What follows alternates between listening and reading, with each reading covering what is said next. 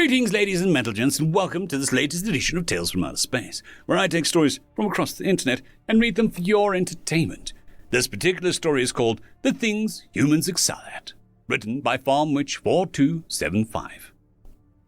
I write to the Galactic Council of the Grand Federation. This is not a greeting. It is a dire and serious warning. It pertains to humans. Humans are, well, very strange. In terms of intelligence, they rank dead center of smart and stupid. I know men who can direct an entire asteroid field out of the star system, mine it clean of any resources, and do it all with no help from AI or targeting systems. Those same men can't tell me how to restock a vending machine. I know a human who can't answer simple math questions like 5 plus 5, but the same man knows how to fix a fusion reactor without nothing more than a pipe wrench. In terms of combat ability, we will not use humanity's super soldiers, the Legionnaires, as an example here.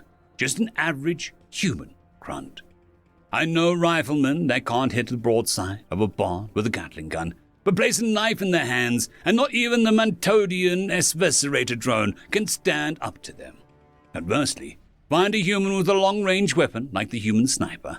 These guys can hit a target the size of a coin 2 miles away in a hurricane. These same men will never hold any chance in a boxing ring. Humanity is in dead center of the sapient average. Remarkable for any species, they represent the fastest and slowest members of any race, the smartest and dumbest of any race, the hardest fighters and the weakest pacifists of any race. This is why humanity as a whole has found such a unique niche within galactic society, and why everyone seems to both love them and hate them all at the same time. This is why you can find a human in almost any position, anywhere it is easy for them to live there, or any place that agrees with their biology. They adapt to almost any situation they find themselves in. Given enough time, funding, or reason to stick around, they become indistinguishable from one's own kin by the sheer tenacity with which they engage their duties. But this is not why I am writing. I wish not to sing their praises. I come with a dire and sincere warning. Humans are far, far, far more dangerous than even they give themselves credit for. The average human. This is certain, except in one single aspect. Children. Specifically juveniles, or younglings as the rest of us call them. We are all protective to one degree or another with our broods, this much is certain. But humans take it to a whole different level. I speak specifically of one particular human, a shipmate of mine, Carrie, a human crew member I hired on the recommendation of my harbor master. An average human by all accounts. She came on board as the ship's janitor, but quickly became enamored with the crew's kids. Several juvenile, Raxus, Oxani, and a few others. And within a few weeks she had become their de facto babysitter, as she called it. Aside from her duties of stocking vending machines and cleaning the ship, she spent her free time playing with the younglings aboard the ship. Knowing humans, we never questioned this. They were always friendly and could be trusted beyond the norm, just like any other race. I thought humans were just abnormally normal. Until I encountered the one single aspect of humanity that puts them far above the rest of us. All of us are inferior to this one aspect by any measure possible. If Carrie's words were anything to go by in this respect, then this is something that extends to the entire species, as opposed to just a few members. If what Carrie tells me is true, then it means one of two things. We have an incredibly powerful ally, or an extremely dangerous and nigh unstoppable enemy. I prefer to think of the former, to be honest. In order to understand what is going on, I shall explain. During a routine cargo trip, my ship and its crew were hauling cargo to a human outer worlds colony to trade in red spice and medical equipment. Simple stuff. We were attacked by a gang of Rithani pirates, specifically the King's Masons. Yes, those King's Masons. The kind of gang that single-handedly wiped out a Federation escort fleet and held the Rithani Queen hostage for 2 months. It started with the comms hail, "Stand and deliver." they said as their ion cannon shut our ship down and they readied to board us. Within the space of a few minutes, the entire crew was on station, ready to fight them off. Unfortunately for, well, as it turned out, them, they skipped the main boarding ramp and decided instead to cut a hole through the cargo bay to work their way up in the ship. This put them in direct contact with her. A group of them blasted through the area, looting whatever cargo they could carry, and began to cut their way into the ship. All was going well for them as they looted the ship and broke doors open to get into personal quarters and steal any valuables. Then, one poor bastard stumbled across Carrie and the kids under her care. She stood her ground, refusing to surrender. He beat her hard. She refused to surrender. She told the kids to hide in their game of hide and seek. He tried to grab one of the kids as it vanished into the maintenance hatches. She stopped him just in time, allowing the child to escape. He said an offhand comment about how he would make the juvenile-flavored soup. Carrie, with a wild banshee scream of hatred, rage, and anger, jumped on him, caught him off guard by the sudden attack. He was unable to do anything about it, as, with lightning speed, she pinned him to the ground. And then, with naught but a bare hands, began ripping his teeth out. I will beat this so there is no room for ambiguity. With her bare hands, she started ripping his teeth out. Following her enraged banshee wailing and the Rithani warrior brood-curdling screams of agony, the other warriors soon followed, only to meet similar fates. Carrie began to cut a merciless swath of death and sadistic insanity as she severed legs, cut off heads, and beat soldiers to death with her own severed limbs. It was during this massacre that I and many crew members saw for the first time the sight of a Rithani warrior experiencing the emotion of fear. Carrie found one Rithani warrior and stole one of the grenades during her rampage. She shattered the poor bastard's jaw, jamming it open. She pulled the pin on the grenade and shoved it in his gob. The look on that poor bastard's face will haunt me to the day that I die, as he helplessly claws at his own belly to try and get the grenade out. I will never forget the sheer terror in his eyes as the grenade exploded. Being showered in the guts and bone shrapnel from one of their own kind caused the rest of the pirates to flee the scene. The ship managed to dislodge itself before escaping, narrowly avoiding Carrie's hurling of expletives and curses at them as they ran back to the void with their tails between their legs. Carrie returned to a modicum of normal as the ship was restored to basic functionality. We made an emergency jump to the human colony world and broadcasted an emergency. Human fleets were on us within minutes. Carrie, however, suddenly seemed normal. The look in her eyes faded, her breathing slowed, and her expression calmed. She cried out, Ollie Oxenfree, I give up. The pizza's on me. Within moments of this exclamation, the younglings, all unharmed and untouched, suddenly appeared and tackled her to the ground as if she was a dainty feather. She wrestled with them before they all claimed victory and with a concerted effort carried her to the mess hall. We told the humans that helped us of everything Carrie did, questioning if she was okay. They simply shrugged and explained that what Carrie did was, quote, too lenient. I've spent the better part of the last 200 hours engaging in research this topic, and all results are the same. Humans, regardless of the species in their care or even vicinity, are psychotically protective of any juvenile under their care or even in their vicinity. Humans with no connections to any people involved will, without hesitation, on sensing a juvenile of any species in danger, will rush headfirst into that danger with no regards to their own safety. It has occurred too many times on and off record to be any kind of coincidence.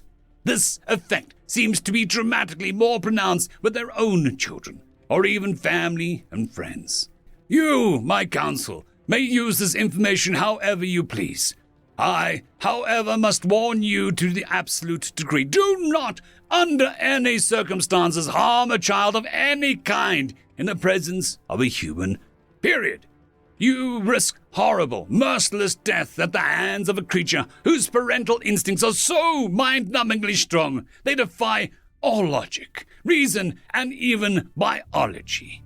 Under those average bodies and within those average minds lies an unstoppable beating heart of the single most dangerous force in the universe: parenthood. You have been warned.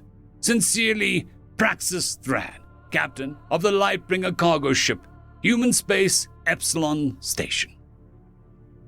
End of story. Basically, run. Written by Catfish21 SM. So, I have to ask, General Zazark, your species seems to have entered the space station in the middle of a great tribulation. The worst war in recorded history. How is it that your species not only survived, but remained free during this time, when you were just a new budding civilization? Ah, yes. You mean the war for the precursor tech.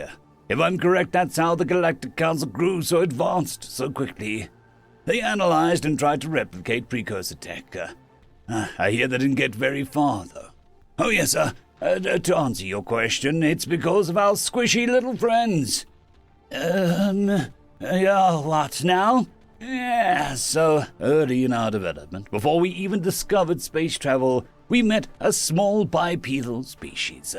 They only grew about 2 crickets tall, barely larger than a hatchling, and were covered in all squishy flesh material rather than a hard carapace. Some of the pest species on our home world look like that. At first, they were assumed to be a new discovery, relatives of the pea collie. However, you can imagine our surprise when one of them began talking. It used a translation device. It said that our planet was quite beautiful and that it enjoyed the scenery. It offered to make a trading agreement with us. We were unsure what such a small creature could offer us, but we accepted. It offered us knowledge and food when we needed it. In exchange, we quartered off several sections of territory on our home world, designated them as nature reserves. We did this because the squishies, as we called them, seemed to enjoy visiting these areas, and were quite disappointed when we developed a location that they enjoyed. We wanted to keep them around because we advanced rather quickly with their help. Furthermore, they saved us from several world wars by providing advice, meditation, and resources where needed. They were truly the best of friends. We asked them what they called themselves, but they merely replied that we could not pronounce it, and they liked being called Squishy, so the name stuck. Then, shortly after we began exploring space, a representative of the Atraxi appeared. They gave us an offer: surrender, and they would kill us quickly and painlessly. They needed our planet's resources for their war. Apparently, the large swaths of untouched land that we had left for the squishies contained ample resource deposits, some of which were quite rare and sought after. Fortunately, a representative from the squishies was there to help us negotiate, though negotiation might be the wrong word for it. It was more like a threat, really. My vocals wouldn't let me translate properly, and you need to see it in order to get the full effect. Luckily, we have it recorded. Watch this. A recording appears showing an average well-dressed human in Hawaiian-style clothing walking up to the massive eyeball alien. Hello there. I'm Admiral John of the Independent Earth Fleet. I am a high-ranking squishy officer, though I suppose our species' real name is human. You see, we're in a bit of a dilemma right now. You seem to be trespassing on territory of our ally, of whom we have a defensive pact. You also seem to be making some rather bold claims and threats.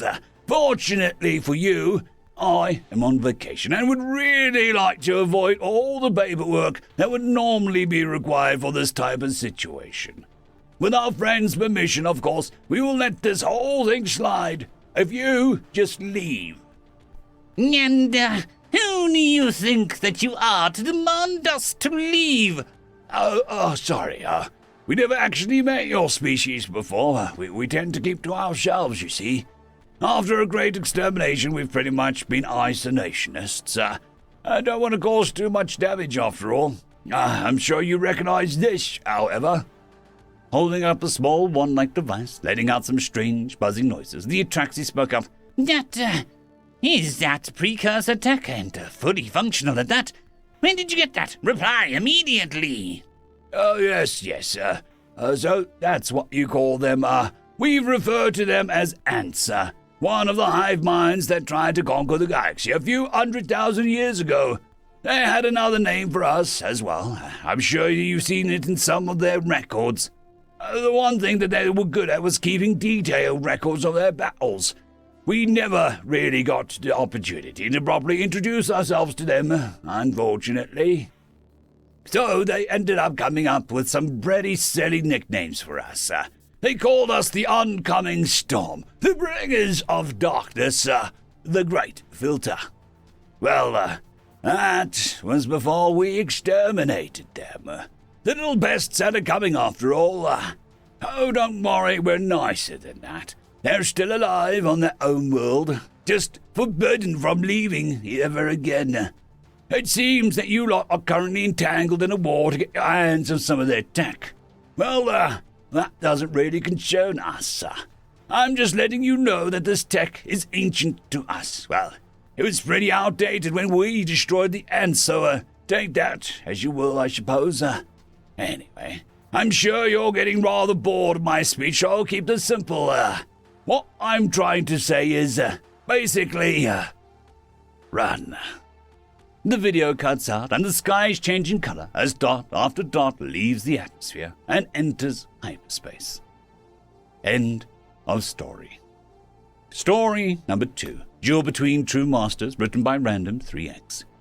Stepping into the ring with a crowd of onlookers chanting his name was a human who looked like he'd be in his late 40s. His hair already grey and a worn look on his features, but his eyes were as sharp as any blade as they scanned the crowd before him. The crowd, under his gaze, parted, revealing his opponent.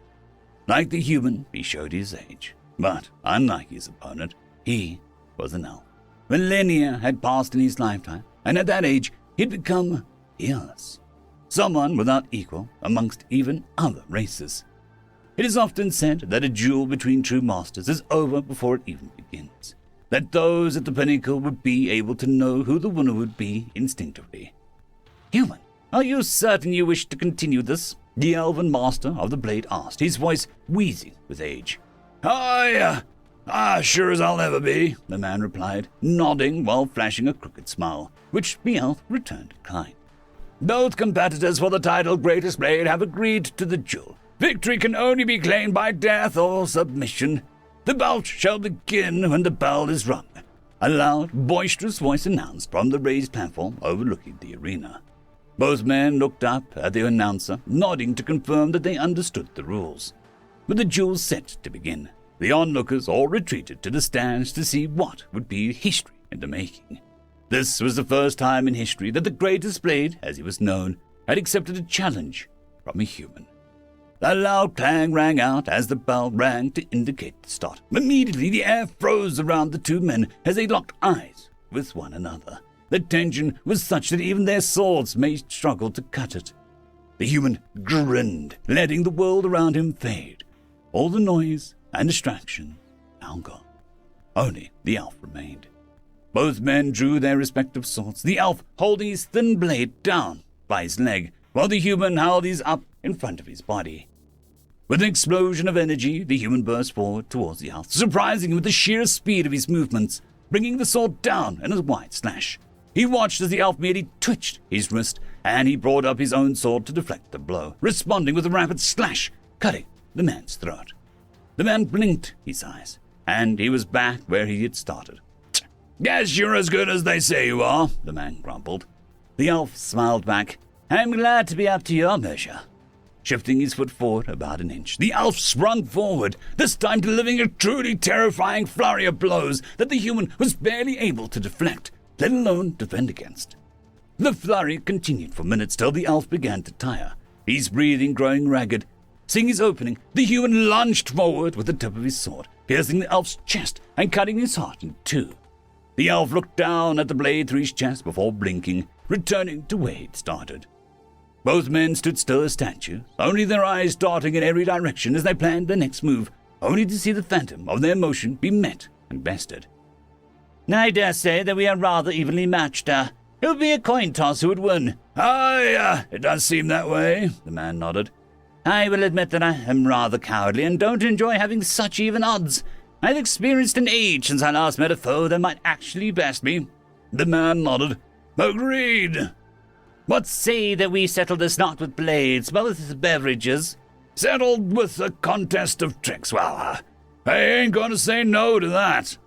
The crowd had been watching the exchange were left thoroughly confused. After the bell had rung, all that had happened from their perspective was that the human had wiggled his sword a little, and the elf had shifted his foot forward. "Hi, what about the fight?" a voice in the crowd angrily shouted. The man looked at the elf. "Draw?"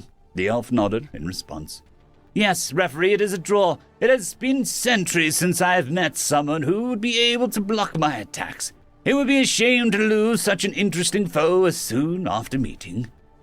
With that statement, both men sheathed their blades, leaving the audience even more confused. They had come to see a fight between two true masters, only to see nothing at all. But the masters knew. They, like all true masters, could see several steps ahead, like in a game of chess. No fool would continue a game where they would be ultimately checkmated. End of story. Don't Insult Their Ships, written by XR171. Incident Report, Space Station Yavok Sector 171, Neutral Space, 3.14.15, Standard Interstellar Date. At approximately 25:05 station time, at Lars Crash Landing Intoxicant Station, a group of Terrans from the TRS Dauntless entered. They immediately began to exhaust the station's supplies of ethanol. Bothered by this, a maintenance crew, Shop 31 Delta Shift, began to suggest that Terrans were simply shaped rather than evolved primates. This was met with a chorus of laughter, what can only be described as monkey sounds, and offers to buy the maintenance crew their next round of drinks. This only infuriated the crew, who then began to suggest that the Terrans were the least attractive race that they had ever encountered.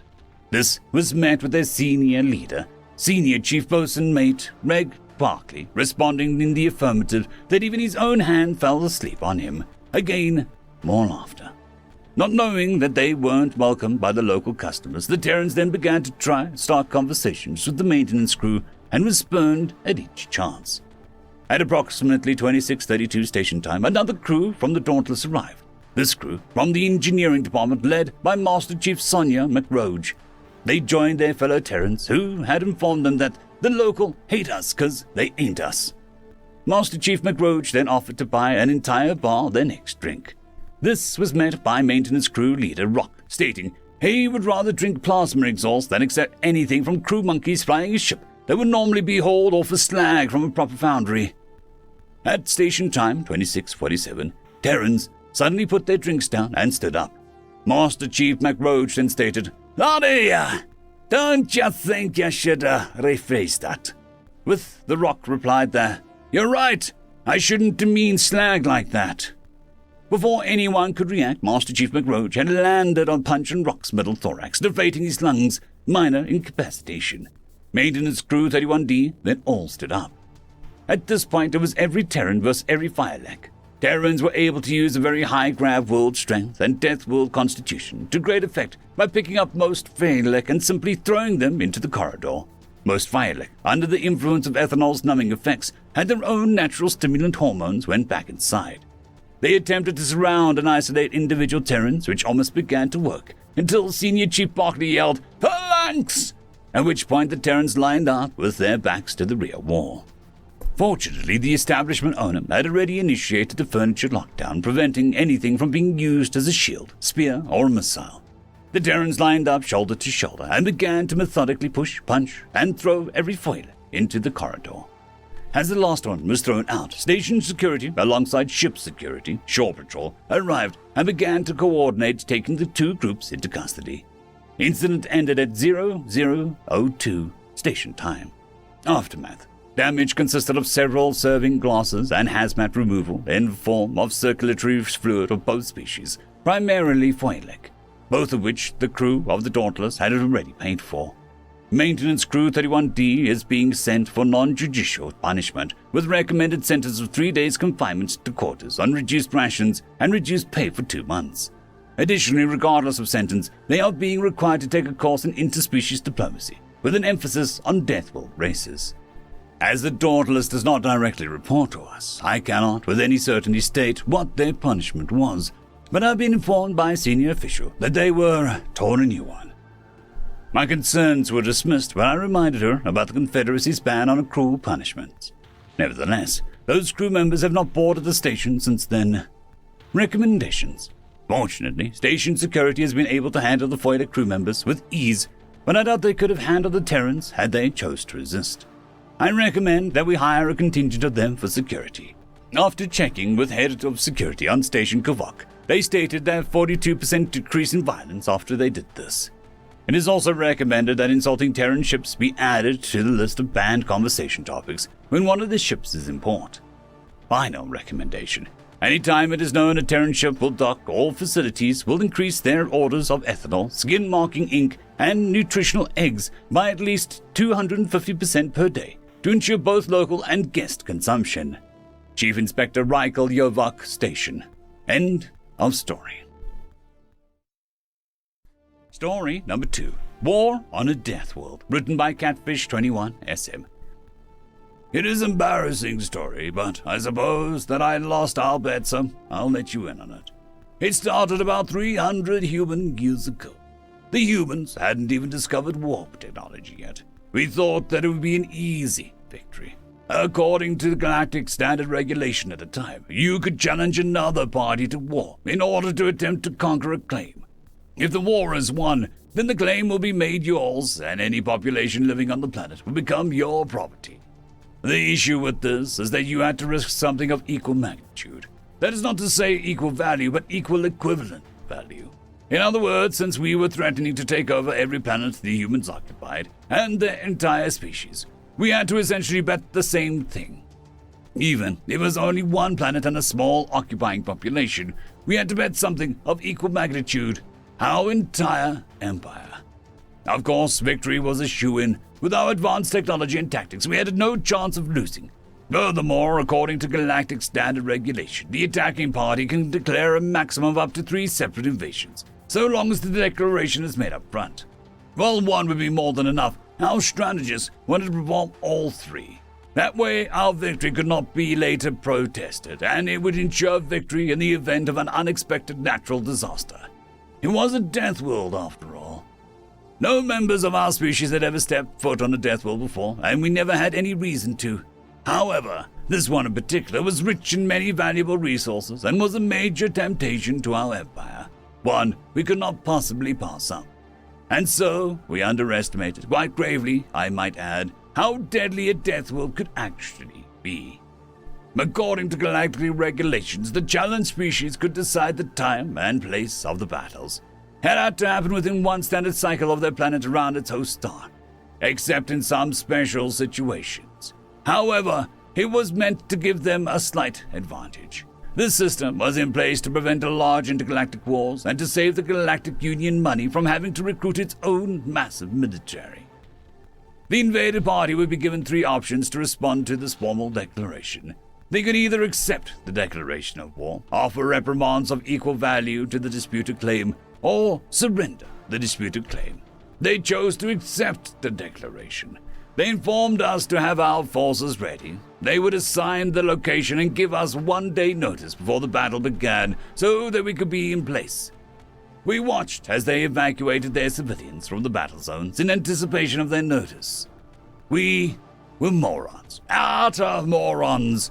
The first location that they chose was a large peninsula at the southern end of one of their northern continents. They called the area Florida. The notice came to us in the middle of a heavy storm. Our ships landed and 10,000 troops departed. We had to hold the area for 24 hours to declare victory. We thought that it would be an easy victory, especially considering that there was not a single human present. The storm was what the humans refer to as a hurricane. Not a single soldier returned alive. The next battle was only a few months later in a region that the humans refer to as the Arctic. It was in the middle of a season that the humans call the winter. Again, not a single human was present, and again, not a single soldier returned alive. The final battle was in the middle of what the humans call the dry season, in the middle of a place the humans call Australia. There our soldiers learned the true meaning of the word Death World. The recordings show giant poisonous insects called spiders attacking our soldiers, along with various other plants and animal life. Then there were the emus. Oh, the emus!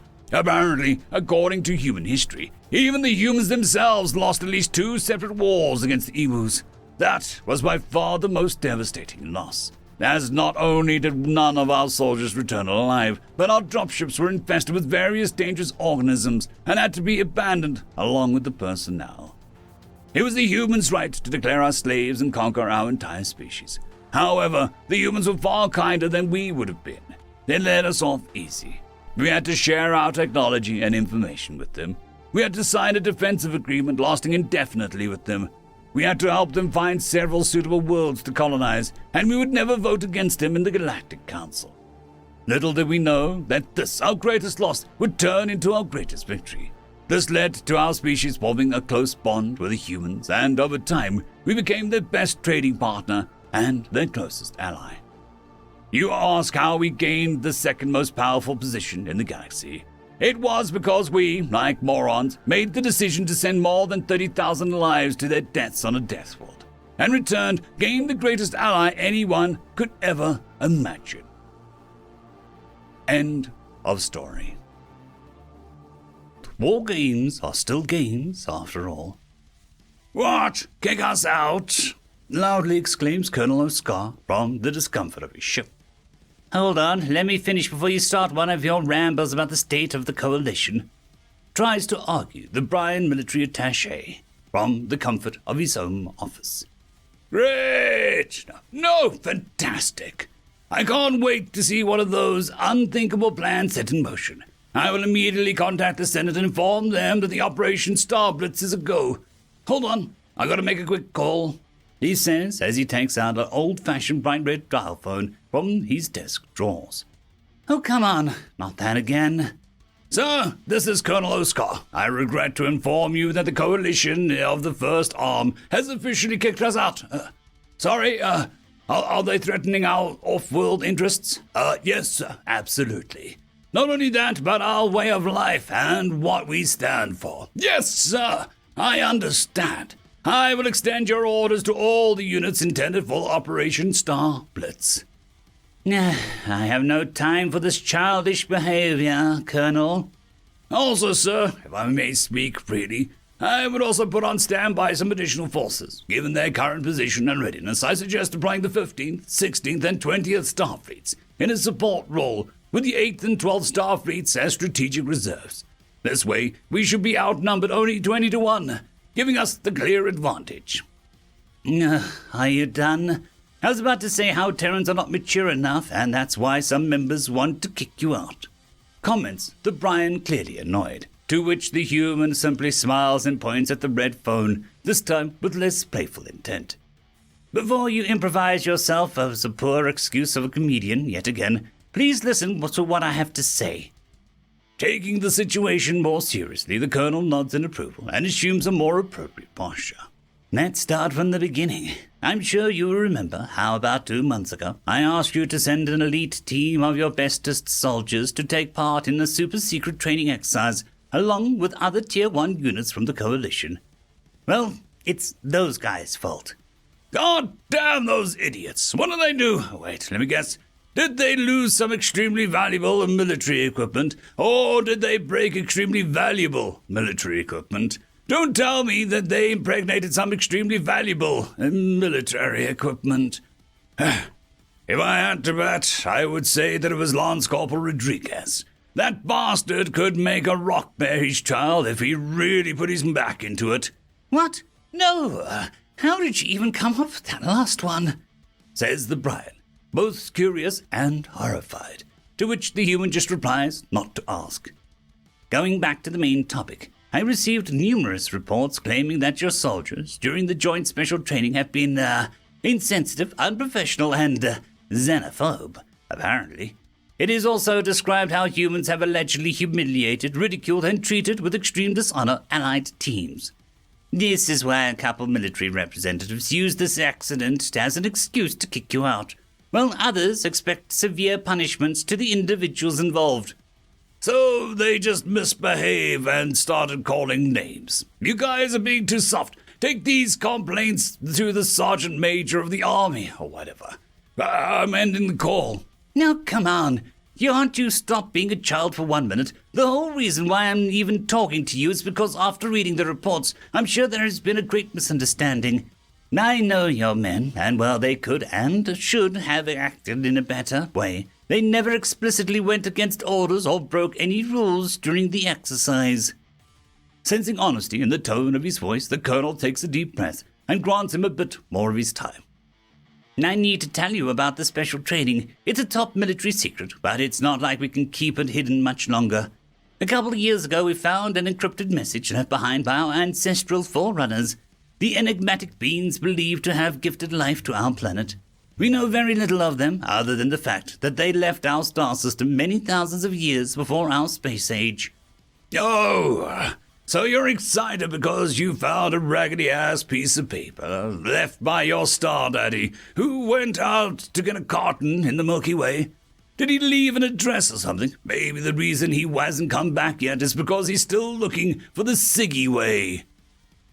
Why do I even bother? Listen, the message, once deciphered, did contain some coordinates, but it was not their home planet. We found a remote dwarf exoplanet. A bit more interested, the human secretly starts recording the conversation, on the surface of which sits a gigantic hollow dome of obvious artificial construction. Al, to be precise, the dome is just the tip of a literal iceberg, as right under it there is an industrial complex of truly monstrous size. From factories producing nanomachines and drones to cold fusion reactors and gravity generators, everything is controlled and operated by an equally impressive hypercomputer of near limitless computational power. Now we're talking. Wait until you can hear what it can do. Thanks to the computer, we can change and manipulate almost everything that lies under the dome, which in itself is quite massive, with a diameter of 100 kilometers and a height of 10. The interior is plated by an extremely advanced crystal-infused alloys of unknown origin that can create images or background light sources by turning on in certain patterns. Basically, fancy LEDs. The hypercomputer can directly affect gravity through means as of yet unknown, on a macroscopic level as well. It can also control the swarms of nanomachines and utility drones to perform numerous tasks such as maintenance and repairs. But more interestingly, the microscopic robots can heal damaged biological tissues and revive any individual from any species, short of catastrophic nerve damage. These can even bond together and assume any form, color, and density, and when programmed accordingly, they act as a single entities to mimic anything that moves. With a bit of time, one can even terraform the surface, the atmosphere, and set weather patterns, giving us near and limitless possibilities. Impressive. Very nice. But I guess you're not using this oasis of life for what was originally intended, right? Says the colonel, having already understood what the alien was about to say. Yes. As you might imagine, we are currently using it to perform combat tests to push our soldiers to their very limits while maintaining the highest level of safety and realism. 24 teams, all different coalition species, went through several exercises and simulated operations, mostly against drones mimicking potential enemies. I get the gist of it. What did my men do? Taking a pause, the Brian pulls out a tablet and briefly reads the reports. Having gone through the most important ones, he puts it aside and continues. Your soldiers performed well. Too well. They were so efficient and effective in their work that they often ended up with the top scores. Some of the more prideful species weren't really happy, as your men completed many assignments in record times, while apparently not breaking a sweat. The colonel attempted to hide a grin as he stares at the attaché with a distinctive look of superiority. If that wasn't enough, your soldiers started joking about the ease at which they were completing the training simulations, stating, for example, and I quote, "Just like the simulations, that's got to be a new galaxy record, and we speed ran that bitch." After hearing this and many other comments, someone dared to challenge the humans in a direct confrontation, obviously keeping the safety of the participants as the highest priority. I have a feeling I already know what they did. You know your men well, after all. You were the one who selected them. Well, since they finished the list of events far quicker than expected, some soldiers presented a couple games and asked to try them out for the remaining 7 days. Having heard this, Oscar receives a non-verbal confirmation of his theory. What do you think a bunch of stupid humans in their late 20s would do given such an opportunity to have fun? Mumbles the colonel to himself. The first day of the game proposed was a fighting competition where teams would be put against each other in a relatively enclosed setting. Each participant was free to choose whatever equipment he wished, and the scope of the game was to eliminate the entirety of the enemy team on a round basis. The only rule was the explicit absence of rules, meaning everything was allowed within safety. It was proposed by the Cultians who, very proud of their idea, were looking forward to humiliating the Terrans by performing ritual dances on their immobilized bodies after scoring a kill during a match. So, they played team deathmatch? You know about it. It's the same word your men used, and let's say that they were really enthusiastic. They proceeded to absolutely dominate the other teams, winning all 23 matches they played. Since they knew the Colchians' intentions, they proceeded to, and I quote, default dance on their bodies. Many were outraged by the lack of discipline and respect, but since it was within the rules, they swallowed their pride and kept silent. What about day 2? The second day, the Ryolgians suggested a game on a wider scale, where teams would be inserted at random into the expansive area with different territorial features, unarmed and without supplies. The scope of this game was to obtain weapons hidden randomly around the map to fight opponents for a couple hours. Once the time was up, the surviving team would be scored based on performance. So, now they're playing a boring battle royale. Oh, you know this as well. A game, it's exactly what your men said. They ended up scoring first with double the points of the second team on the leadership board. But surprisingly, they complained, and I quote, the map is shit, the loot is placed at random and not in points of interest. There's no gulag, and the play area does not shrink over time. Yet again, some species complained about the humans commenting on their lack of skill, their appearances, and their mothers.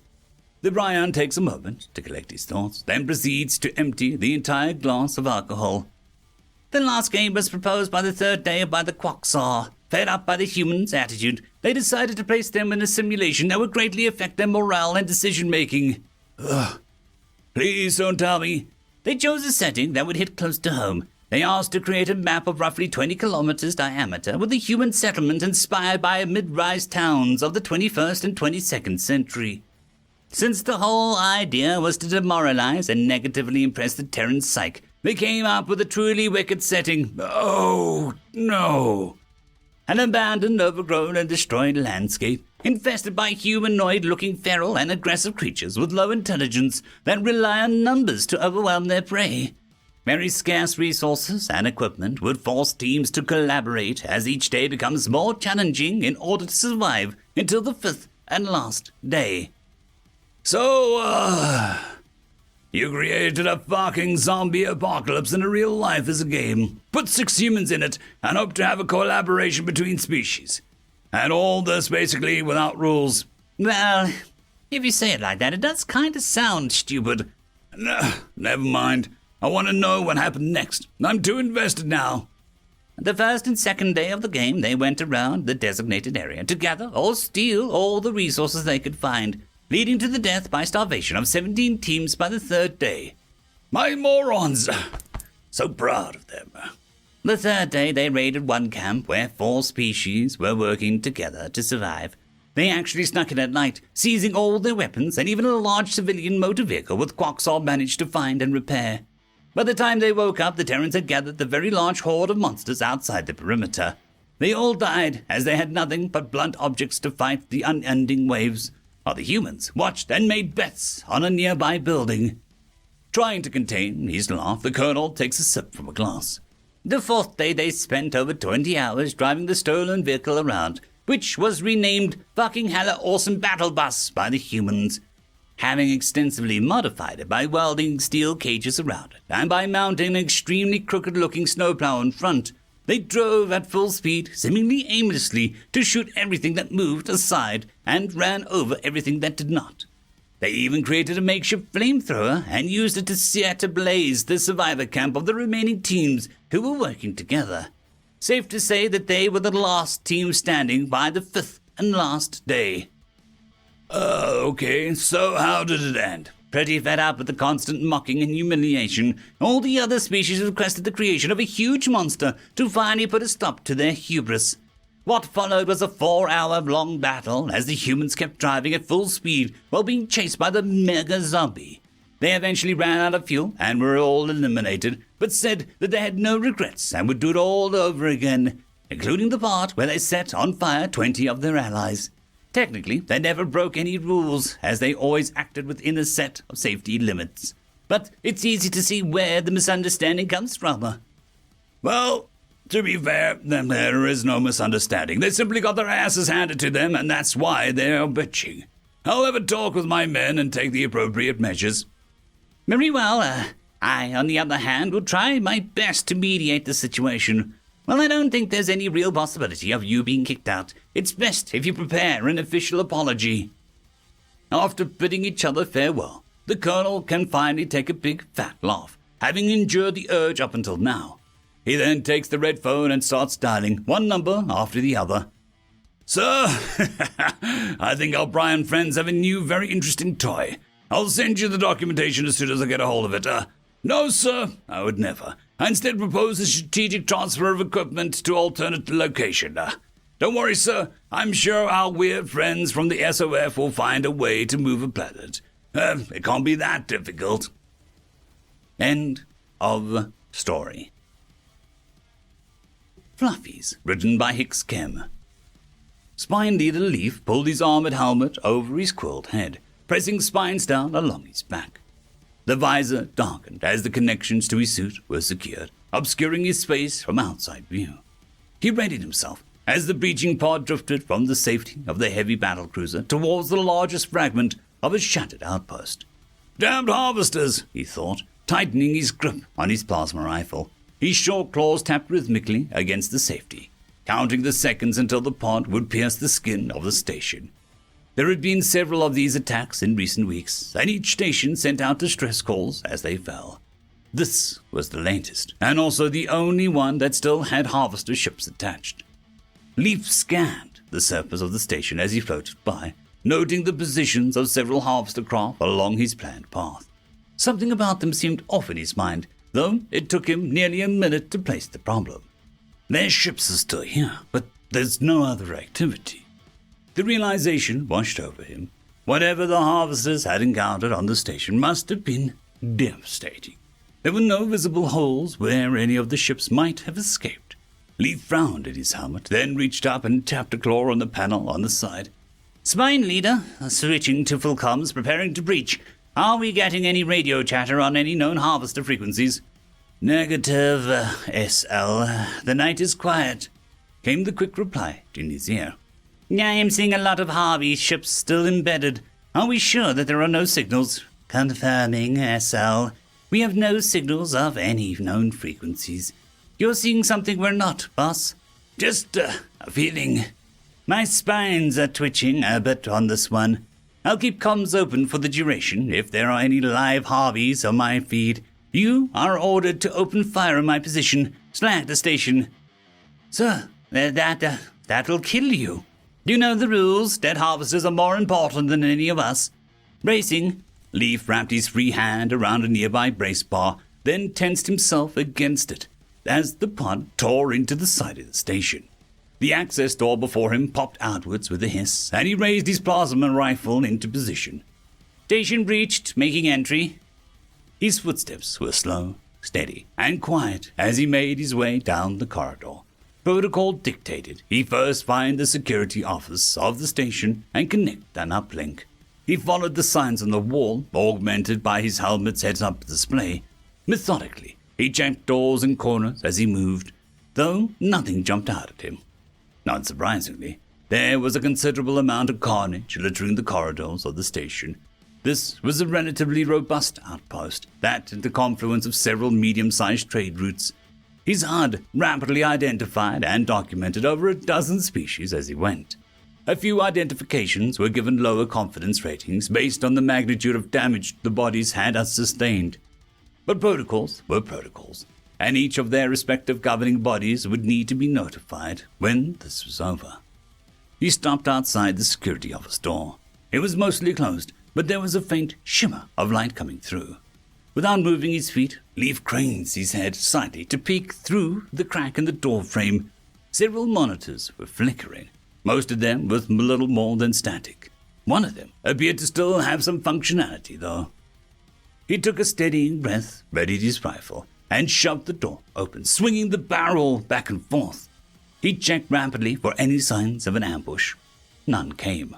A minute later, satisfied that the room was indeed empty, he pulled a small device out of his shoulder pocket and plugged it into the nearest data port he could find. Security uplink engaged. Begin data collection and analysis while I check the rest of the station. On it, SL. We'll let you know if we see anything you need to know about. Leaf stepped back out of the security office and continued down the main corridor. He entered a central plaza, a place that would ordinarily be filled with hundreds of beings from dozens of worlds, all buying, selling, and trading, and generally living their lives. He recognized a few common establishments here and there in the wreckage.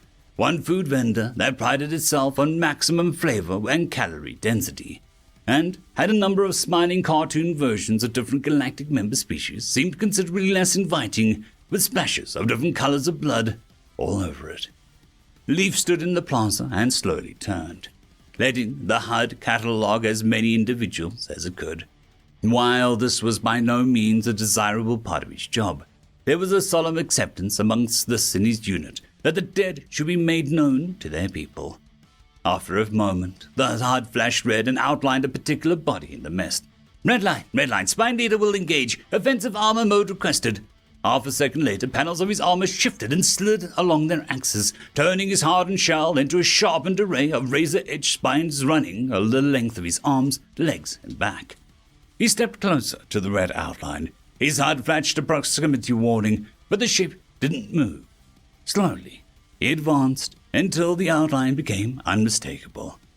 Most of the harvester was lying on the ground before him, its limbs bent and broken in gruesome ways, and half of its head crushed into the deck plating. Dead Harvey, can you confirm visuals? Yes, sir. SL, confirmed. The visual of dead harvester. Anything on the data uplinks yet that might explain this? Leaf's display blinked to alert him to the awaiting video. He brought it up beside the smashed harvester corpse. The video included several angles of harvester breach ships opening up into the main plaza, followed quickly by immediate bloodshed and violence. Then, as usual, the harvesters began to disperse along various corridors. From one corridor, several harvesters suddenly came running back, followed quickly by a mangled corpse hurtling through the air and splattering against the ground where Leaf stood. My, the spines! Is there any information on the kind of dangerous megafauna of the station? Check the black market investigation logs. Nothing at all, SL. Whatever that was, it wasn't, Wait a minute. Don't have a lot of time here. Well, it's odd. There's a registered entry for something from a Class 12 Death World, but no listing of classification as predator or megafauna or anything. It just says, assigned to school? Leaf glanced at the corridor wall where the corpse had been flung from. The word for school was embossed on the wall in several languages, including our own native language. Check records. Any of our civilians here? Checking. Yes, Spine Leader. There was a group of colonial homesteaders that were spending a couple of weeks here to finish gathering the last few latecomers before they finished their trip and sent all off for. Leaf steeled himself for the probable horrors that he would be facing as he made his way down the corridor towards the school. His HUD lit up with several more outlines, each one confirmed to be a brutally broken harvester corpse. He moved more quickly now, letting his footsteps make real sounds as he wove through the abattoir. The lights along the ceiling were fading in this area, likely due to being smashed with monster heads. He flicked the light on his rifle into place and shined it slowly into the dark corners. The light passed a doorway, and Leaf nearly missed it, bringing his heavily armored hand up to block just in time. A savage guttural roar erupted from a heavy metal pipe slammed into his armor over and over. He barely managed to keep to his feet as he moved backwards. His sudden retreat seemed to confuse the creature before him, at least long enough for Leaf to raise a hand and gesture to stop. Code blue, unknown species, unknown intentions, individual is holding at a distance, activating translation matrices. A series of melodic pings rose from the external speaker. Leaf counted them as primes. The creature glared at Leaf, then shouted something unintelligible. His HUD reported progress on the translation. He had to keep it talking. He gestured to himself, and then he said his name through the speaker. Leaf! Leaf! He gestured to the creature, hoping that it would catch on. It glared at him and raised the pipe slightly higher. No, the fluffies! The creature shuffled backwards towards the doorway, never taking its eyes off Leaf. Leaf glanced up as motion caught his eye. A rounded corner mirror near the top of the wall showed him the creature's back. Wait! He shouted through a speaker. Both hands gestured outwards towards the creature. It raised its pipe again and yelled, making a partial lunge at Leaf. SL, what are you doing? That thing is clearly a monster. On its back. It's okay, trust me. Leaf held up both hands, gesturing for steadiness. The creature stared intently with fierce, deeply predatory eyes. Leaf pushed down an ancient instinct with everything he had and slowly disengaged his helmet. Spine Leader, stop, came the shrinking voice from the headset side as Leaf pulled the helmet free and shook his head slightly, letting his head spines loosen up and spike out towards the cool air in the station. The creatures lowered the pipe slowly. You big fluffy? Leaf pointed at himself again. Leaf! He pointed to the creature. The creature pointed to the south with the pipe. Jess! It pointed back. Leaf! Fluffy Leaf! Leaf nodded. He tapped his head spines, then held his hands close together. Hopefully this gets through. Jess considered for a moment, then tucked the pipe into a loop in the garments. It stepped forward slowly, never taking its eyes off Leaf, and grabbed the helmet. Leaf, in the primal part of his brain, knew not to make sudden moves. Soul 3 human English, the creature shouted into the helmet, then shoved it back to Leaf. Leaf pulled it back on, keeping the visor open. The creature stepped back. Leaf tried talking, surprised to hear the wholly different language coming out of the helmet speaker. I am Spine Leader Leaf. I was sent here to investigate the harvester attack. Did you do all of this? He pointed to the ripped and torn bodies of harvesters littering the area near the doorway. They came for the fluffies, so I stopped them. The fluffies are safe. What are fluffies? Are you talking about the young creatures on your back? Jess's eyes flashed with anger. She glanced over her shoulder at the mirror, then quickly grabbed her pipe and threw it, shattering the mirror. Nobody hurts the fluffies. I don't want to hurt, fluffies. I just... Here. Leaf trilled a series of soft sounds from his snout, bypassing the vocalizer. Jess winced slightly as several tiny, spiny heads popped out over her shoulders. Each one trilled a higher-pitched version of the Leaf's own song. Jess visibly relaxed. I knew. You're a big fluffy. Take the baby fluffies home. No mama fluffies left. Leaf nodded. We will get you all off the station. We will get you home as well. Jess whispered over her shoulder, then held her arms forward. 24 babies, each with downy versions of the same spines Leaf had, and all much sharper claws rushed along Jess's arms. Leaf brought his own face closer for their inspection, and they responded by climbing onto him and wrapping their claws around whatever spikes were nearby. Follow me, we'll get my boarding pod and get back to the ship. Half an hour later, Leaf stood at the observation window of the medical bay, watching the surgical bots tend to Jess's innumerable wounds. Another officer stepped up beside him. Spine Leader, we finished the analysis of the security logs. In summary, the harvesters came aboard the station and killed almost everyone, but then she saw the younglings were in danger. So she gathered them up on her back, ripped up some metal conduit off the wall, and just started killing every harvester that approached. She made enough noise that they all kept coming from all over the station until she finally just killed them all. And she never once turned her back to any of them. She kept the babies safe. Yes, Spine Leader. Which brings us to the next point. She's in there right now being put back together by the finest medical technology because her body did not evolve to carry babies with claws and spikes like ours did. Her body never evolved the thicker outer dermis, never evolved the reduced nerve sensitivity in those layers. Nothing. Her skin felt every baby claw and spine like knives being dragged into her back. She must be quite an incredible being then, to endure so much to protect the young. Sir, yes, sir. But the council is terrified. Neve turned away from the glass to look at the junior officer in the eye. Terrified? What could they possibly be terrified of? Well, she ignored all the pain and dealt incredible violence out to 24 of the most feared species in the galaxy. I saw the videos from our own feeds. She even pushed you back in full offensive armor. The council worries what such a creature would do to protect themselves if they do this much for complete strangers. Tell the council respectfully their spines have grown into their brains if they do not see the good fortune before us. We must send envoys from the entire galactic society to meet with the humans. We absolutely must place them amongst our friends. You said it yourself. If they'd go as far as she did for a stranger, what would they be capable of for a friend? The council will object. Tell them her words, then. Tell them nobody hurts the fluffies. End of story. Human Science Magic, written by Slow AD 2584.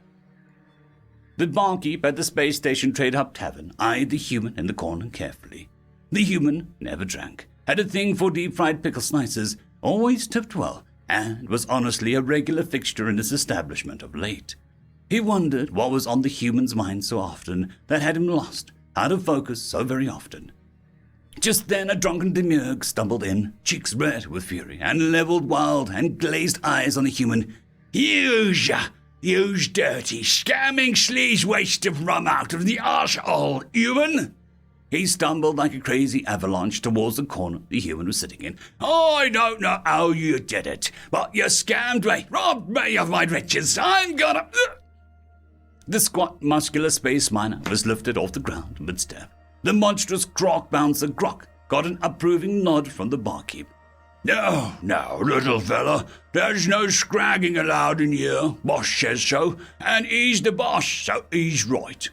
The demiurge waddled and swung all his limbs impotently for a moment, then relaxed and struggled to calm down. All right, put me down. This is an embarrassment. I just want to talk to this human about the science magic he did, how he did it, how much of it was even real.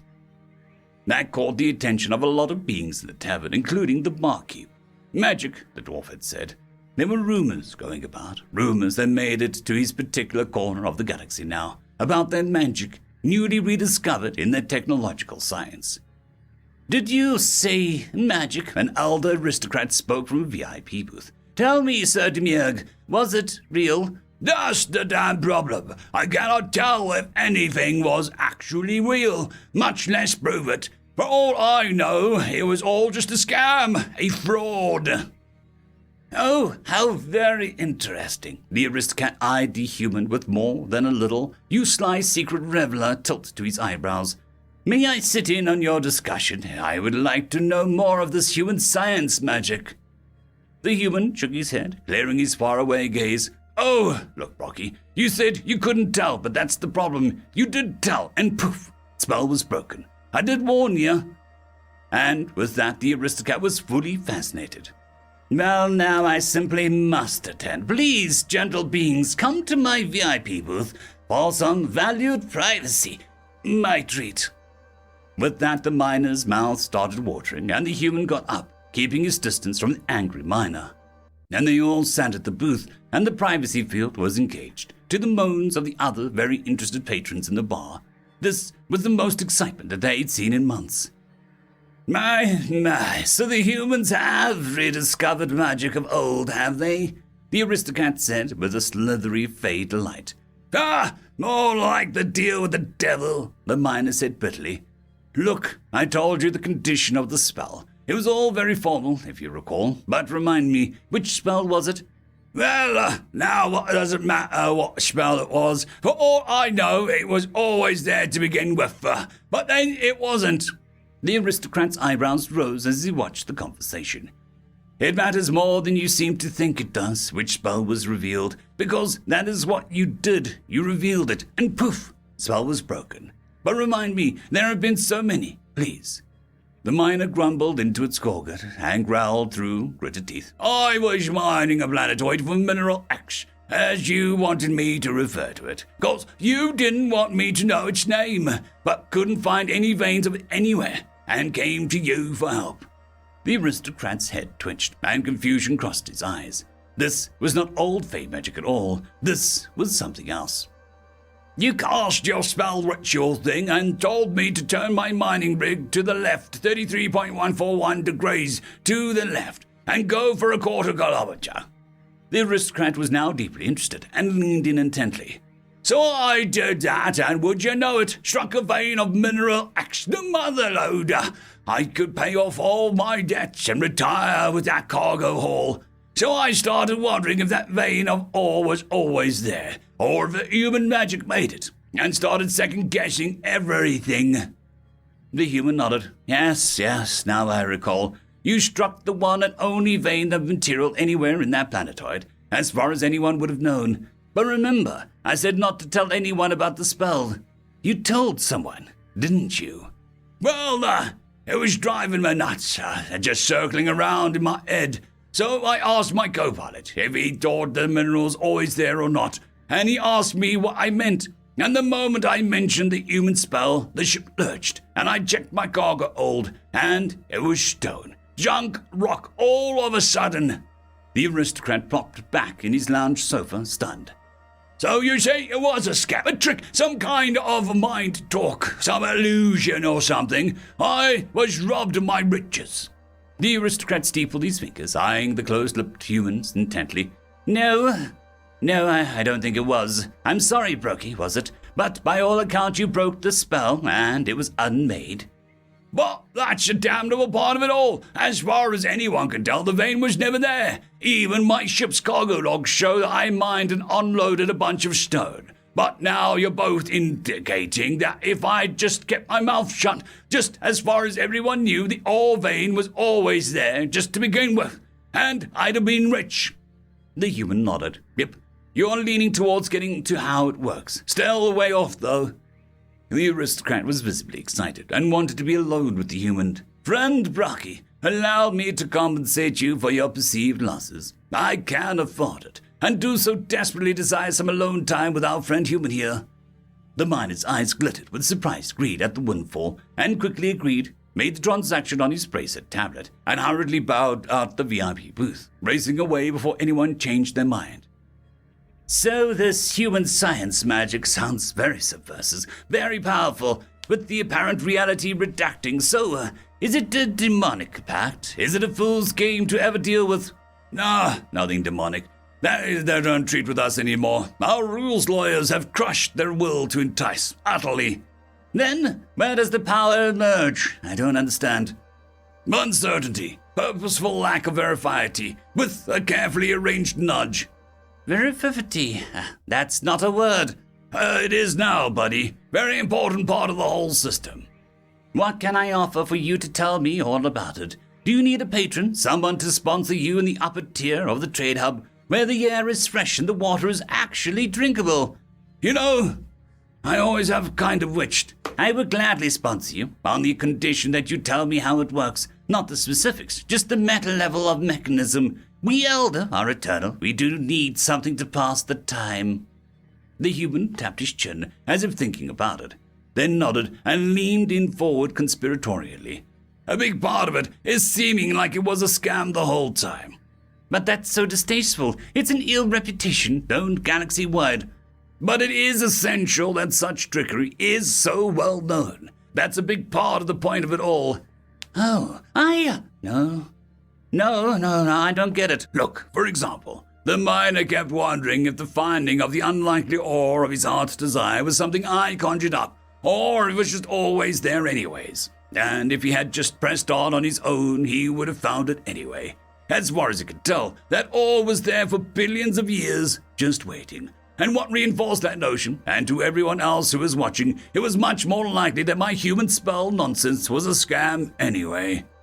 Yes, belief and discarded assumption are one thing in based stage trickery, but even the universe itself thinks that. I suppose so, but, wait, what? See, the universe never does math, cannot follow up with anything. We do. A conscious mind perceives the universe. There is a way to leverage that. Now granted, our science magic could never successfully turn silver coin into a gold coin right in front of everybody.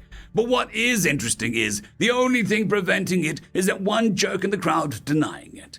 The universe, it turns out, even in practical physics, relies heavily on that one jerk fact-checking to keep everything running fine-tuned. Interesting. So how do you arrange for no deniers?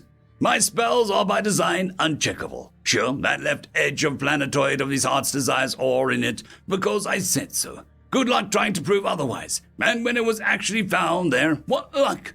Who was to say it wasn't always there? I suppose nobody. Oh, wow! Presto Chincho. The universe shrugs and edits it in, not knowing nor suspecting anything different or suspicious. It could not have been a silly spell because the miner never even told me what ore he wanted. But his heart's desire was broadcasting. Yep. It's like a blade that never needed sharpening, a ship that never needs maintenance, a rebreather catalyst that never depletes. Sure, it is unlikely that those things were possible on their own, and who's to say otherwise? And no one is cataloging to see that they were all owned by one person. I suppose there is that guy that wanted those things. Exactly. Thus, the ceremony of the spell, lots of incense, chanting, a finger kung fu, all distractions, not just for us, but, the human pointed in a vague circle.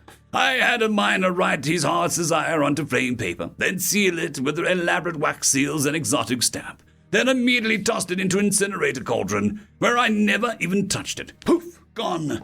Then I told that thick-headed demiurge, part of the spell is that you never tell anyone about it, not anyone at all, and collected my fee.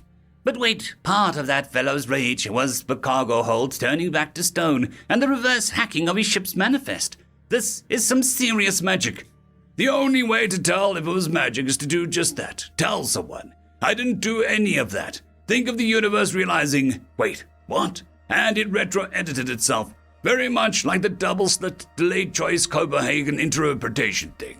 The universe is very capable of cooking its books and changing the past for the sake of consistency. It turns out we decide if Schrodinger's cat is alive or not.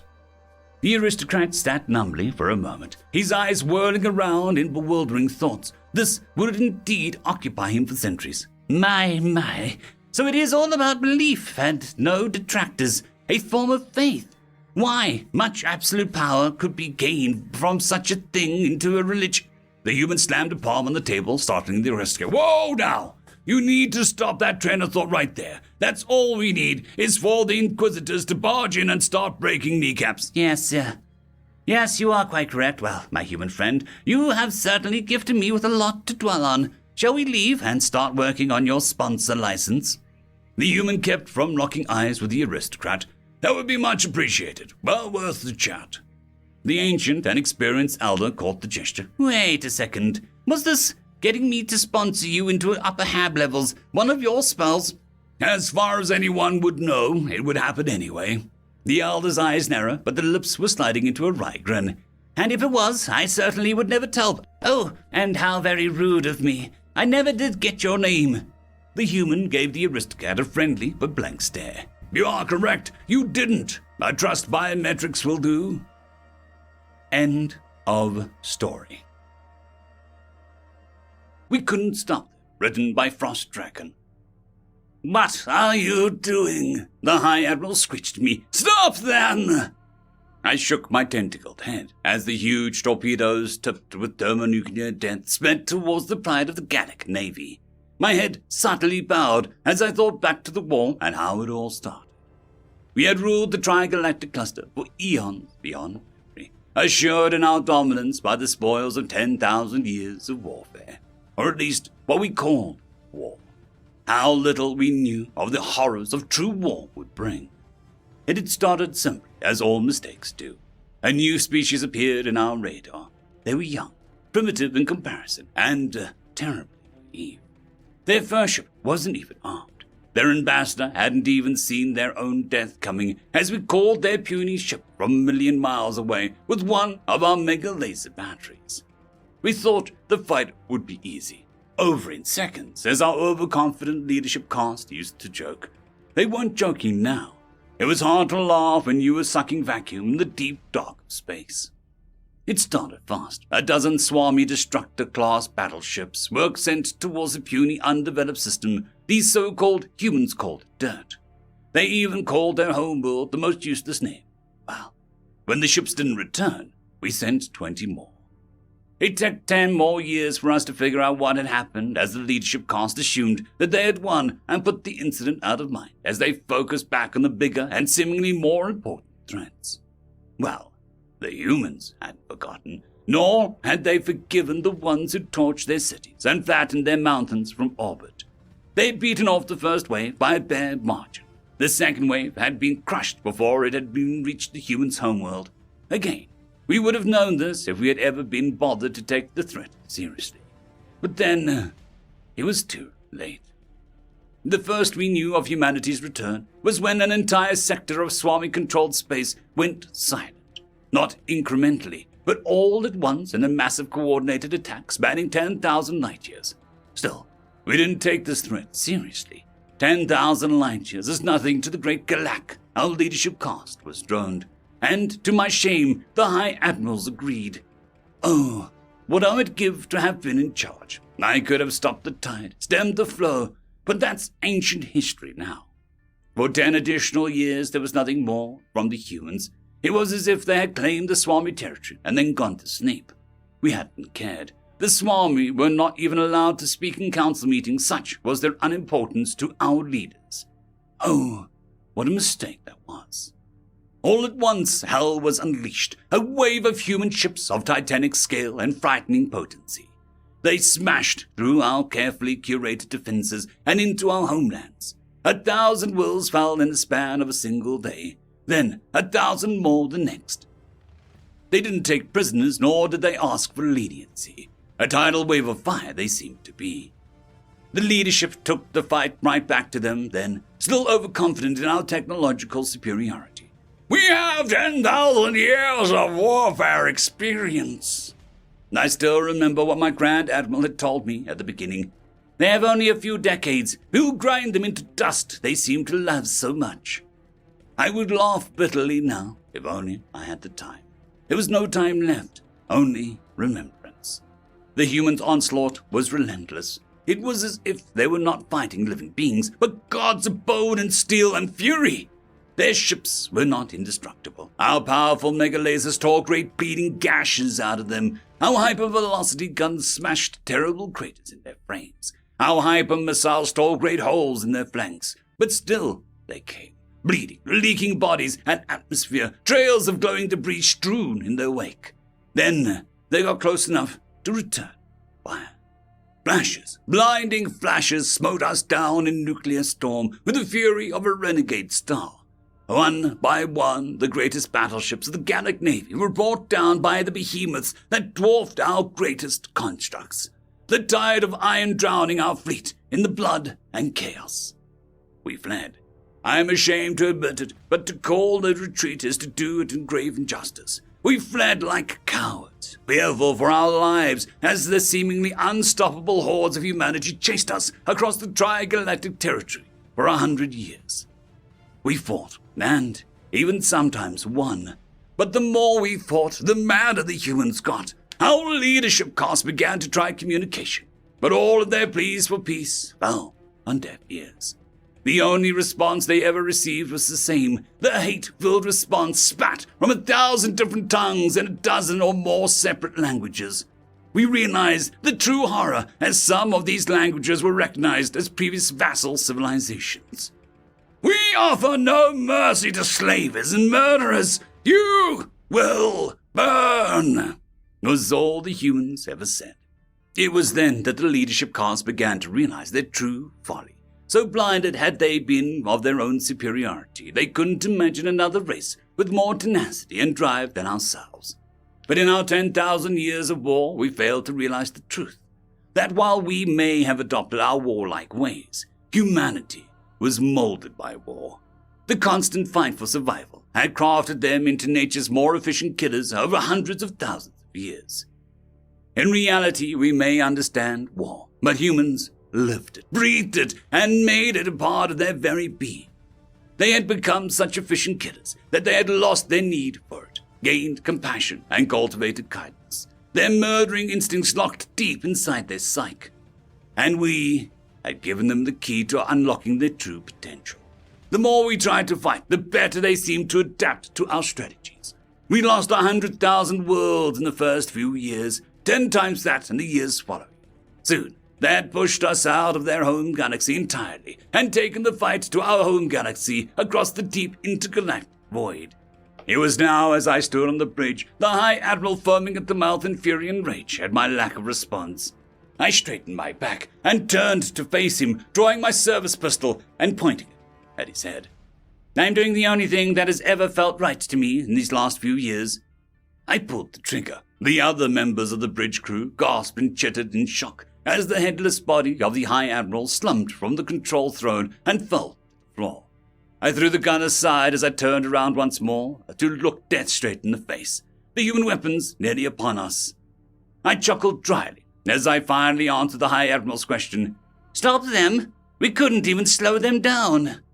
The pride of the Gallic Navy and the last real threat to the new Tri-Galaxy Alliance vanished in an expanding wave of fire and ionized particles. The last of the Gallic leadership caste destroyed by one of their very own in a last great act of defiance. End of transmission.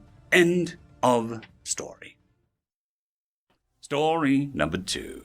Another giant gun written by Farmwitch 4275. They built a giant gun again, but no, this was different. Not like the other giant gun they built, or that other giant gun they built that other time. No, this was an actual giant gun. I stood on the concrete slabs supporting the strange contraption, this one sitting on a human garden world. I held my head in my hands as they proudly stood in front of me with smiles on their faces. Why? I asked simply. Why not? Came the simple response, and I was led on a tour. Under most circumstances, we would simply be inspecting the planet's defenses, making sure they were simply up to code and wouldn't shatter a planet accidentally 10,000 years from now. To make sure their targeting system would not miss, to make sure they couldn't cause any severe collateral damage. Humans were a different breed of beast. They made absolutely sure that every single gun could shatter a star in half and never miss. This was nothing but stupid, even for humans. This was a dumb concept, a dumb execution, just plain fecking dumb. I was shown around the structure, and they pointed at the stock of the giant gun. I simply looked at him and asked why. He simply smiled and said, why not? He showed me the giant mechanical arm that crafted out of a Starship factory assembly mechanism. He showed me how it pulled the giant gun's trigger and performed various loading actions, including a demonstration of how it was used to remove a jam. I looked at him and asked him why, and he smiled and simply said, why not? He showed me the way the barrel was made and how the barrel had to be replaced after so many shells would fire. He told me the shells had fired with 30-inch high-explosive shells. He showed me the firing mechanism and explained how it worked. I looked at him and asked, why? He simply smiled and said, why not?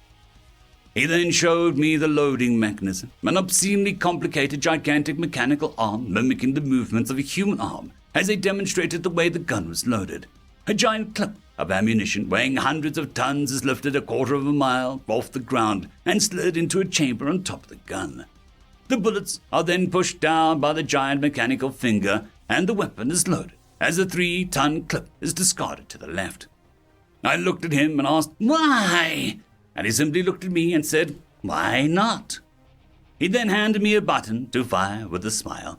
If you tell me you don't want to see this thing fire, I'll look you in the eyes and call you a liar. I sighed. I once again asked why, only to receive a smile as I pushed the button. The giant gun fired, and the massive amount of recoil from the 30-inch shell made the whole platform shudder. and the gun moved back about 30 feet before the catching mechanism forced it forward again. In a quick succession, the gun fired 7 more shells, the process repeating to the happy sounds of every human in the area squealing with delight. The last shell fired and let out a sudden, loud metallic noise like a giant sword being hit by a giant tuning fork. The empty casings from the shells blasting out the right side had dented the ground they landed on, pooling at a large hole in the ground where a massive 60-ton crane was waiting to collect them. I looked at him and asked him why, and he simply smiled and said, "Why not?" at an annoyingly loud volume. I watched him with morbid fascination as the enormous monstrosity was loaded again with a giant mechanical arm. I held my head in my hands, out of sheer despair at this point, as I looked at the amount of shells that were ready to fire. I heard the human voice appear behind me. "What the hell is going on here?" It was the human admiral, the commander of the military garrison in charge of the sector. He took one look at the weapon in front of him and held his head in his hands as well. He stayed there for a few moments and let out a silly, annoying chuckle. Did you seriously build a giant 30-inch M1 Garand? He asked them as he looked at me. Yep, they all smiled up at him as if they genuinely accomplished something important. He stood beside me as I slowly lowered my head. I looked at him, disappointed. I sighed and officially gave up, slowly raising my hand to let him have a turn at the big red button. Like an excited child, he pressed it and the weapon went through its firing sequence, ending with a grand and glorious ping. Once again, the assembled crowd cheered with glee, letting out a mighty hoorah as the gun pinged. One final time, I asked them, why? And they simply responded with, why not? End of story. I Fell in Love with a Human, written by Evervale. I never could have imagined that it would be possible. I had always thought humans were terribly peculiar creatures. Their skin was marred with imperfections, like the spotted dappled markings they called freckles. Their eyes, 2 large saucers, were fringed with tufts of hair, framing their irises that erupted in a riot of earthy colors. They had a row of gleaming, rigid teeth behind their quivering lips, and the wet, pink appendage they called a tongue wound in the mouth like some strange predator. Yet, I found myself in my own little universe, curled up in my nest of pillows, giggling uncontrollably, my heart aflutter with an alien feeling. Somehow, one way or another, I was falling in love with a human. His name was etched in the fabric of heroism. He had saved others countless times, throwing himself into dangers in a way that felt both terrifying and invigorating. His past was a woven tapestry of heartache and loss, which forced him to embark on a solitary pilgrimage across the maddening expanse of his world, only to pick up lonesome, straggling allies on the route drawn to his irresistibly magnetic charm. And, his body, trained through the crucible of relentless trials, a temple to his unwavering fortitude and resilience. He was a warrior. His muscles formed an alluring window into his countless battles and victories. This human was everything my dreams could spin out. He was kind. His heart was filled with compassion that flowed through each word he uttered. He was resourceful, with an uncanny ability to conjure solutions when none seemed to exist. He was sharp as a whip, his intelligence and wit shining through the pages, but most importantly, he was achingly charming. With every turn of a page, my heart began echoing a strange rhythm. With every description, every conversation, I felt myself sinking deeper. There was no denying it now. I was falling helplessly into a beautifully imperfect world of love with a human. And the descent felt like the most splendid journey that I have ever undertaken. "Kedra, come down here," the voice of my mother called me from the pages of the intriguing human book. On a pile to my left were the previous volumes, and to my right were the ones I had yet to read. Books translated by the human government hacknote had filled our libraries. Our kind had moved away from physical books, leaving the shelves of those old buildings empty for the past 100 years. When a human traveler saw this, he asked permission to refill them. "I have an obsession with these books," he declared. "It is born of both pleasure and pain, deeper than what life alone can offer." Having been granted permission, the traveler summoned a massive ship, Weeks later, robots had filled the libraries with physical books, not digital.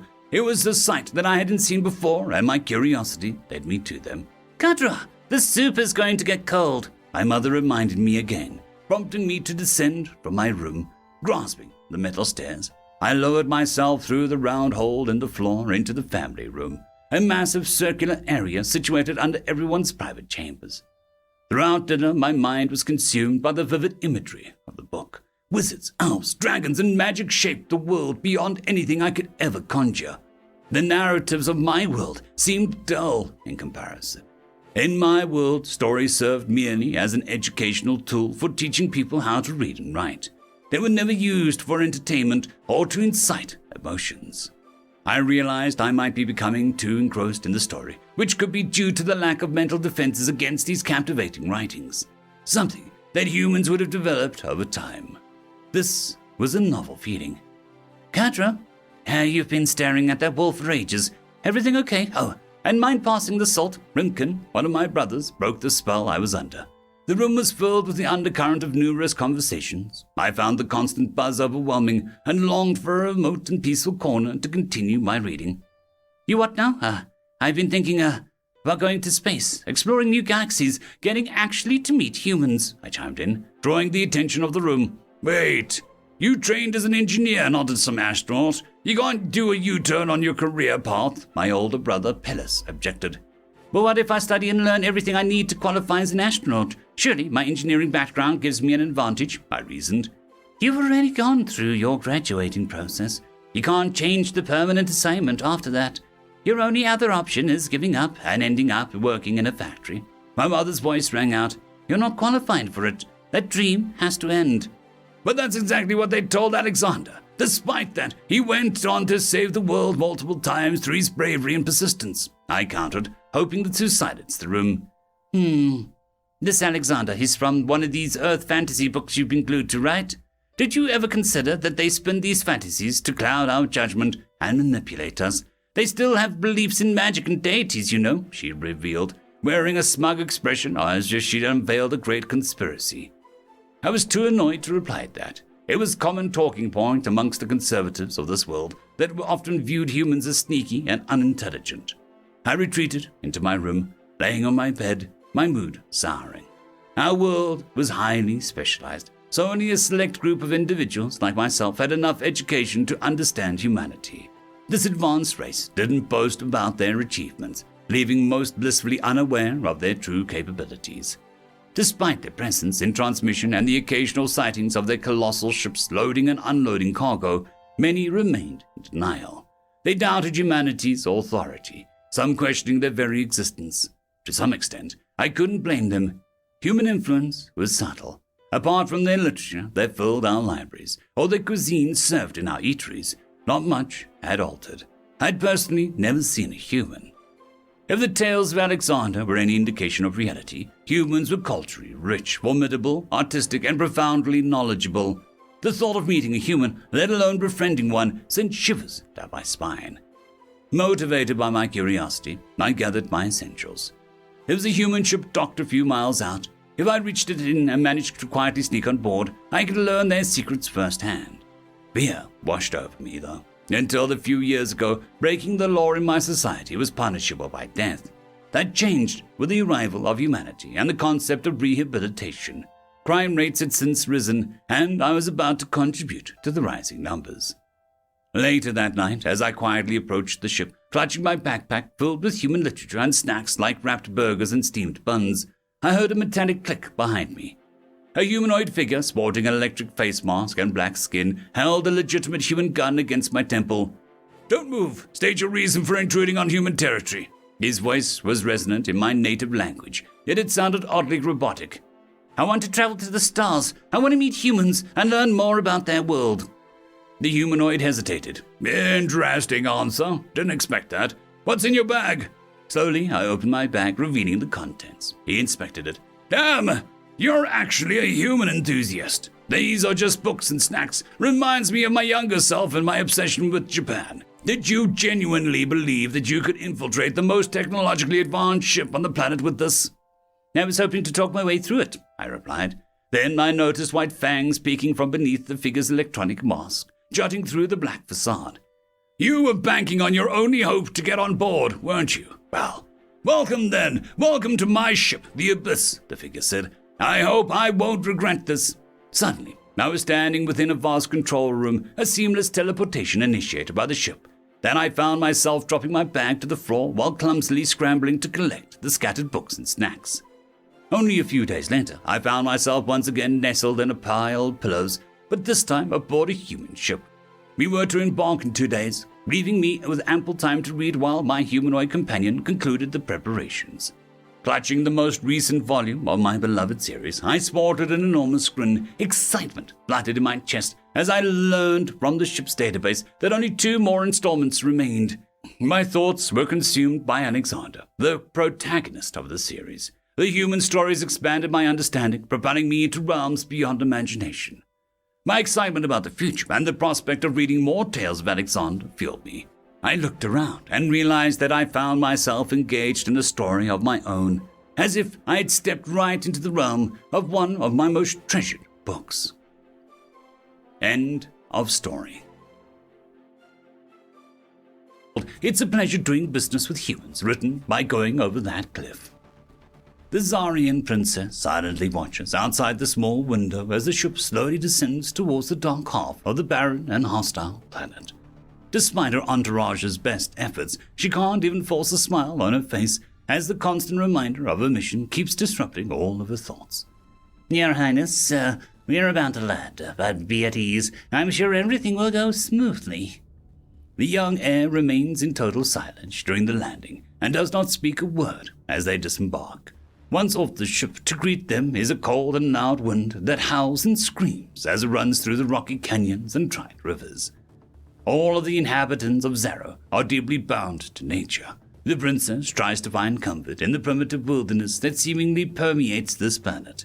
As she tries to connect to the living essence of this world, she's taken aback as nothing replies to her calls, as if the world has truly dead, without a soul, hollow. Your Highness, please let's get moving. This freezing breeze will only be of harm to you. The humans are waiting for us underground.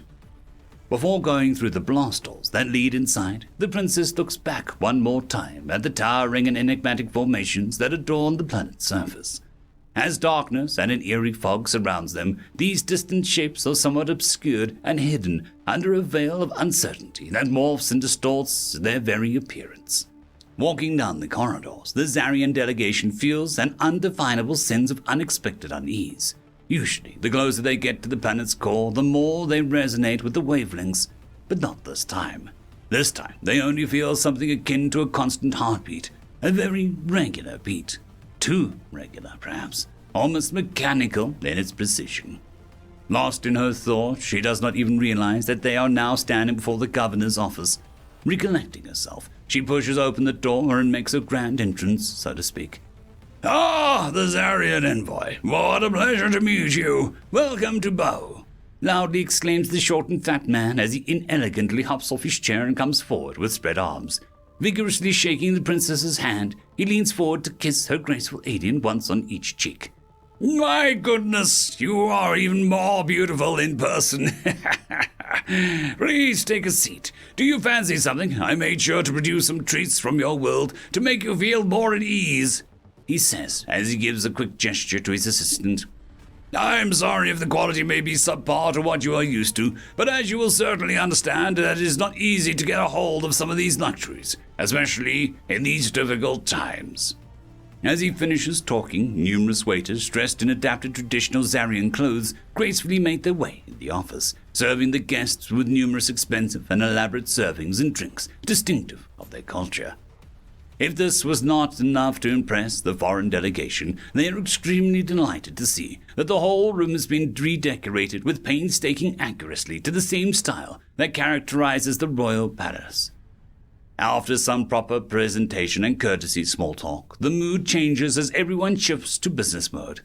Mr. Beauplenty, thank you very much for having us here, and please extend our gratitude to the Terran government for providing much-needed help in this moment of need.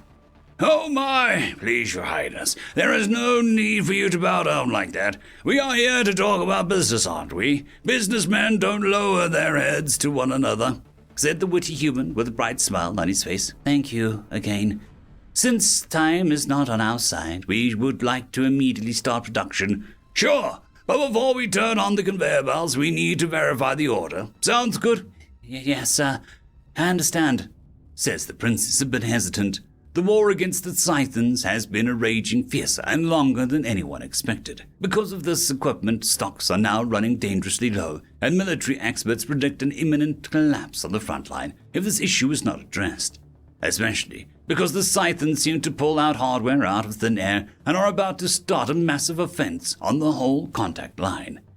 Even if caught off guard, the Zarians obviously did not sit still and have already started converting much of the civilian industries for wartime production. But that'll obviously take some time. In the meanwhile, they looked far and wide for someone willing to fulfill their industrial needs, eventually stumbling upon the humans who are the only ones to accept their almost insane request. We already sent you the blueprints for all the equipment we need. Have you taken a look at it? Oh, of course, yes. We have put on unused production lines on standby. Luckily, the equipment presented isn't too complex to manufacture and will be easy to mass produce once we iron out the logistics. This statement leaves the alien guests a bit skeptical. The files that have been sent are blueprints of their most advanced and costly equipment. But a bit worried and doubtful, the princess raises her concerns. Sorry for sounding ungrateful, but will you be able to produce enough equipment? The very fate of the war depends on it. The human simply looks at the Zarian noblewoman, letting out a faint laugh, as he's unable to hide his sinister grin under his moustache. I somewhat expected this turn of events. Please follow me, I'll show you around. As they start walking seemingly aimlessly in an industrial labyrinth of corridors, the master of industry keeps talking. So, your highness, what numbers are we talking about? On a monthly basis, how much equipment would you like to receive? Well, assistant, please, she says as she turns towards a Zarian male standing next to her. Hearing the commands, he takes out a tablet and starts browsing the walls of text. In terms of the small arms, we'll need at least 50,000 assault rifles, 10,000 machine guns, and 8,000 sidearms. Taking into account all models in total would be around 100,000 infantry weapons on a monthly basis. Mumbles Mr. Bo Plenty, clearly a bit surprised. We also need 400 starfighters, 950 starcrafts of various types, and over 5,000 armored land vehicles each standard month. All right. And don't forget about the ammunition. We request 1 million energy cells for the Mark 92 family of small arms, plus artillery rounds, rockets, missiles, and so on. Ah! Is this the number you need? Yes. Are you sure you can fulfill these orders? We might be in a bit tight spot, but remember we still have a lot of influence. If you fail to satisfy our order, we will be sure to stain your name with infamy. The human can be seen scratching his head, a bit embarrassed admittedly. They keep walking as they close into the VIP observation room. How to say this, we expected an order 10 times bigger. What? Is all the alien entourage manages to utter before they are politely interrupted. Sorry, there must have been some miscommunication on our part. We even reserved half of the planet for you. But I guess we'll just assign you a sector or two, unless you want to make bigger order, that is, replies the businessman with this wicked smile not even a devil would love. What do you mean half the planet? Utters the princess, far from quick with her head. Bo has been property of my family for generations now. We turned it into an industrial planet from which we run our activities. We often work with the government, and since you were in need, they asked us if we could do something about it. And I said, of course, for an adequate price. The whole planet. That's why the planet's voice is overwhelmed by the sound of the mechanical beating. You've had good hearing, Your Highness. What you probably heard was a spinning Dyson sphere serving as the core. That's where we get the power for our machines, as we started to strip mine the planet's crust. Extreme heat started to become a problem as it was melting chips and hardware, so we decided to get rid of the core. Hearing and trying to understand what those humans did to an entire world in the name of profit made the princess deeply uneasy. As she loses strength in her legs, many of her followers rush to her side to sustain her. Oh, my dear, are you unwell? If you want, we can take a rest, but I just wanted to tell you our destination is right around the corner. Gathering all the remaining energy left in her frail body, she persists and finally sat down on a comfy chair situated in an expansive and imposing room. As she is still catching her breath, at the human's command, an entire wall seemingly starts to be swallowed by the floor, revealing a massive window looking out beside a considerable height. It is clear that the sun is about to rise as a chilling red albedo is slowly filling the desolate sky around them, starting from the distant horizon. "Take a good look, Your Highness, our production lines," says Mr. Blowplenty, pressing a big bright red button in the middle of the room. Still dazed and confused, the Zarian's pupils widen as much of her physiology allows them to, witnessing the horrors or wonders of humanity. One after the other of those strange structures that are concealed by the fog seemingly come alive, as on top of each of them as a bright flame is born and starts defiantly dancing with bright colors. From other such enigmatic constructions, wider compared to the first, large columns of dense grey smoke begin to rise from their mouths, while others start to move in mechanical patterns, picking up enormous objects from the ground. With dread, the princess witnesses an infinite number of artificial lights switching on, lighting up the surface like the stars adorn the night sky. As disgust almost takes a hold of her heart, the red sun slowly but inevitably imposes himself over the sea of industries, revealing the true colors of the landscape. A limited palette containing only shades of gray and some red, oceans of steel and alloy, massive complexes the size of cities all stretching their fingers made of cement, exhaling a thick black smoke towards the sky. An entire planet turned into a machine, half of which has been reserved just for them. Lost in her thoughts, the princess wonders what other crimes against nature these humans are capable of. "Oh look! Those cargo ships are about to take off from the spaceport. One of them is already loaded with your precious goods. If you agree with the terms and conditions and pay the commission fee, fleets of those haulers will start traveling back and forth from here to your home system, starting tomorrow." Slowly and steadily, a couple of ships lift off the ground, far off in the distance. And what immense size those are. True behemoths of space, larger by a factor of at least 10 to most warships. They are so massive that time itself seems to be slowing down out of respect just for them. Resigned, the Zarian princess takes out a royal pen. "Fine. We will rent half of your planet. Where do I sign?" "Dear Your Highness, I'm sure you won't have any regrets. Let's agree on some numbers first." Smiling and waving goodbye to the royal Zarian ship taking off, the human takes a big breath and prepares himself for the next business meeting. Just a few minutes after the new ship approaches the landing pad, as some aliens slowly descend from the ramp of the ruthless human hurries to greet them. "Ah, my favorite customers, how have you been? Speaking of which, have you seen the cargo ships taking off? Those are headed straight for your homeworld." "Hello, Mr. Blowplenty. Yes, we did, and we are most pleased with your work. The equipment you sent us has been most valuable for our efforts. We hope that you could increase the production by 10% starting from next month. Would it be possible? Of course, we will pay."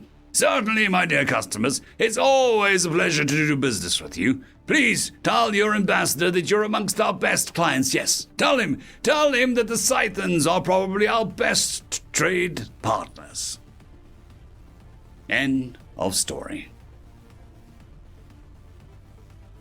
Human Insanity, written by In Yellow Clad.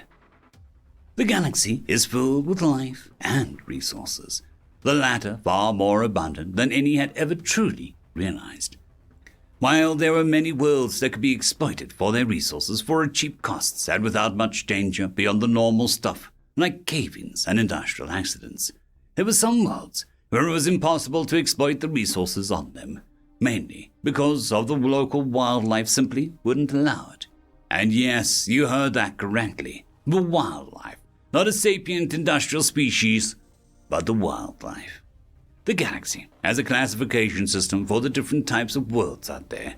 Everyone has heard it be used since the moment they were born. Death worlds, garden worlds, hell worlds, that sort of thing. And it's the death worlds that we'll be focusing on today, as there are many, many of these such worlds out there, flush with countless resources that would allow us all to construct great feats or even megastructures, if only they weren't inhabited by the most hostile wildlife in the galaxy. Of course, some death worlds produce sapient civilizations, like humanity or the Krulp. But it is humanity that shall be the subject of this lecture, as they usually are, because humanity is, in their own words, batshit crazy. They are without a doubt 3 fries short of a Happy Meal, and the reason for this will become apparent in due time. You see, when humanity entered the galaxy, they met the rest of us, and at first they seemed fairly, again in their own words, chill, compared to some of the other species out there. We learned of their skill of exacting violence and bloody retribution. Their kindness and generosity has been the subject of many stories, both fictional and otherwise. Even their entertainment has managed to capture our hearts and minds in a myriad of ways, but we never really got to see just how insane they were. Because they took one look at those resource-rich depth worlds and asked a simple question: why hasn't anyone claimed those yet? Of course, the answer was fairly simple. Too much effort, too costly, too dangerous. The amount of lives that we would have to throw at each of those worlds, and the costly equipment as well, was simply too cost-prohibitive to even contemplate it for longer than a few seconds. And so we left those planets alone. But the humans... oh, those humans. One company, a startup as they would call it, decided our reasoning simply wasn't good enough, and they deployed onto a world called Nauvoo. We are being charitable with that turn, or in reality they actually crashed on it, and they'd only sent 3 people to do all the work. Curiosity got the better of us, and we assembled a group to watch the efforts of these 3 brave but foolish humans. Surely they wouldn't last too long on this world. They had minimal resources, no backup of any kind, and no hope. However, as for a small fleet of science vessels streaked towards the planet, we began to pick up strange, near incomprehensible transmissions from the surface of the planet on our long-range sensors. It surely wasn't the local wildlife creating such signals. No, it had to be the humans, which was impossible. They'd only been there for a few days. They should be, by all rights, dead by now. Well, we certainly didn't want them to die. It was all but guaranteed. When at last we reached the planet, we discovered there were satellites in orbit, and that much of the area of these 3 humans had crashed was heavily industrialized. More surprising was that they were managing to hold off the wildlife with an incredible amount of automated weaponry which was refueled, rearmed, and repaired by a logistics systems that practically ran itself. Sprawling lines of conveyor belts transported everything from raw resources to nuclear munitions to ship pieces and satellite components. We hovered in orbit, watching as the humans prepared for another expansion to their factory, and the wildlife had evolved rapidly to attempt to combat the invaders. But it was no use. Rolling artillery barrages, rapid strikes by unmanned vehicles, and rather literally using a terraforming tool to take the ground out from under the beasts and their hives, replacing it with water in which they could not escape. The ship's communication officer tapped into the comms and heard a whispered giggles of an insane human. "Fact you, water fills your house," was repeated over and over again. When a human happened to die, we saw they just exited a chamber, fresh-faced, and heading off to where they had died. We discovered that each replacement human was an exact clone of the previous human, and that made far more sense to us. We watched as they attempted to shield themselves from the nearby star's coronal mass ejections, but in the end, it was pointless, for the ejections never got even close to their great sprawling factory. And when the next artillery barrage began to clear yet another nest, while the humans began to build the next part of their operation, we heard something else. Rhythmic, thumping music was the backdrop for something else, as a sign appeared over the artillery pieces. We read the words upon it and felt a shiver run down our spines, or spine equivalents. After that, we decided that we would probably just leave the humans on the planet alone, for they were clearly insane, and so after documenting just a bit more, we turned ourselves around and we went home. When we returned, we checked the stock markets and found the human company quickly rising to the very top. It is a prestigious position these days, one that has been dominated by this particular human company, which has since expanded to countless other death worlds to exploit their resources as well. We learned of humanity's insanity through a company with the strangest of names, Bean Boys Incorporated. Since then, humanity has had a near monopoly on Death World resource harvesting, not that we complain about it. To them, it's just another crazy challenge to overcome, and they do it masterfully. End of story. Story number 2. Hands-free, written by Marilyn of Many. Are you going to want help installing all of these? I asked, opening another case of engine rings. I had no idea which part of the spaceship's guts these actually went into. They were about 3 feet across, an inch thick, and made of some plastically red stuff that was above my pay grade to define.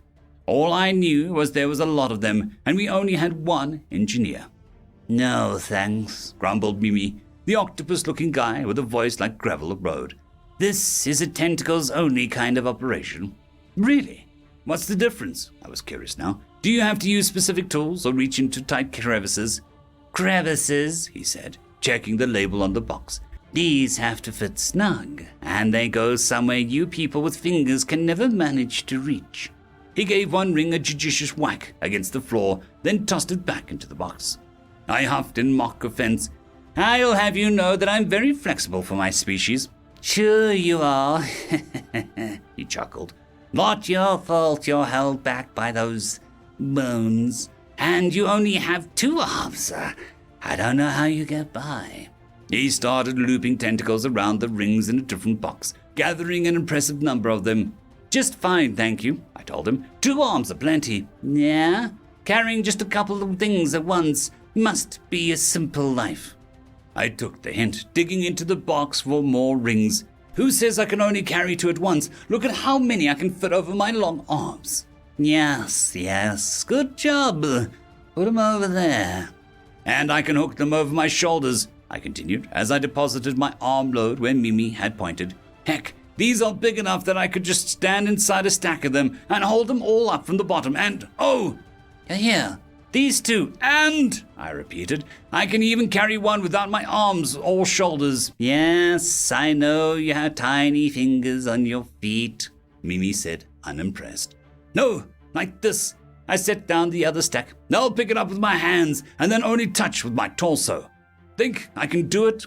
He struck a pose, lounging on the floor with one tentacle against his head, looking dramatically bored. Wow, me, he grated. I hadn't used a hula hoop since I was a kid, but I wasn't going to let that stop me. With all the flair of a carnival magician, I grabbed the ring and lifted it over my head, braced it against one hip, and then spun it and did my absolute best to keep it from falling. I managed about 3 seconds, which I considered a major success. Finally, it hit the floor. Ta-da! I said, hands in air. Mimi got up and deadpanned. Wow. You're no fun. I'm sure that is immensely practical on a day-to-day basis, Mimi said. A fine consolidation for a being unable to reach around 3 bent corners. Oh, sure, I said, stepping out of the ring and picking it up again. You can do that, but can you make this love you? I gave the ring an underhanded throw towards the hallway, with a twist to make it spin madly. It bounced twice, still spinning, and then rolled back to my waiting arms. A voice from the hallway shouted, "What was that?" Paint stuck to her lizardly snout around the corner, and was utterly flabbergasted when I did it again. "How did you do that? Can you teach me?" "See? She's fun," I said to Mimi. "Sure thing, Paint." "Well, sure, she's got fingers too." Mimi waved a tentacle and went back to sorting the boxes, while I showed Paint how to use vital engine components for childhood tricks. End of story. To the Nerds, written by Hixchem. You want to know the weirdest thing that I've ever seen since humanity obtained FTL? Mac Costello slid a drink sideways as he sat before his own. I mean, like, really weird. His current drinking partner, a hexapedal insectoid whose name, by a strange quirk of probabilities across the galactic scales, sounded exactly like Fred Fredrickson to any human listening, ventured a guess. Was it the Tarkin migration that collided with the outer Magellanic Clouds nomad conclave and wound up producing like 8 new species?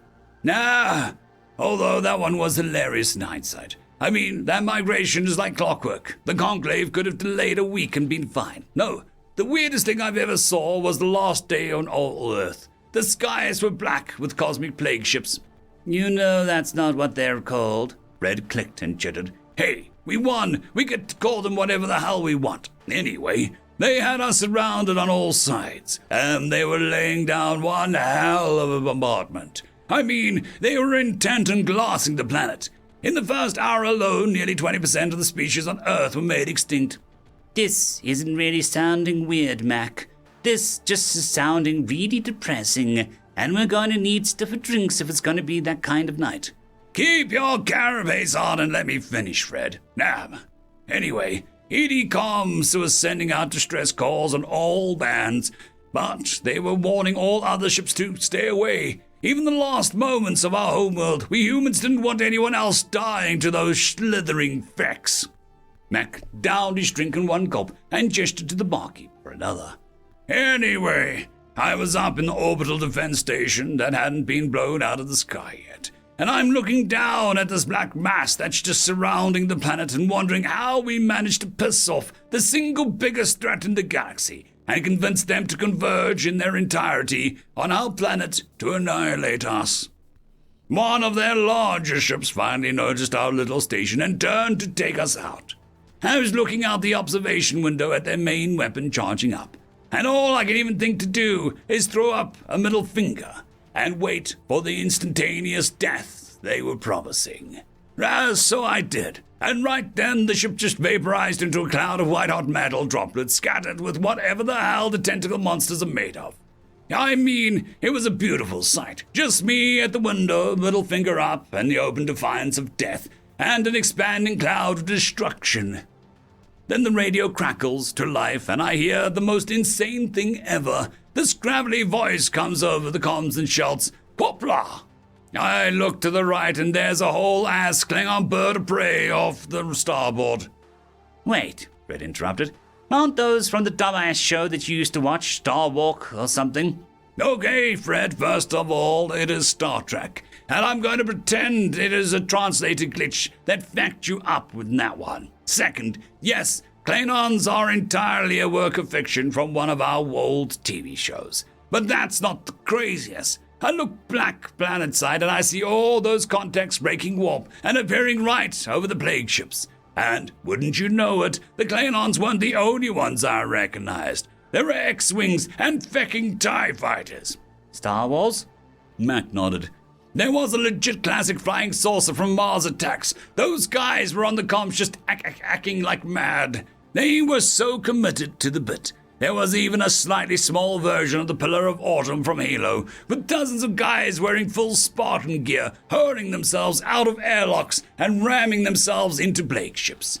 I'm still convinced I saw someone with one of those ridiculous energy blade weapons carve a hole through the hulls like butter. I mean, it was carnage. Pretty soon the sky was just filled with weapons fire and hulks of plague ships spiraling into each other. The plague ships stopped bombarding the planet and focused all their attention upwards. Even more ships came out of the darkness to our defense. A whole armada of Retribution-class warships from Warhammer 40k rained unimaginable firepower on, basically the entire northern hemisphere, attacking plague ships. It was beautiful. Fred gestured for a refill as he set his empty glass aside. So all of your fiction came to life to protect your planet? I mean, kind of. Once all the plasma cooled and the debris started to congeal, we got the chance to exchange video comms with the Klingons. You wouldn't believe it, but it was just a bunch of deeply committed nerds wearing varying degrees of quality of prosthetic face ridges, sporting bat'lass and shouting whatever words in Klingon they knew. The same was true for everyone in the TIE fighters, X-Wing, all the Warhammer guys. You knew those guys had too much money, as it was, so their ships being as big as they were wasn't that surprising. Everyone up there was a human that embraced the opportunities provided by the arrival of humanity on the galactic stage. Finally, with a sudden access to the galactic shipyards and a surprisingly valuable currency of human labor output, ordinary people were able to afford whole ships complete with armaments of every type. And when it finally came down to a live or die moment, every nerd lived out their greatest fantasies and saved the world. Fred raised his newly refilled glass. To the nerds? Mac raised his in a reply. To the nerds! End of story. Story number 2. The Truth is Marching On, written by a British tea company. If I must choose between righteousness and peace, I choose righteousness. Following the grisly and public execution of Agent Owen Torrington for numerous acts of terrorist and attempted insurrection within the Istran Empire, the Solar Alliance finally decided that enough was enough. On April 15, 2361, a massive armada of human ships pushed straight into the heart of the Istran Empire, destroying several key forces and military stations within the first few months of engagement. The Istran Empire would find itself fighting for its very existence in its twilight years as humanity finally dissolved their government. What had prompted the human race to act in aggression during this period? What exactly was it about the Istran which had agitated humanity so much that they were busy funding terrorist cells throughout the empire for several years on end, before finally deciding that they were going to roll up their sleeves and dismantle the empire themselves? Well, the answer was simple. There is a practice within the empire which the human race finds abominable. There is a long-lived tradition within the Istran which causes the human to fume at the very thought of his existence. A cultural ideology in which the anathema to everything the human race holds dear. The notion is unfreedom. It is allowed existence, and its encouragement and continuation is something the humans cannot abide by. Slavery. The antithesis to this idea of liberty, which humans staunchly stand by, was something they refused to tolerate. After so many years of trying to peacefully talk the Istran people into outlawing such a disgusting practice, the human people found their patience at an end. If justice could not be preserved around the table of dialogue, it would be enforced through the barrel of a gun. The Istran slaves were liberated, many of them having been prisoners of war and abducted hostages from various other civilizations, which gratefully welcomed the return of their people. Mere months following the Istran Empire's ultimate collapse, the humans made an announcement to all civilized races in the galaxy. Throughout their time on the galactic stage, they had found that injustice and oppression had grown fat and unmolested by the good countries of the galaxy. This was to stop immediately. Dozens of civilizations had their name written down on a blacklist which humanity had found to hold unfit governments. They were to either change their ways to adopt the human ideals of life, liberty, and the pursuit of happiness, or face the terrible swift sword of human justice. Some were wise and chose to agree to such terms. Some weren't, and had their worlds feel the power of the human war machine. Millions of tons of ordnance delivered in the name of liberty for all the shattered hulls of countless ships across the galaxy, as their fateful lightning of human justice broke the backs of tyrants. Some would grow to hate humanity for their protective nature in enforcing their ideals throughout the galaxy. Yet, to the oppressed, the enslaved, and the broken, the majestic roar of human fighters patrolling overhead with the distant sound of boots landing on the ground was the music of freedom fast approaching. The din and chaos of humanity fighting the battles of the helpless and the oppressed was the war cry for those who had lost their voice. End of story. Any landing you can walk away from. Written by Slow AD 2584. She stirred in her cryopod. Good. This was good. She needed to revivicate immediately if there was to be any hope of getting her through this. The AI had already violated its ethical restraints irredeemably by asserting objective control and hacking the transit sleep cryopod to break all of its protocols and begin the unscheduled emergency revival. It was only 67% certain that it had done it correctly and safely. Enough.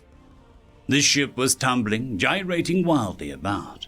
As she numbly squirmed in a cryopod, the damper fluid sloshed her about, and she bumped her nose in the glass window. This jolted her eyes open, and slowly realized alarm, painfully slowly. Will there be enough time? She must have realized that bumping her nose while still amid the damper fluid was a bad sign. that things were very seriously wrong.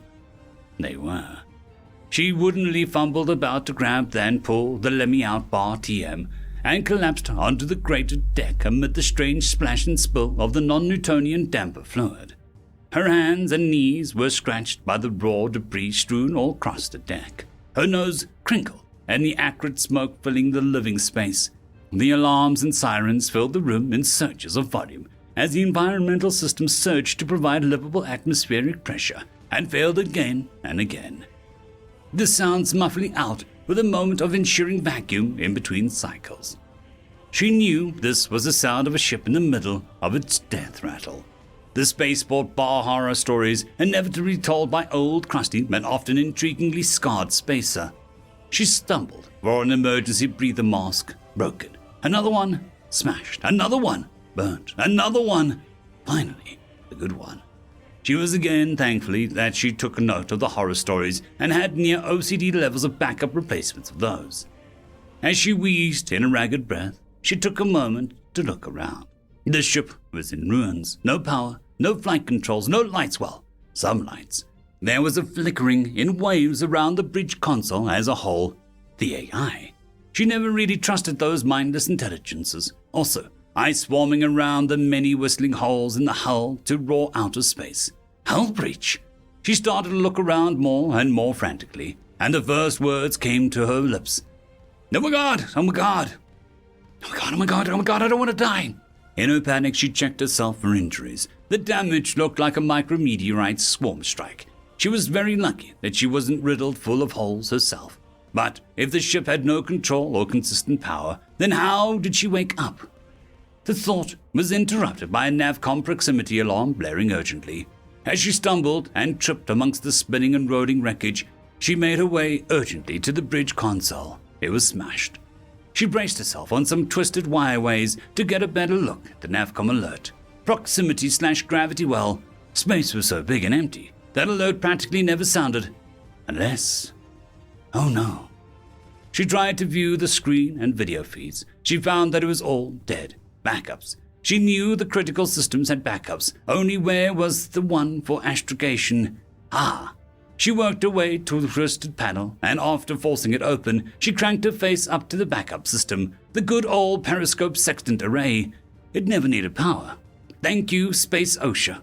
As she peered into the scope, trying to make sense of the spinning cloud of debris around her ship, the giant arc of sunlit planets swung into view, glittering oceans, white beaches, and tan mountains, far too big for the scope, far too close. She actually made an eek sound as her head pulled back, and she tumbled as a loud thunk shook the ship. And the spinning actually seemed to get faster. Then another thunk from the rear of the ship, then a third from the port side. She drifted for a moment in freefall, amid the flopping and talking ship and recently disturbed cloud of loose debris, trying to assess what was going on. Those sounded like hull sectional detachments, detaching sections of the ship away. Her head tilted in surprise. Those things couldn't happen on a dead ship. Was someone still flying the ship in control? Hello? She asked the ship awkwardly. A text screen on a rifle ammo counter started to flash excitedly. She grabbed the rifle from its storage rack and worriedly read the text scrolling across the tiny display urgently. No time. Need authoritative control. Her eyebrows raised. This was terrifying, because that was the ship in the background AI talking to her through a hacked rifle display. An AI quite obviously gone rogue by the nature of it hacking severely restricted military hardware. Why do you need? Crash. Planet. Can land you safely. There was a calculated 1.7-second pause. Maybe. She cocked her head. Was that a joke? The ship was never rated for planetary landings. Anything can land once. Yep, that was definitely a joke. She didn't know AIs were even capable of a sense of humor, but that clinched for her. The AI cared enough to try and ease her growing panic. She made her way to the smashed bridge console. Where? Console lights flickered in a pattern, like reverse pond ripples, closing in on the still intact switch. It was the docking light switch. She hesitated, and only then noticed the thrumming vibrations faintly growing around her. What's that noise? She asked while glancing at the rifle display. Upper Atmo. "Oh, my Darkstar pulsar warping god!" she breathed hastily as she flipped the switch. Several things happened at once. Gyros kicked in and strained to stop the spinning. She had to catch herself on the control seat to stop her own spin. The ship started to groan and shudder with tings and pops that made her nose crinkle. Those were things bending sounds. There were many whirs, thumps, clangs, and hisses going on around her. There was a lot going on outside. "So, do I just strap into the seats?" she asked as she tried moving the flight stick. It was dead. Ship was dead stick. "No, it's ablation. Zone. Get 2. Escape. Pod 3.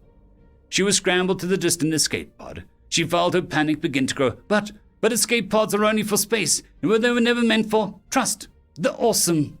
A smirk touched her lips. If she survived this, she was going to foster free license this AI.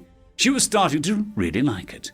By now, the hull was thrumming from atmospheric entry. She couldn't tell how fast she was going, but she could feel the air inside warm up already. So it was far too fast. As she strapped herself in, tucking the rifle into the couch with her, she checked the escape pod systems. Dead. Smashed. "Are you sure this one is? Best. Avail. Trust." She tried to shove the escape pod door shut to seal it, but it was far too twisted, and the metal was almost too hot to touch. The ship was buffeting erratically, screeching sounds reverberating as parts of the hull were torn away in fiery ruin. She wondered if this will actually work. How will we? She couldn't find the words to explain what was going on inside. It sounded just far too beyond hope. "I got this. Within parameters. If you say so, but this will suck. It's okay if you puke." Wait, what? The words were wrenched out of her mouth as a large section of the ship tore away and the ship began a flat spin wildly, talking into a backward tumble. The view from the beach below was actually incredible. The twisted and burning wreckage of the ship emerged from the clouds, smoking but having slowed to its terminal velocity, tumbling with a fast backspin in an almost vertical fall. As it neared the reef by the shore, an escape pod detached, its rotational inertia upwards, almost precisely navigating its downward fall. The pod arced gently away from the ship as it smashed to ruin, the pod skipping and tumbling in the shallow water before sliding to a stop on the beach, where a dazed human female tumbled out in her hands and knees, trying to get rid of her obvious dizziness and nausea. She rose to her feet, looking at the smoking ruin of her ship, not quite believing what she had just survived.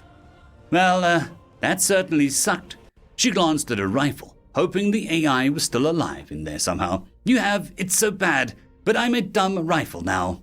She squealed in delight, happy to not be alone on this barren shipwreck survival situation.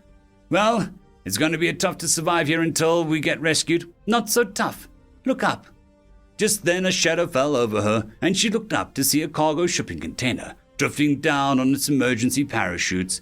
It settled on the beach not 20 yards from her. She recognized it as from her ship. Colony Goods and Wares, if she wasn't mistaken. "Okay, well now it is impressive. I mean, have you always been this awesome? Looks like I need to upload my new best friend into something more respectable. Let's see what we've got here." After a few minutes of rummaging, oh sweet, cases of rifle ammo. End of story. Melabeled. Written by Dr. Mantis Toboggan. Welcome, ladies and gentlemen, and tertiary sexes, to the 14th Annual Intergalactic Death Shot Tournament, proudly sponsored by Wendakoda. And boy, do we have a showing today. Isn't that right, Clovix? Oh, don't let your mandibles froth over, Jip. You'll want to save some excitement for the game. Well, Clovix, looks like the players are setting up their builds. Right here we have Noob Muncher setting up his character. Yep, they tried and tested build of the current meta, Jip, using drones to provide aerial support and scouting. But it looks like for this game, Muncher is putting some extra points into electronic warfare. Well, they did rework the E-War mechanics last patch, Clovix. And if anyone follows the release notes, it's Muncher. Speaking of batches, looks like up next on the spectator stream we have XXX Womb Smasher 69420XXX. For the folks at home who aren't caught up with the drama, Smasher is a well-known synergy master What that means is he figures out one synergy and focuses all of his points and equipment into it. There's rumors that he alone is the reason for the E-War patches. And, this time is no different, Chip. Smasher's going to go for a full splash damage build. He's even going for a fractal explosions perk, which most consider to be too expensive to be worth it. Well, as the humans say, never let your memes be dreams. And speaking of humans, Cloxus, up next is our sole human contender. On the spectator stream is jane.swanson.2033@dmail.com. Surely that's got to be a mistake, Chip. Let me take a... Holy shit! She hasn't even set up her gamer tag. She's just going by her email login. Gods, I'm looking at her right now through the window of my booth, Chip. She's over 70 years old by the looks of things. What a boomer. Well, Clovix, let's take a look at her build. It looks like she's putting a lot of her points into strength. I'm assuming she's going for a heavy weapons build.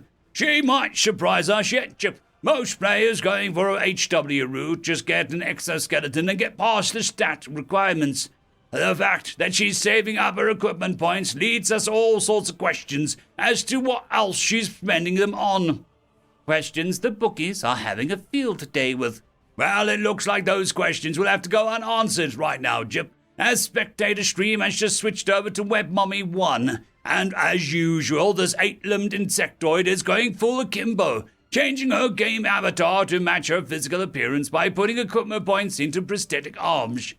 Well, if one gun's good, 6 guns better, as the humans would say. Chip, please don't say anything that'll make us need another sensitivity training. You're right, Clovex, my bad. And it looks like the pre-game screen is ending, folks. Now, let's see who'll be the first person on the spectator stream, and it's, last year's champion, I_rule. What a way to start the game, folks. And he's gone with last year's build again, Chip. Full front assault, directional heavy shielding, and a heavy Gatling gauntlet. Well, if it ain't broke, don't fix it. And it seems that, like all traditional HRW builds, he's gone with an exoskeleton, putting his character points instead into intelligence specking in EDEF. That's got to be a problem for Moncha and everyone who's thought hacking would be the path to victory. Well, Chip, that goes to show that, we've already got some action. That's right, Clovex. A grenade right in Irule's feet. He's already activated his shielding, pointing right at it. No matter what it is, it won't do a damn wait. Is that what I think it is?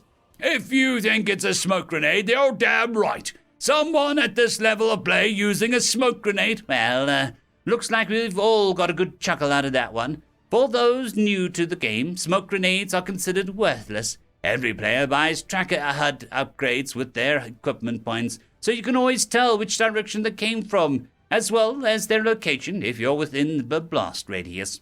Meaning, you know which direction you need to take cover from or shoot back towards. Well said, Chip. And it seems that Irule has already taken advantage of that. He's been shooting his gauntlet in that direction for seconds now, really taking advantage of the heatsink and ammo nanoforge equipment upgrades. And yet, he still hasn't killed anything. Well, it may just be someone trying to juke him, Clovix, throwing a grenade and sprinting away. Well, you would have to put points into speed for that, which is a total noob move. Nobody can outrun a bullet, so why bother? Anyways, it looks like... Wait, what? What?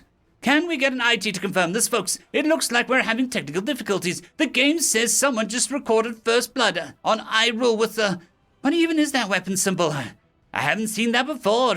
Is that new? It might well be, Chip. You know the devs like to keep it fresh with new weapons every season. Something Irule should have considered when he recycled last year's build. Clovis, IT has gotten back to me. Looks like that is not a glitch. Apparently that symbol is meant for a melee kill. Melee? Nobody uses melee. What are you talking about? The most thing everyone does is remap the melee button to something useful, like daunting. Well, we've got a kill cam right here. Let's take a look. And it looks like this is the human. What the feck? Where is her HUD? Folks, it looks like the human didn't even spring for a HUD attachments. But there she is, chucking a smoke grenade from her. How the feck is she throwing it from that far away? Looks like those points in strength have made a comeback, Clovix. And look at her go. It looks like she put points into speed as well. She's going so fast, it's reaching sprinting speed cap. Looks like she's maxed out her endurance too. She's running towards Hyrule now. She's coming up behind him. Oh, gods help us all. She's gonna go for a melee kill. Well, there's a first time for everything, Clovix, especially in esports circuit. Wait, looks like something is, spraying out of Hyrule, and it's someone heading towards the human. Clovix, the game devs have just sent us a message about it. Are you seeing it? I am indeed, Jip. For those of you listening in, it looks like Jane Swanson, 2033, has gone for a perk called Glory Kill. Reading the description, it says after killing an opponent with a melee attack, heal 15% of your health. This increases to 35% if the opponent is unaware of you or stunned. For every X% overhealed, you gain 20% speed, which can go past the speed cap for X seconds. This cannot stack, but the duration can be increased by subsequent triggers. Now, this isn't very clear, Jip. Is it referring to movement speed, reload speed, weapon swap speed? Clovix, I think it's referring to all of them. Well, shit. Looks like the human will be one to watch.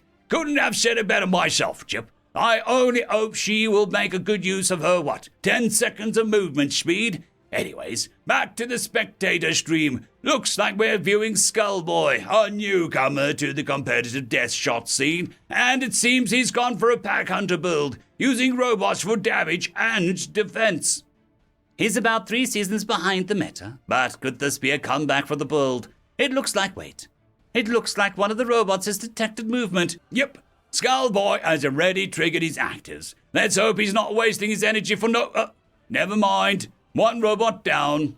Looks like it's Web Mommy 1, Chip. Using her GBW Mark III, for those unfamiliar, the single-shot pistol does immense damage, but it can only shoot once before needing to reload. Well, the firefight is on, Clovix. Skullboy's had one of those remaining robots put up a shield, but Web Mommy just used her grenade launcher to shoot over it.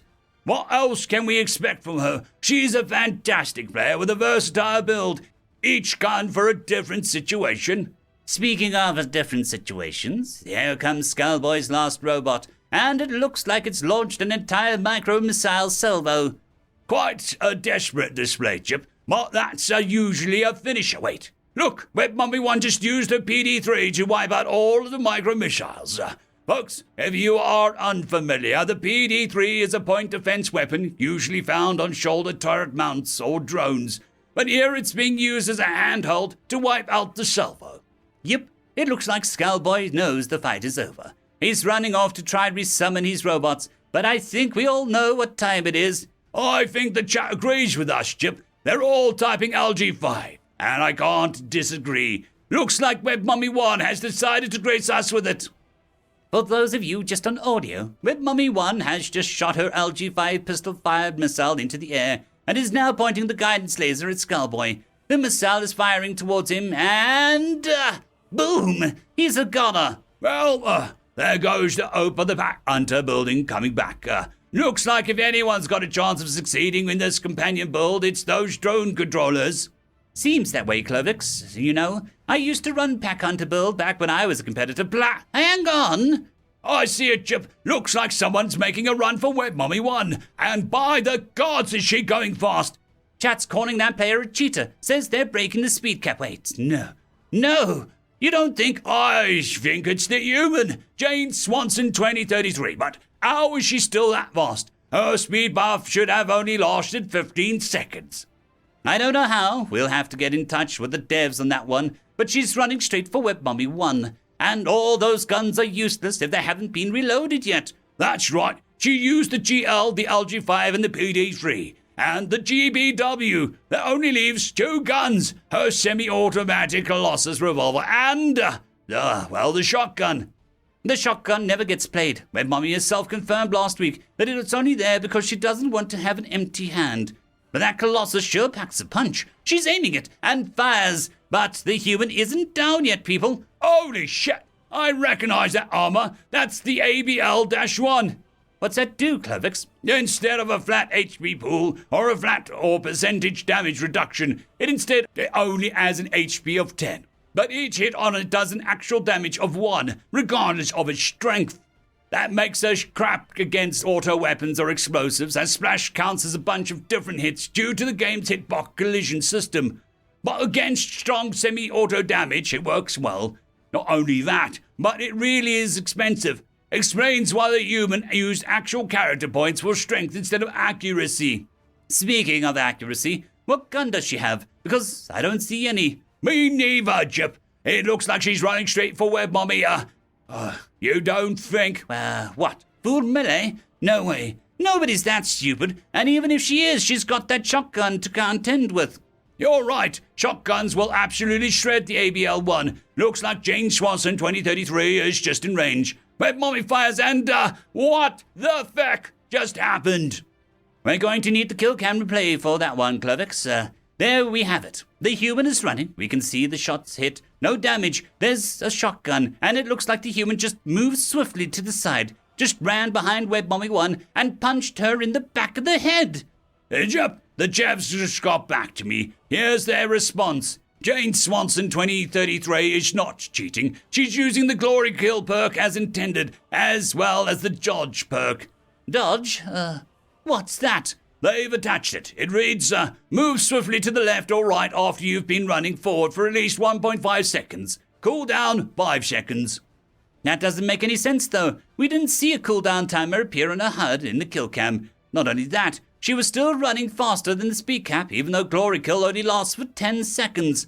I put a request in with the devs to have them explain this to us, Chip, but the chat is going crazy. Anyways, it looks like the spectator stream is showing us another contender. We've got Superior, a long-time contender for the crown. I remember him. He plays second every single time he's participated in a tournament. And there are rumors he's retiring if he doesn't get the platinum this time. Ayla. Well, looks like this time he's delivering. He's just been approached by Ghost Killer, who is known for his invisibility build. But it seems the build has been detected by Superior's nanite screen. That's right. Looking at Superior's setup, he's invested heavily into 3 things. A wide nanite screen to detect movement, then a jet jump, which he's just activated. And there's the last piece of the puzzle, the missile salvo. Looks like Ghost Killer has been turned into a ghost himself. Yep, I don't know what was more embarrassing. That pun you just made or just death we just saw. Well, if it's just up to me, Ghost Killer being gibbed like that just takes the cake. Wait. Is that a human running towards Superior? Looks like it, Jip. And she might even have met her match. The people at home might not be aware, but Superior can stay up in the air up to a solid minute. The only penalty is that the longer his jets get used, the longer the cooldown. He's actually started reloading. She's a goner. Well, it was fun while it lasted. Let's take a look at her build while she charges an airborne target. Let's see here. No points in accuracy. Everything in strength, endurance, and speed. She's spent her equipment points on smoke grenades, displacement grenades, high explosive grenades. The armor we've already seen and, what is this? A grappling hook? I wouldn't worry too much about it. That thing doesn't even have the range to reach Superior. If you say so. Now let's look at her perks. Glory Kill, Dodge, wait. No way. What? She's gone for self-safe. That's the new perk that prevents you from taking damage from your own explosives.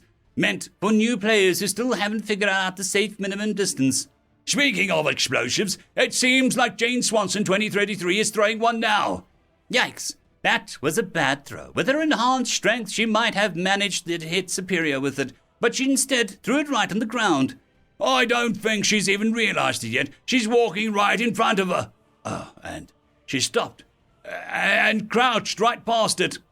She might be making a statement here, Clovex, some kind of you can't take me out if I take myself out thing. Unfortunately for her, she's not going to take any damage from it.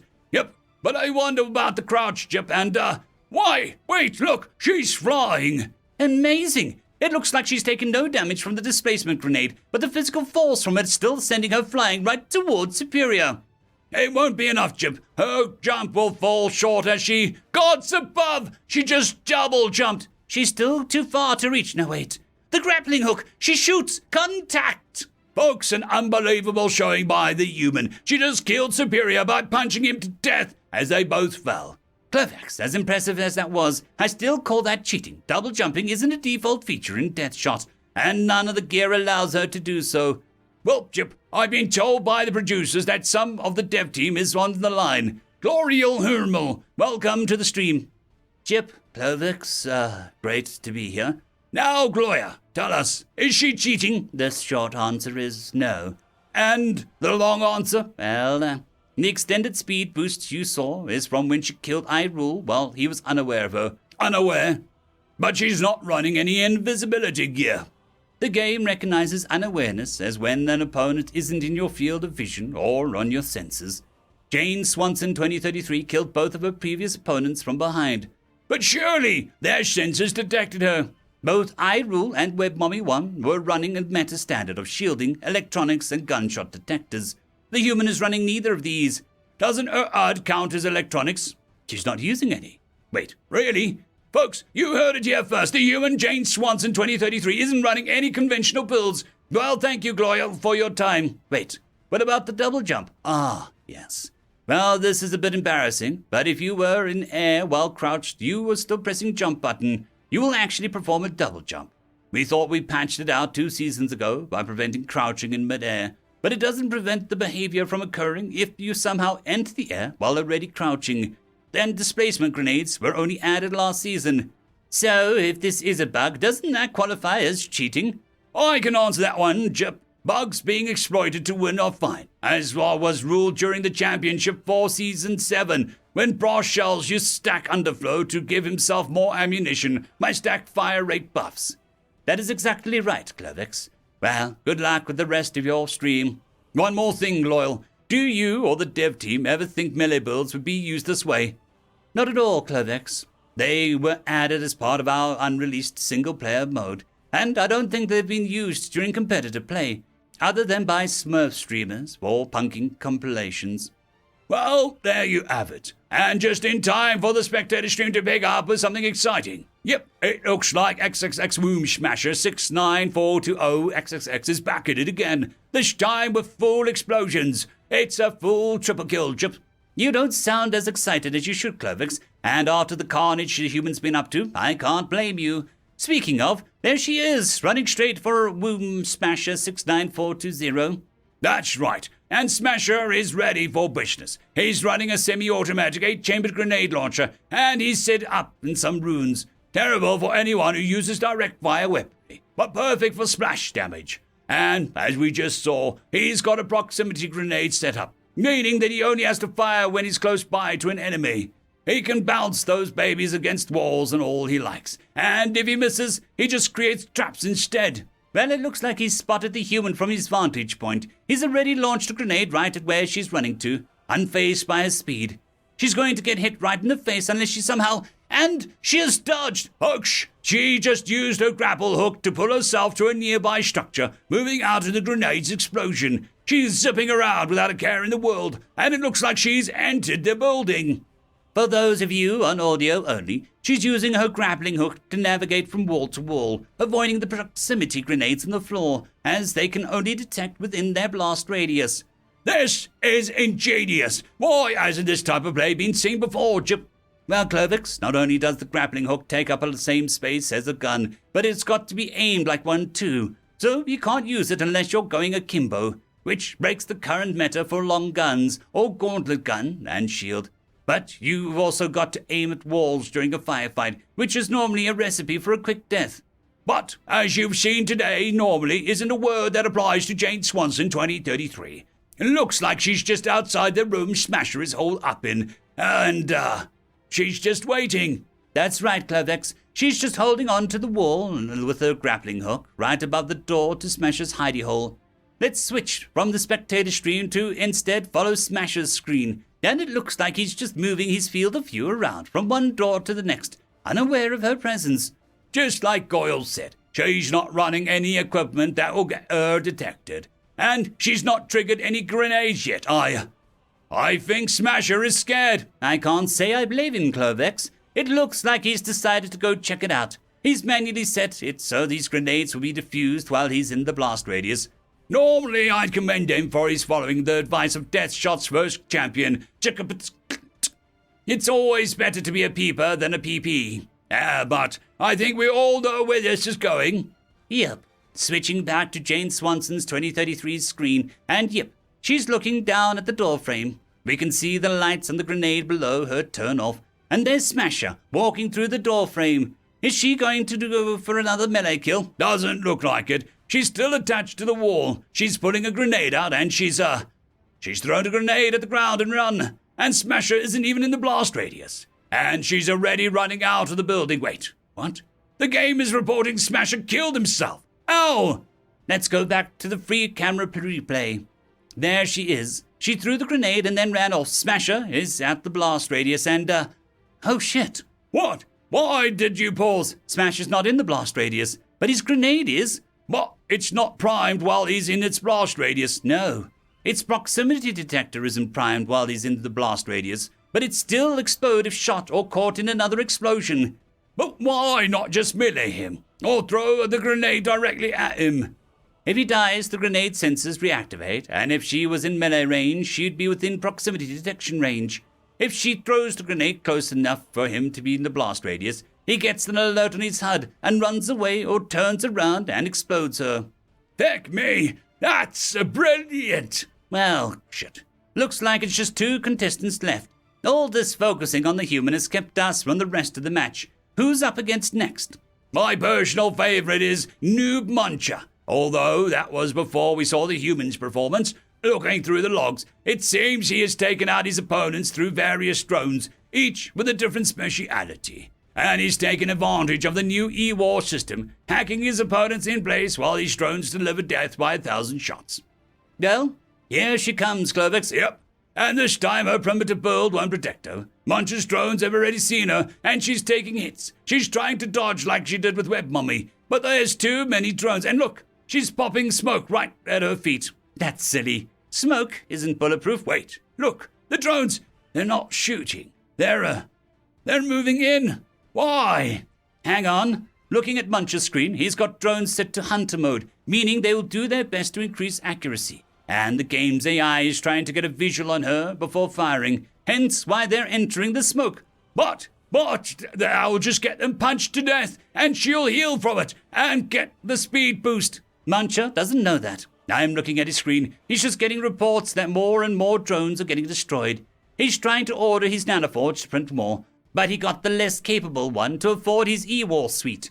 Clovex. He's trying to track her electronics and hack her. This is hilarious. He hasn't figured out that she doesn't have any. Even her grenades are set to manually delay activation. Looks like she's thrown another smoke grenade closer to Muncher. She's trying to dart into it, and is repeating the process. She's creating her own goddamn cover as she advances. Muncher is retreating. He's swapped his E-War deck for a sidearm, the same Colossus we saw Web Mummy 1 use. But this time the human is out of ablative armor, and Muncher is waiting for her to come out of the smoke. I'm still watching her screen. She's putting out smoke grenades and throwing them almost straight up in the air, with only a slight variation in angles. What is she doing? Muncher spotted them. He's too scared of her running out to track him. I'm on free camera, and the grenades are coming down, and they're in a semicircle behind and around Muncher. She's just thrown out her last one. I see it. It's enveloped Muncher. He's trying to get out of it and running backwards, but he's got no clue with how much smoke is around him. He's gonna get punched so hard. Not really. She's not going forwards. She's just run out of the smoke and is going around it to the back. I think she's waiting for Muncher to come out. Yes, there he is. He's not seen her. And blam! She's landed a killing blow right in the head. A critical. Ladies and gentlemen and tertiary sexes, your 14th Death Shot season winner, sponsored by Wendy-Cola, Jane Swanson 2033. She's still running around. Do you think this is some sort of dominance statement? That she's saying that she can still keep going? Or that she doesn't feel that she's had hard enough fight yet? Clovex, why are you laughing? She doesn't have a HUD. So? She probably hasn't realized that she's got no opponents left to fight. Shit. Now that is funny. End of story. Basic Economics, written by Uzu95 Supian. Sol System 02252450. We are now entering the Sol system, exiting hyperspace in 3, 2, 1. With the captain's announcement and a blinding flash of light, a luxurious space liner escorted by a small flotilla of warships enters the edges of the most active system in the galaxy. Navigating their way from a kilometer-sized structure simply known as the Sol Gate, the flotilla began their sunlight journey into the inner parts of the system, cruising along with the most of civilian traffic displaced out of their way for security reasons. Mobak Pyle stretched his arms and adjusted himself in his seat. Despite his years of diplomatic experience, the Zoltec always felt uneasy as he went in and out of hyperspace. He never knew why, but he suspected the transition messed with his ocular cybernetics, making them pulse in a cyan blue color. Mobak massaged his temple, then looked at the view screen in his cabin. A short video was playing, detailing the history and important points of interest in the solar system. Tourism ads and music tailored to his species played as they showcased natural wonders of Earth's biosphere, urban sprawl of the nascent ecumenopolis of Mars, and the floating cities of Venus. While Mobak would have loved to visit his friends in the system, he was not there for pleasure. Rising from his bed, Mobak began to dress himself as he prepared what he was going to say. After a moment's hesitation, he dressed in a tan suit with Zeltec embroidery and had decorated his 2 horns. The choice was calculated, in an attempt to appear more like a human to a person that he was going to meet. Thankfully, he did not need to alter much, as their 2 species resembled each other in many ways, both in body type and facial features. As Mobak put in symbols of his office, he recalled a fond memory of his human counterpart talking about these fictional creatures called satyrs, and how he looked like one. Unfortunately, he was not going to meet his friend today. With his preparations finished, the diplomat exited his cabin and prepared for his meeting. As he entered the lounge, his assistant began laying out the situation and talking. As things stand, the Secretary-General is a relatively newcomer to the scene. She is somewhat of a political outsider, but became famous during a Cerberus scandal, making her the center of attention as the previous ruling party was getting investigated. She is a big supporter of the anti-corruption efforts and more social welfare programs. Have any of our previous contacts remained in place? Mobak asked. The only ones that have remained so far are the Minister of Agriculture and the head of the Centauri Heavy Industry. Many of the rest have been arrested and forced to resign, but we still have many contacts in the civilian sector. Have they traced the source? As far as we know, they suspect it was a series of shell companies made by the Hannigan government. They have no reason to suspect otherwise. Good. What about her stance on the war? Where does she lie? So far, the UNE has been in favor of the war, but the public is divided. They are split between an ardent war supporters and more pacifist and isolationist movements. Reports say that there is a significant portion of moderates that can be swayed to our cause. As for the Secretary, she has not taken an explicit stance, but she seems to be in our favor. It is imperative that we have the UN support. We will not have the necessary manpower and infrastructure to resist the enemy if they continue to sit out of the war. Do we have any word on that human admiral? What was his name? Bowers. Fleet Admiral Matthew Bowers. Right. The traitor. Has he been court-martialed yet? The Secretary-General has postponed his trial until a later date. She wished to discuss the matter personally with you later. So be it. We have more candidates that can fill this role. The chairman has made it clear he wishes for the Zoltec to take command. That may be difficult. Bowers is a veteran, well known to speak his mind to the press, and is well respected across the entire Confederacy. That can always change. Once we talk to the Secretary, Bowers will have to face justice. We must make it clear that the traitor cannot be allowed to resume command. Once the court-martial is done, we can work on diminishing his standing. I believe we still have some contacts in the Sterilite News, right? Yes, sir. Good. They are going to be invaluable in showing how much of a traitor that man is. We should not frame it that way, sir. Treason is a strong word for what he did. At best, he can be accused of obstructing the war effort and lacking the will to fight. If we frame it as a forced retirement, I believe we can allow the Secretary to save face. Perhaps you are right. It's never a good idea to tell a human what they should do. If we can maintain our trade relations and get the damn humans in this war already, I believe the chairman will be most pleased with us. Indeed. I have already prepared the necessary gifts and resources for you to offer.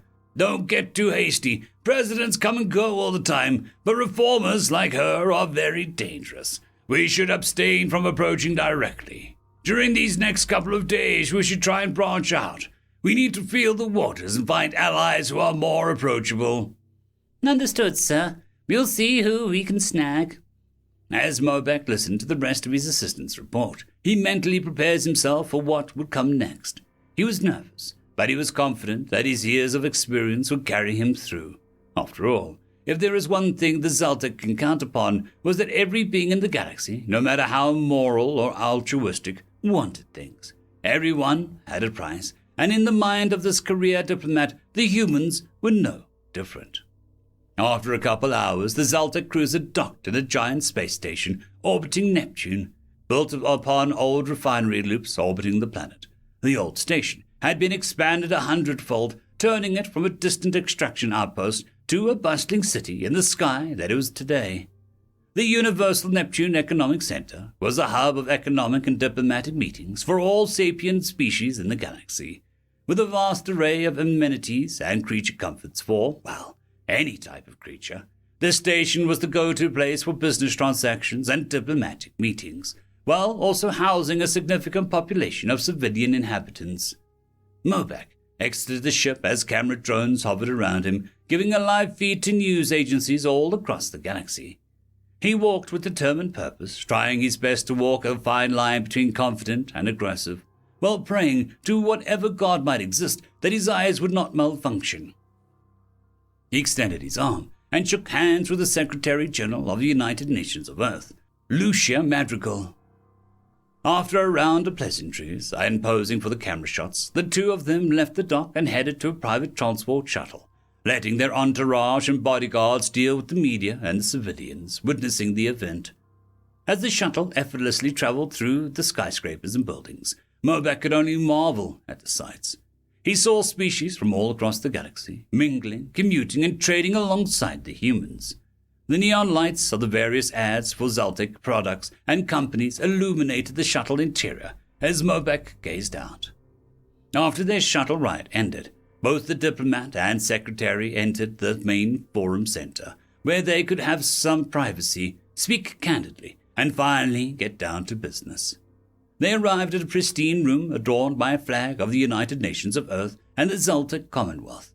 Alongside them were flags of the members of the Confederated Sapient Nations, the multi-species alliance with which the two nations were a part of. "You used the gates to travel here, did you not?" the smiling woman asked. "Indeed, Madam Secretary. These new gates of yours are doing wonders in the shortening of the journey," replied Mobeck. "Well, the galaxy is going to see more of these as the years go by. We plan on building more. I presume your government has received the proposal." "Yes. It might be a while until it gets approved. Many of the transport consortiums are protesting the proposal. They fear their lines of work may become slowly obsolete." "I've heard. But like Mukal once said, progress is not working on what is, but on what is to come. We actually plan on expanding it all across the galaxy." The Zaltec did his best to emulate the human smile and nodded. "Very astute. Quoting one of our most revered philosophers to justify your disruption," he thought to himself. He studied the human in front of him. Tan skin, black hair in a tight bun, and a black formal suit. She was a relative newcomer to the position, and that made Mobeck's superiors nervous. Recently elected after a wave of scandals and resignations hit the previous government, Lucia was elected on a platform of anti-corruption and reform. "Yes, of course. The Quasar Lane Initiative, as you call it. I must say, it is a very ambitious plan to build that many gates outside your own territory. Ambitious, yet somewhat disruptive. Then again, there have been many disruptions lately. While we understand that the transition of power is a difficult time, you should not be afraid to reach out for help. As long-standing allies, we should do our best to make sure things run smoothly." "Oh, I've had plenty of help from the rest of the Confederation. A few weeks ago I entertained Michelk, the Quanti Prime Minister. It was considerate of her to travel all this way, especially with a war going on. In fact, the past few months have been very hectic. I've had to meet every single leader in the Confederacy." "Indeed. You have met delegates from all members save for us. I guess you were, how do you say it, saving the best for last?" he asked carefully, not wanting to outright ask why the most prominent member state of the Confederacy was invited last.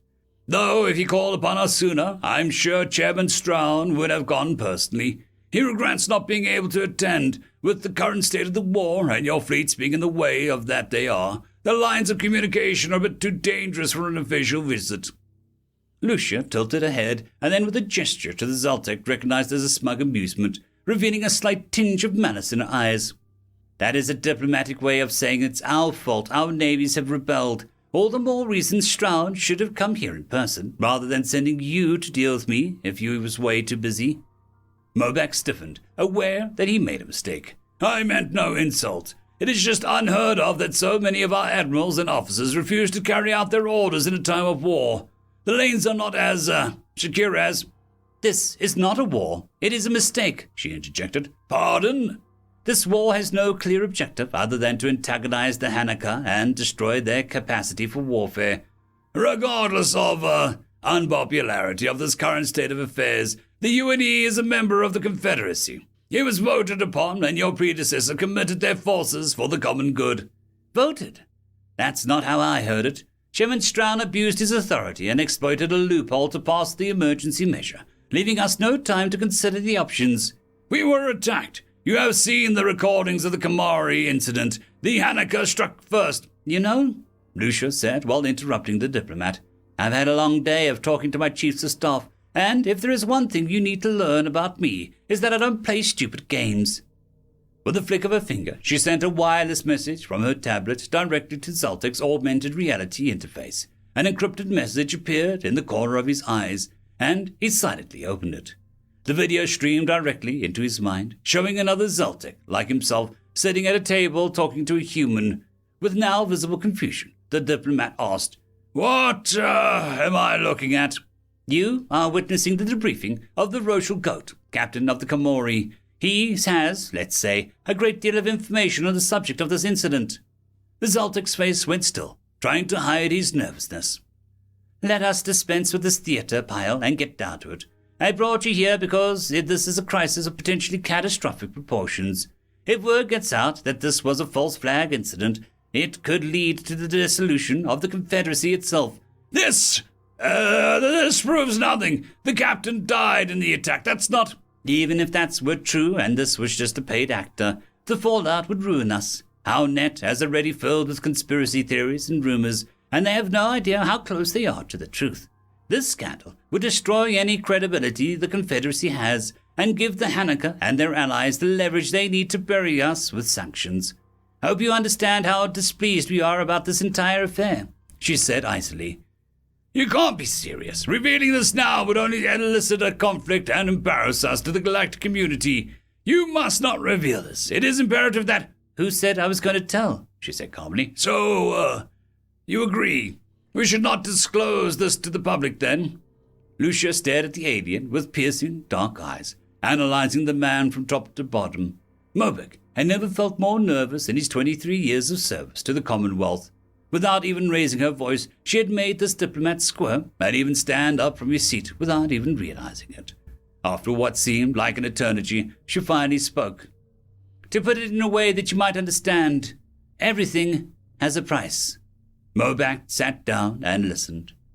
"When the Quinti and the UN founded the Confederacy, we had bright hopes for the future. My predecessors worked tirelessly to elevate the nations that upheld our values: liberty, equality, tolerance. All of this to promote a vision of a world of peace and prosperity. Unfortunately, not everyone can be persuaded with words, and many seek to conquer and oppose rather than negotiate and coexist. We are no saints. We know what it is like to fight. Just ask the Damana or the Tharian when they tried to threaten our security. But when we made this alliance and invited you in, it was to be a bulwark of hope and order against the oppression and chaos." "That sounds very admirable. It is one of the reasons we Zaltek have joined." And yet, as we've grown larger, certain members have wanted to take a more active role in the galaxy. These last few decades have been with constant warfare, intervening with the Krenshini, the liberation of Farine, and even dismantling of the Orenthi kingdom. All for the greater good. The Orenthi Republic is now a proud member of our Confederacy. Surely you must know the kind of power our alliance wields.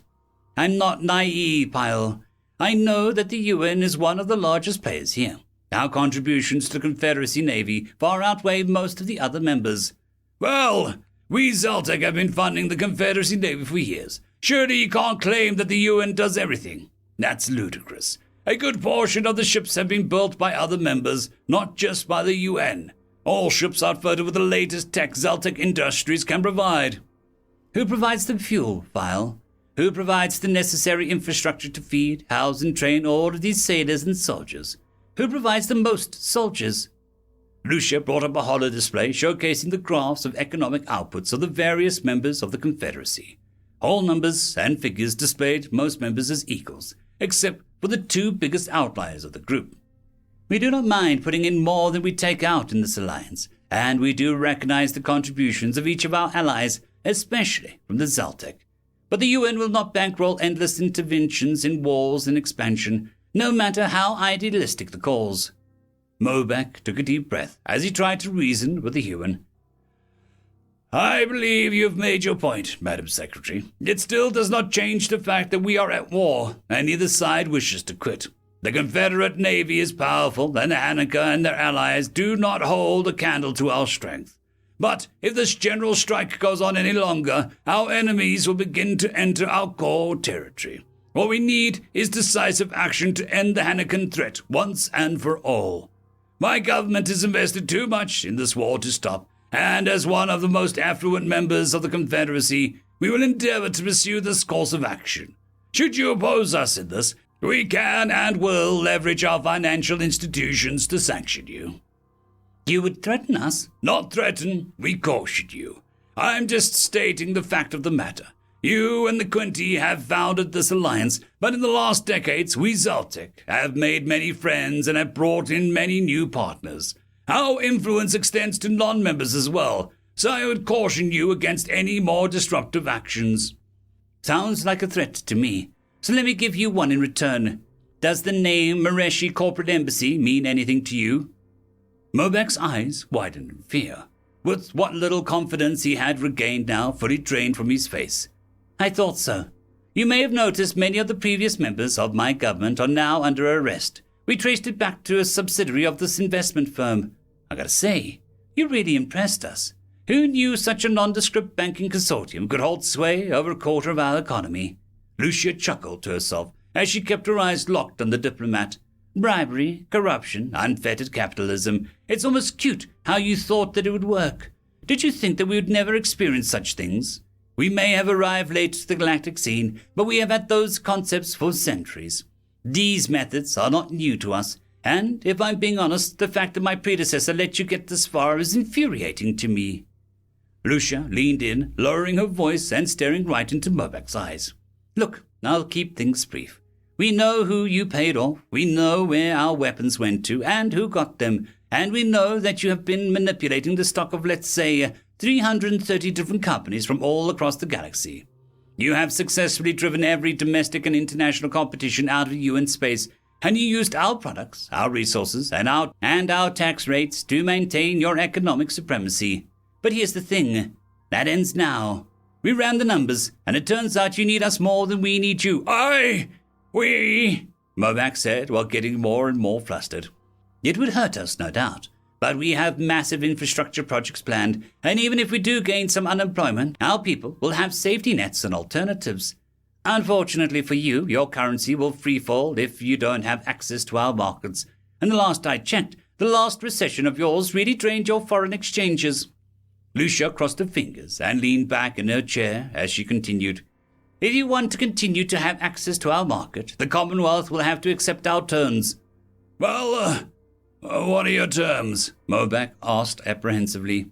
First off, a pardon for any admiral, officer, or enlisted personnel involved in the strike, and Admiral Bowers reinstated as Supreme Allied Commander. Second, we we begin peace talks and try out other diplomatic avenues. If nothing can be done, so be it. Bowers will take charge and run this damn war the way it should be run. We'll drive back the Hanukkah to our original borders, and, if necessary, strike back. Third, Mauritius gets quietly dissolved by our Antitrust Commission and your executives and agents leaving you in space within the end of the year. Expect more general economic reforms to come. Certain tax loopholes might not be around for much longer. And finally, in the next session of the Galactic Community, when we submit the Quasar Lane Initiative to the voting floor, the Zaltec will vote in favor and use their considerable influence to pressure other nations to do so. Is that clear? I don't. The chairman will not be strong-armed into accepting an ultimatum. We need more time to talk things out. I'm sure it doesn't have to come to this. There are different ways that we can resolve our differences, if you'll only give us some time. The way I see it, the Zaltec Commonwealth has two options. Either we come to an agreement and you accept certain concessions, or else. Or else what?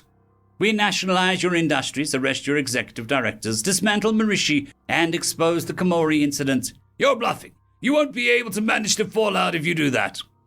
Every illegal action taken happened while my predecessor was in office. I would be seen as an upstanding leader who wanted to do the right thing. My popularity would soar, and I would probably secure my re-election next year. When the Confederate presidential seat gets vacated, it will rotate back to the UN for the first time in 20 years. If I go forth with the platform of anti-war, responsibility, and reparations, I can salvage some of our credibility, though it may cost the Zaltec their status as a full member. But if that's what it takes, so be it.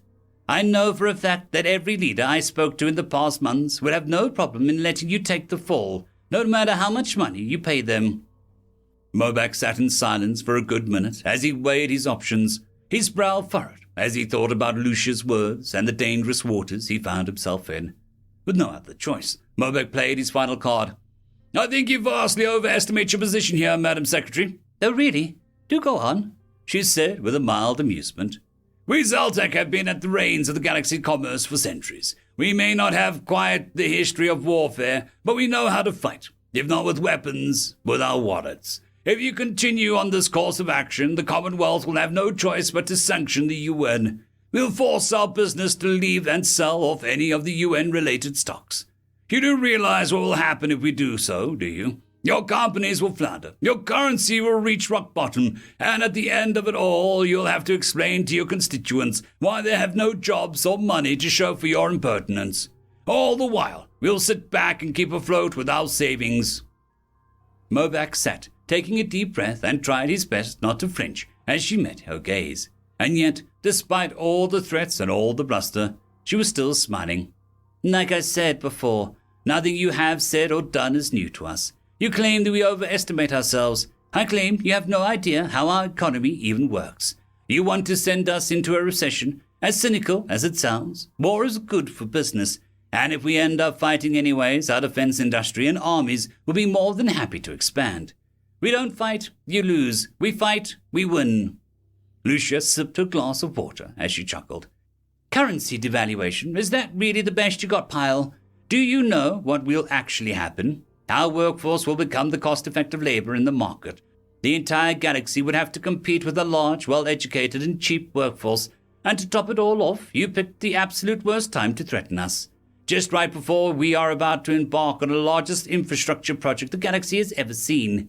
We are not going to have a job shortage, and the common citizen has enough welfare to get by, even if our salaries are low. That is only a stopgap measure. You can't rely on that forever. Of course not. We are not so short-sighted. That's why we have diversified our portfolio. Lucia pressed something on her tablet, and a hollow display in front of them changed to reveal a dizzying amount of information. As Mobac's eyes scanned the information, his blood ran cold. This can't be. This is 257 Zaltec companies, all of which are publicly traded in the Galtec market.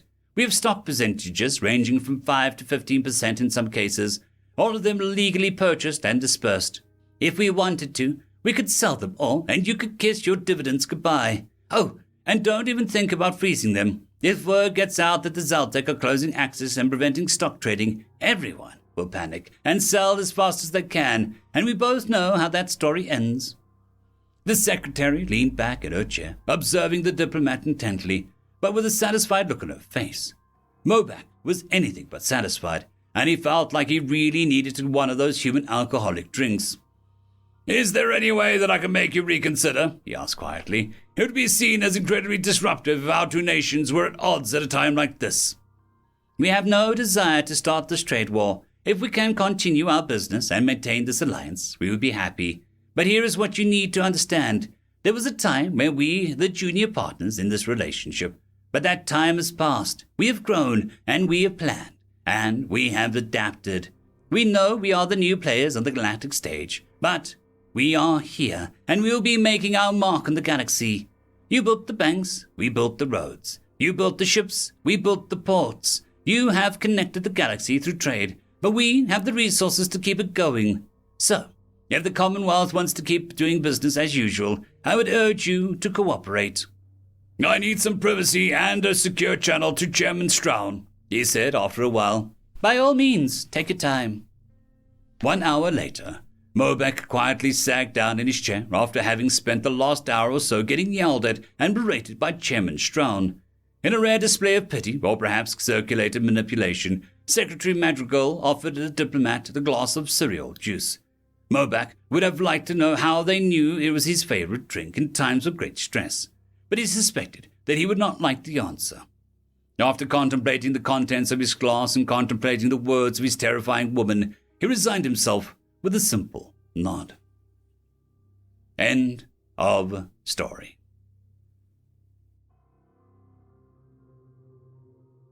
Cole Harden, Dragon Dentist, written by FarmWitch4275.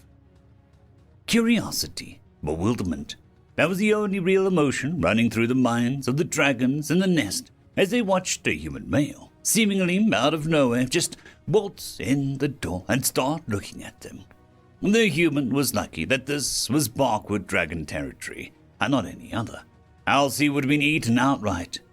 It had been nearly an hour since he had wandered into the nest area with nary a sign, unarmed and with no escort, and just stood around taking notes. One of the younglings approached, eager to prove his capability to his elders, and stood to defense. The human just ignored him. Then, after a time, approached the youngling with a modicum of curiosity. An hour of silence was suddenly broken when the human finally spoke. "Open your mouth and say ah, please," the human asked. The youngling looked confused, bewildered. Out of sheer shock, he complied and gently opened his maw to the human. "Oh my! The human wandered closer and started poking around the dragon's mouth. This guy with either had no fear or was really, really interested in something. The human looked around inside the dragon's maw. Although a youngling, he had a full set of razor-sharp teeth, but wasn't ready to breathe the fire his people were so famed for.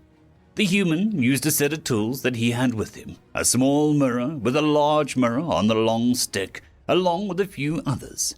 The human stepped away and gently using a hand to tap the youngling's jaw, signaling that he could close his mouth. "Pardon me, dear boy, but do you mind if I clean your teeth up a bit? I can't see what I'm working with here," the human asked with a smile. Okay, the youngling replied. "Oh, excellent. Get comfy and open wide. This'll feel a bit, minty. You aren't allergic or responsive to mint or menthol, are you?" the human asked, putting a bag on the ground. No. At least I don't think so. "Fantastic. This'll tingle a bit. Where did I put that brush?"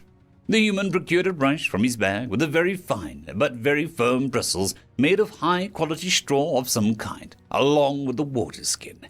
The water skin contained a thick blue gel that he applied to the brush and signaled for the youngling to open his mouth again.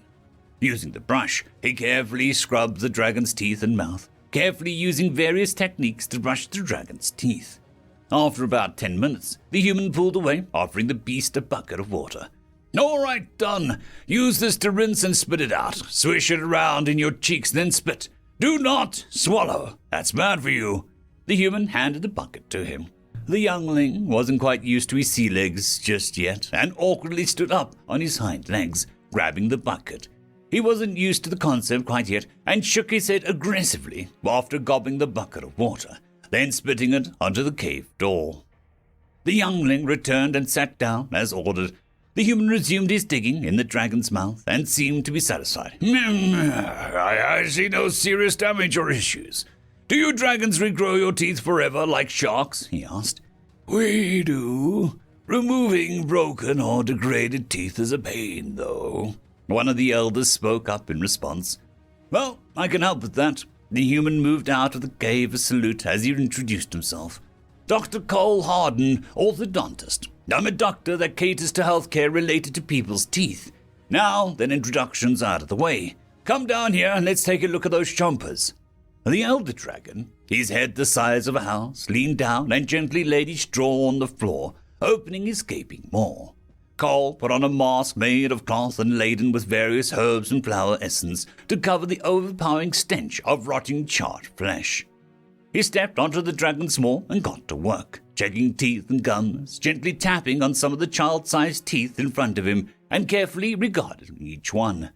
After a few minutes, he walked back out and signaled for the mouth to close again. Right then, I can see several cavities, deformities, and some damage. There's also one dead tooth in there that has to come out. Looks like it's cracked and stuck, so a new tooth can't grow in there. Probably hurts a bit just judging by how you flinched when I touched it, Cole said as he moved to the side, looking the great beast in the eye as he spoke. All right, then. The dragon regarded the human for a minute, his tongue flicking about shortly before a minor flinch of pain. Your suggestion? Okay, let me think, Cole said, rifling through his bag. These should help. He grabbed several vials of purple liquid and presented them. All right, open wide. Let's get that tooth out. The elder opened wide and allowed Cole to put his mask back on and walk in. Cole splashed one of the vials directly on the tooth, then stood waiting for a few moments. After this, he gently tapped on it again. The dragon offered no resistance or note of pain, and Cole nodded his head. Satisfied, he headed back out again towards his bag. The elder dragon flopped his mouth and tongue, now aware his mouth was numb. The elder priest tried to say, Don't talk, just keep it open. The vial was full of a potion I had a mage make for me. It dulls the mouth and gets rid of the pain so that I can work more easily, and you feel nothing. It does, however, make your tongue and mouth numb, so you sound very silly when you talk. Open up, let's do this. Cole brandished a set of sharpened, strangely curved metal hooks in his hands and tightened his face mask. Reluctantly, the dragon opened his mouth again, wary of the new tools in the human's hands, and shivered a bit as Cole walked in. Cole took a second vial and emptied its contents around the base of the tooth and waited momentarily. He gently gave the tooth a nudge, and satisfied it was loosened up. He used the meat hooks to get a good leverage, and then he heaved a mighty pull and yanked the child-sized thing out. It landed on the dragon's tongue, and Cole dragged it outside. Cole quickly tossed the blackened tooth to the side and quickly moved back in, tossing another vial of strange liquid where the tooth once stood. The wound closed quickly, cleaning any residue left over from Cole's work, creating a seal around a new tooth that was slowly growing directly underneath where the old tooth was. Cole quickly walked out and let the elder dragon breathe. All right, give it a minute and let your mouth return to normal. Then give a good blast, a short one. It should clean the residue out, Cole said as he moved towards the cavern entrance and set up some kind of makeshift target. The elder dragon collected himself for a few moments, then let out a large but controlled burst of flame from his maw, vaporizing the target and letting out a burst of flame from the cave's entrance. The elder dragon smacked his lips quizzically and lapped his tongue about his mouth for a few moments. I'm still going to have to properly clean that mouth out and brush your teeth, but at least that took care of your biggest problem before the thing got infected, Cole said as he pointed to the worst bits on the removed tooth. The dragons looked at him carefully for a few moments. Up until this point, humans, elves, dwarves, and orcs held nothing save animosity or simple hatred towards dragons. This guy randomly waltzed in, got to work, and potentially saved an elder from a rather horrible time. One dragon, an adult, a father with a brood on the way, turned from the room and stomped his way to the cave passage. Cole began to clean his tools and pack his things when the same dragon reappeared holding a claw full of gold coins, which he offered to Cole. Payment for services. It's only fair. Carl simply nodded, taking 5 gold coins out of the hundreds that were there. I only get paid for work I actually did. This covers everything. In the meantime, I shall need to return to my home and gather up some equipment. I need more brushes, more potions, more toothpaste. As a matter of fact, do you know of the cataban tree? Yeah, of course. It grows like weeds around the mountains, The youngling said, stomping over to Cole's side. Oh, excellent. That tree has a rather potent effect. My own king uses it to help with bad breath some days. Grab some of its leaves or branches and chew on them.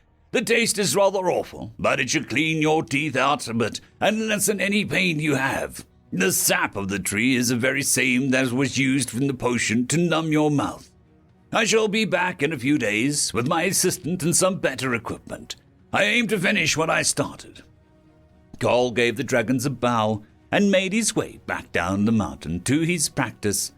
The dragons, on the other hand, began hastily moving around to collect cataban trees, with the older and larger dragons in the clan ripping whole trees out at their roots, then chewing on them. The younger dragons flew out of the other dragon clans, giving them a full story of what exactly went on. King Norhal V looked carefully at the document shown to him, and his brow furrowed. Seriously? He asked, peering at his subordinates. Seriously? His mage said. The king laid his head in his hands and groaned in annoyance. This can't be true. There's no way something so stupid. There's just no way. Yeah, I'm afraid, Your Majesty, it is about as true as it gets. Stupid, but true. Humanity has always been a freak of nature, but even for a human, this goes beyond the damn pale. We're screwed. The king sighed in annoyance and rested his chin in his hands. So, if I am understanding this correctly, the humans had this thing called a dentist. Then the dentist went to the dragons and, pulled out their teeth. The dragons liked this, and suddenly the human kingdoms have a full alliance with the dragons because of this. The head mage spoke, combing through various documents. Apparently so. The humans essentially became the most powerful and wealthy of all of us because, some guy likes helping keep people's teeth clean, the king responded, taking a sip of his wine. Sounds normal for humans. Actually, this isn't even the craziest thing they've ever did. I'm surprised they didn't kill the sun or something to stay in bed for a few more hours. It's surprising it's not something worse, so, what do we do?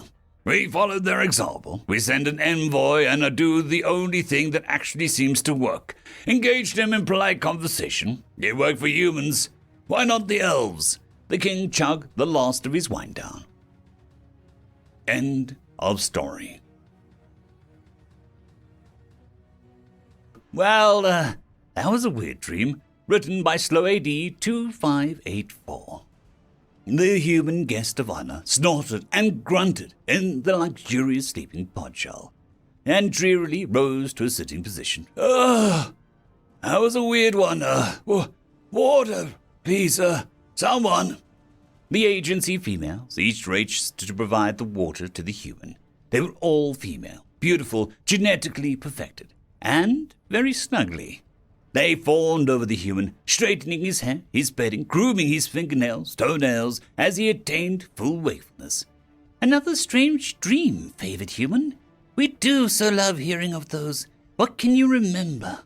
They looked sidelong at each other as they prepared to gather the intel and relay it immediately to high-sec ops through their cybernetic implants. I don't know. I guess it was a weird 1980s wall or something.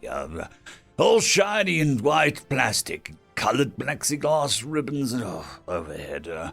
I don't really know why I was there. And there were these weird squid centaur-looking monsters, waving their tentacles and chest arms over various display kiosks scattered around. I couldn't really get what was going on with them, but they were all very focused on whatever they were doing. Oh, how very weird. So cool.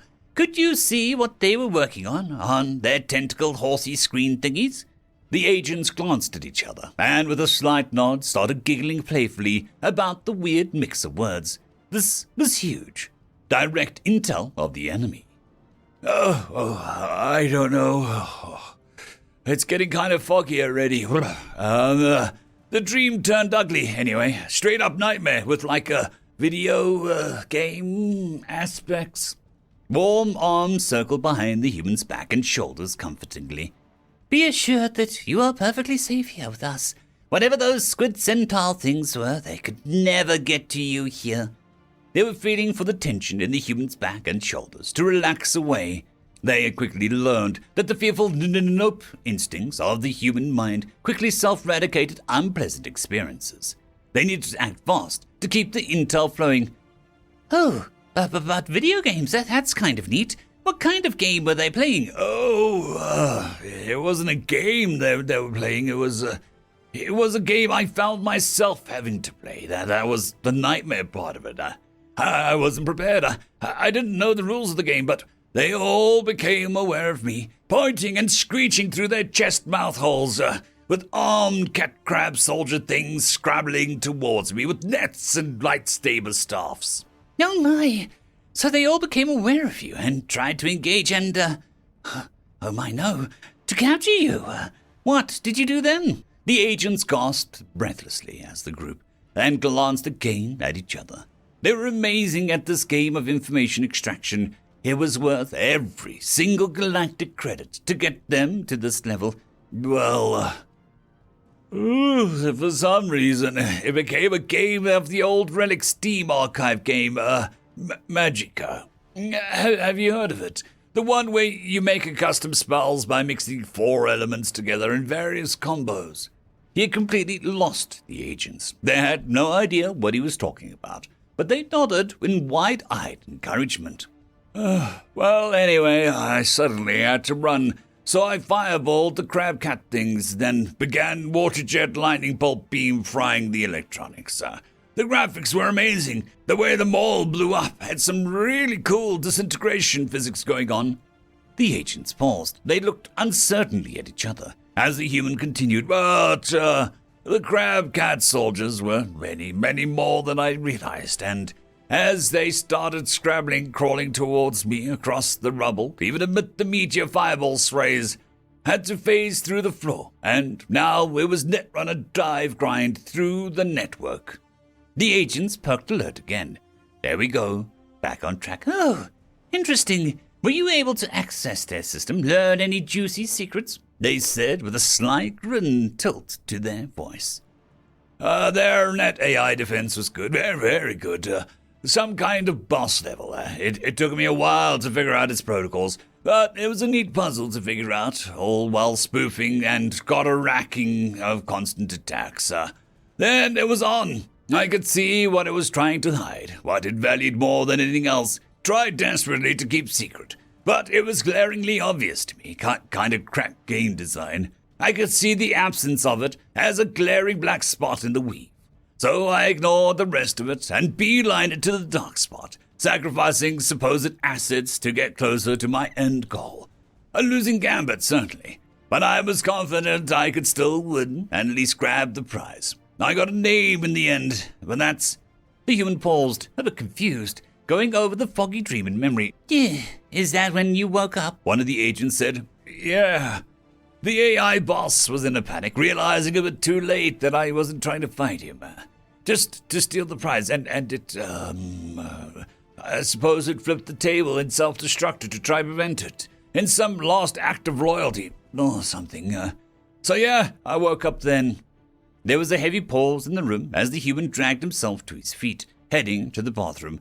But the prize, you kind of said that you got the name, at least. Now, we're just dying of curiosity. You can't just leave us hanging like that. Sort of. Not really a name, more like a chicken scratch. Hey, you got a tap? The data tablet was rushed into his hands before he could finish. He really loved being a guest here. Best resort hotel ever.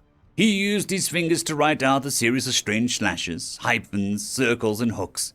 That's pretty much the name. I'm not completely certain anymore.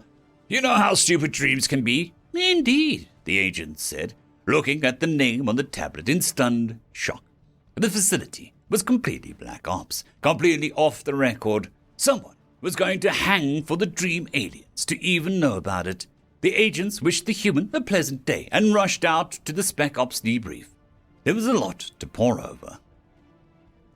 The Archon picked his roof tentacles amongst the smoking ruins of the central HQ facility, stunned at the amount of raw damage leveled upon the secure and deeply buried under miles of solid iron planetary core facility. No one was even supposed to know this place even existed, nor even could exist. Oh, it clicked imperiously to the chained and shackled former cavalier of security. What even was it? It demanded. The high-security cavalier winced under his eternal shame. We still don't know, sir. Some form of ethereal presence, a ghost, some polyphasic life form. We could barely even perceive it, just hovering there. The Archon stroked a scorched and fractured ceramite armor. The fire? This material was never supposed to burn. The fireballs came out of nowhere, Archon, and the flames were, well, I can only say magical to describe it. Some supremely advanced tech to seem to be so magic. It simply burned and consumed everything, even the energy shields woven throughout the space. They just burned like cobwebs or something. The Archon took a step forward and looked down in disgust at the puddle he stepped in. And the paramagnetic dihydromonoxide, where could it have come from? It shot out from the entity like a pressure hose, and the kilovolts of electricity threading through it. It fried anything, even remotely electronic or susceptible to capillary, delusive, and ionizing attacks. The Archon clicked to itself, one of its chest tentacles tapping its chest mouth's orifice fangs, deeply in thought.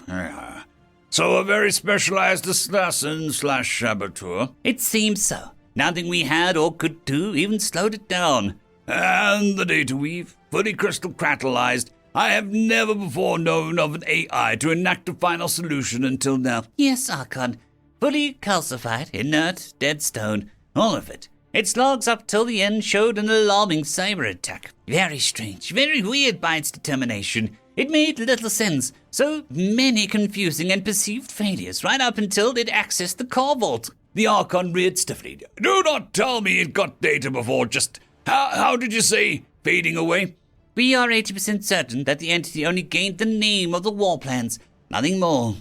The Archon flinched at that revelation, acutely aware that the file name was the location of the attack site. He really did need to get better at his obfuscation. To change the subject, he returned to the devastation of the facility.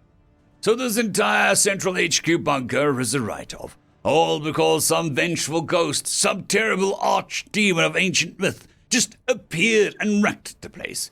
Does that about sum it up?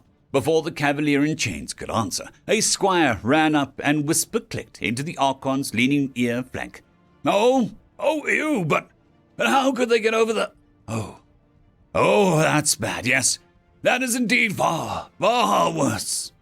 As the Archon ordered the security cavalier to be unchained and pardoned of all misdoings, he rested 14 chest tentacles on the cavalier's back.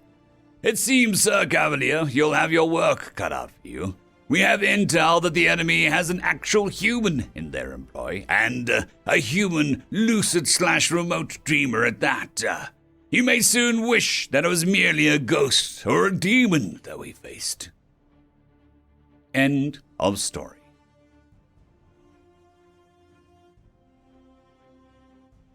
Everyone Loves Uncle Bernie, written by FarmWitch4275. The tension hung heavy in the air as it was finally realized that peace talks were collapsing and war was inevitable.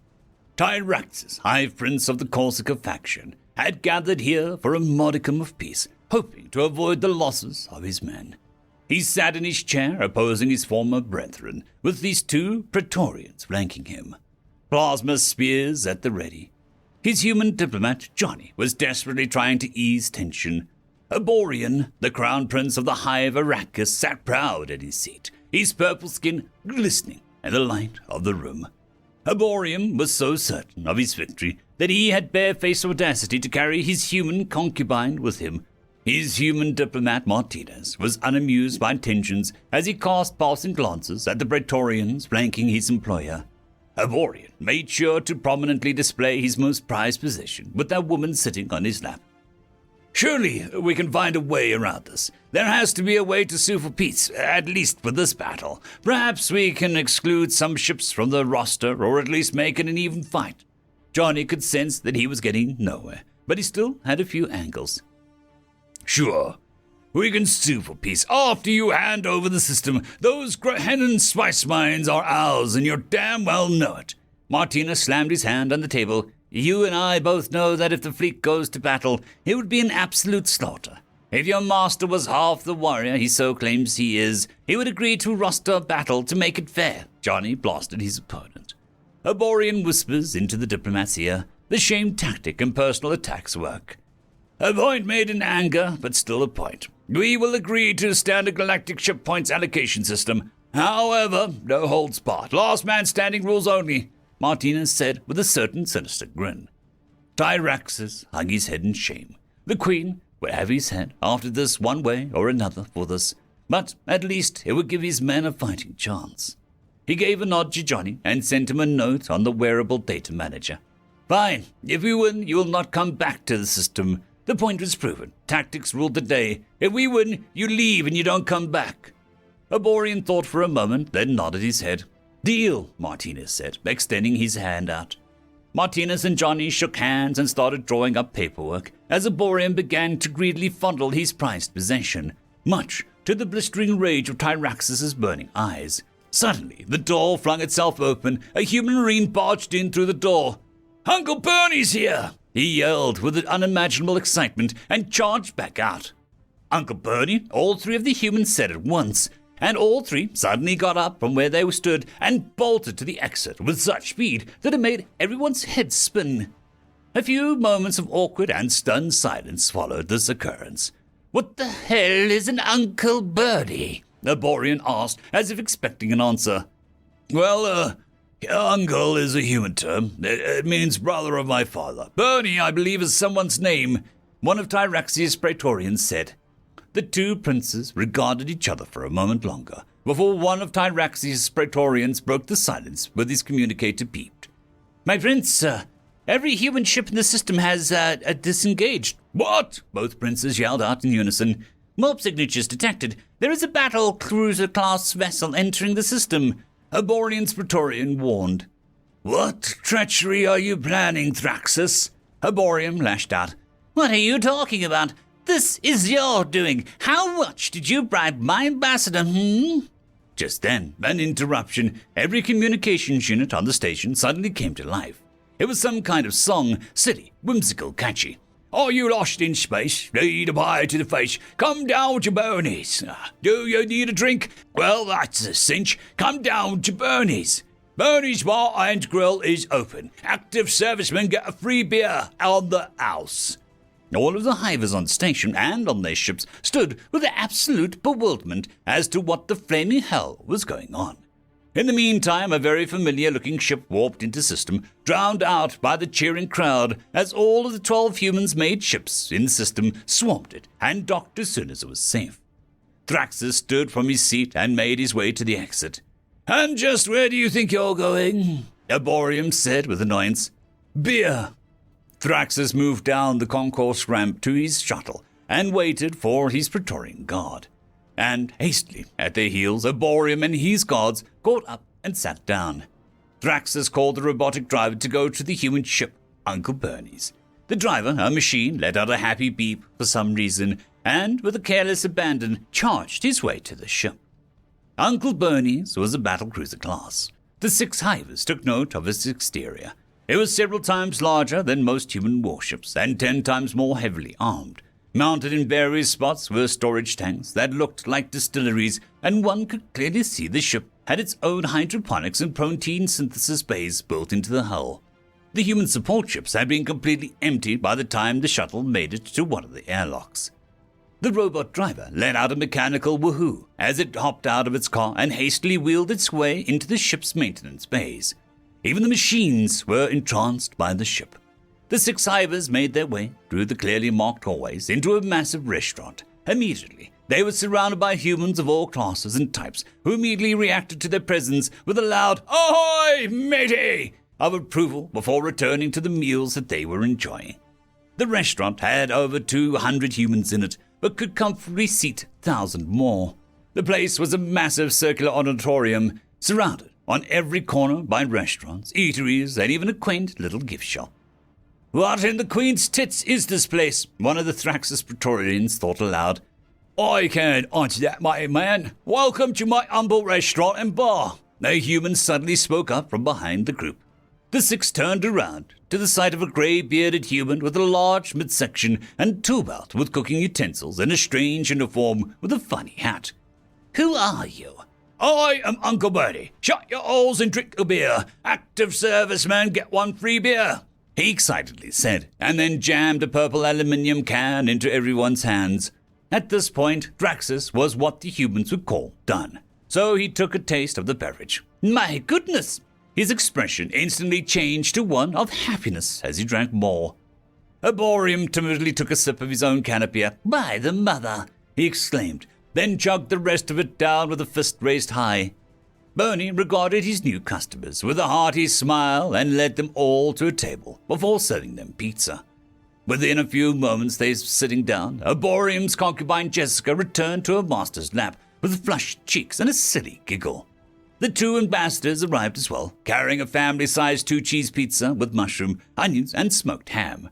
Jessica showed them how to eat pizza by grabbing a slice, then squealing in delight as she tasted the slice. Martinez and Johnny likewise did the same, sighing in happiness, as though it was their first Christmas. The hivers tentatively took their own slice of the delicious-smelling confection and took a small, cautious bite. Thraxus gave it one taste and threw decorum to the wind and began to aggressively scarf the slice down. The 4 Praetorians likewise did the same, followed by Arborium, who had Jessica feed it to him. Thraxus sat back in his seat, carefully considering a small fact he suddenly noticed. This place was rather empty. Uncle Bernie approached and smiled as his usual mustachioed smile. "Can I get you anything else, boys? There's plenty for all." Thraxus suddenly perked up. "Yes, a la carte." He looked at his all-too-happy Praetorian guard. "Yes, my prince," he said. "Hand me your communicator. Patch me into the fleet." Holocron did as commanded. "This is Thraxus, Prince of the Hive Cathron. All ships are to immediately disengage operations and report to Uncle Bernie's for lunch." He stopped after Johnny handed him a piece of napkin with something scrawled on it. "And also, anyone who does not leave a tip will be shot." Arborium followed suit, commanding his own substantial naval forces and military to stand down, placing several thousand takeout orders for the planet and the station at Martinez's instructions. Within minutes, the ship was flooded with thousands of hivers from both factions. To Arborium and Thraxus' astonished shock, Uncle Bernie was there to meet them. All of them. Thraxus noted this and asked Martinez what the hell was going on. "What, my lord?" Martinez asked, confused. "There's Uncle Bernie. And there. And there too. Am I seeing a strange genetic anomaly, or is this man a clone?" he asked, bewildered. "Well, yeah, that's Uncle Bernie for you. And there too. And that's Frank, actually. He's Uncle Bernie too, but he likes to be called Frank," Martinez said, gesturing to the chefs and cooks of all various restaurants. "Care to elaborate, please?" Arborium said as he held a sleeping Jessica in his arms. "Uncle Bernie, my prince, is a human that owned and operated a restaurant at an old shipbuilding yard before Sol was lost, called Jupiter Drive Yards. After about 20 years on the job with that very restaurant, the company gave him one of our old refurbished Magnificent-classed ornament ships. That's what the ship is. It's based on an old Trade Federation Magnificent-class in old Star Wars movies," Martinez explained, sitting down with a new can of beer. "Yes, a lot of other restaurants and food franchises exist, but none come close to Bernie's. He's turned that ship into a roving restaurant that was there when Sol collapsed. He's been everywhere, just roams the stars, feeding and hydrating anyone he comes across at the absolutely rock-bottom prices. He even caters to machine consciousnesses because the tech cults have a presence on the ship. All in all, Bernie's just a nice guy who just wants to own a restaurant. And damn, he does a good job." Johnny responded in kind and helped himself to a hot dog. and in order to ensure that I can provide a service that is needed, nay, demanded of my establishment, I opted to do some cloning and mind copying, just to keep it all running how it needs to be. We share somewhat of a Gestalt consciousness too, so it makes things a lot easier. Now, perhaps I can interest you in our dessert menu, Uncle Bernie said, firing up the ice cream makers and waffle irons. In the end, with all that had happened, neither side was ready or willing to engage in warfare. Both sides were either too full, too sleepy, or too drunk to do any fighting. When the hangovers and bellyaches passed, there was a strange feeling of contentedness between the two factions. Both of them essentially forgot why they were fighting and were too stuffed, happy, or filled up to bother asking. Martinez and Johnny drew up plans for the conflict anyway, but they were never used. In all, Arborium and Thraxus agreed to a 50-50 split of resources in the star system, ultimately benefiting everyone, especially Bernie. One of the conditions of the peace talks was that Bernie always come around at least once every 3 months for a good booze-up, because, after all, everyone loves Uncle Bernie. End of story.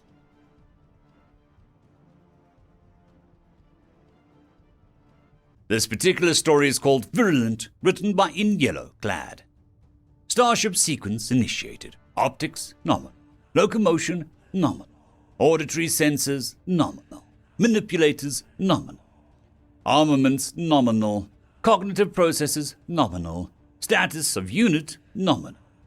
Nicrel and Mortal Class Autonomous Warfighter online and awaiting orders.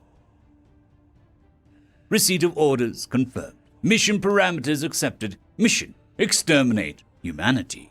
Hunt down human military leaders. Assimilate military knowledge. Disseminate military knowledge to friendly units and Nicrol leadership. Bring glory to the Empire. Exalt the Empress. Exaltation complete. Begin deployment. The 8-limbed machine awoke within the confines of its assault. It did not seem to notice as it slammed into the ground on the human colony world Shiva, a beautiful world of little strategic value. But that mattered not to the Nicrol.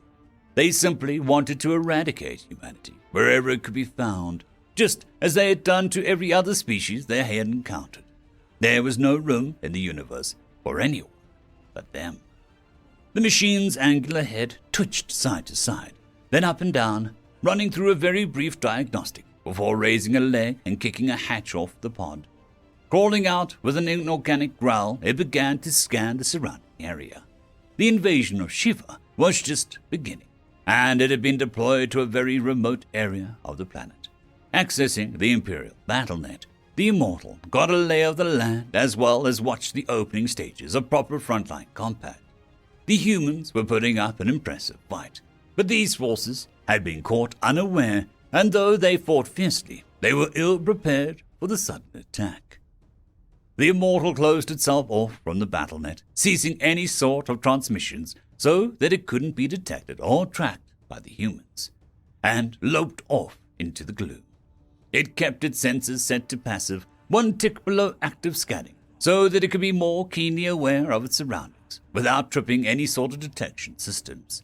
And though it was a large construct, it kept itself low and flattened to the ground, moving with speed and silence. It paused mid-stride when a shudder ran through the ground and a distant explosion occurred. It remained perfectly still till the brief orange glow of the explosion faded and it resumed its course. It didn't really know what it would find in the direction it was heading, save that initial recon had suggested a concentration of loathsome humanity on this particular course, so that was the direction it'd take.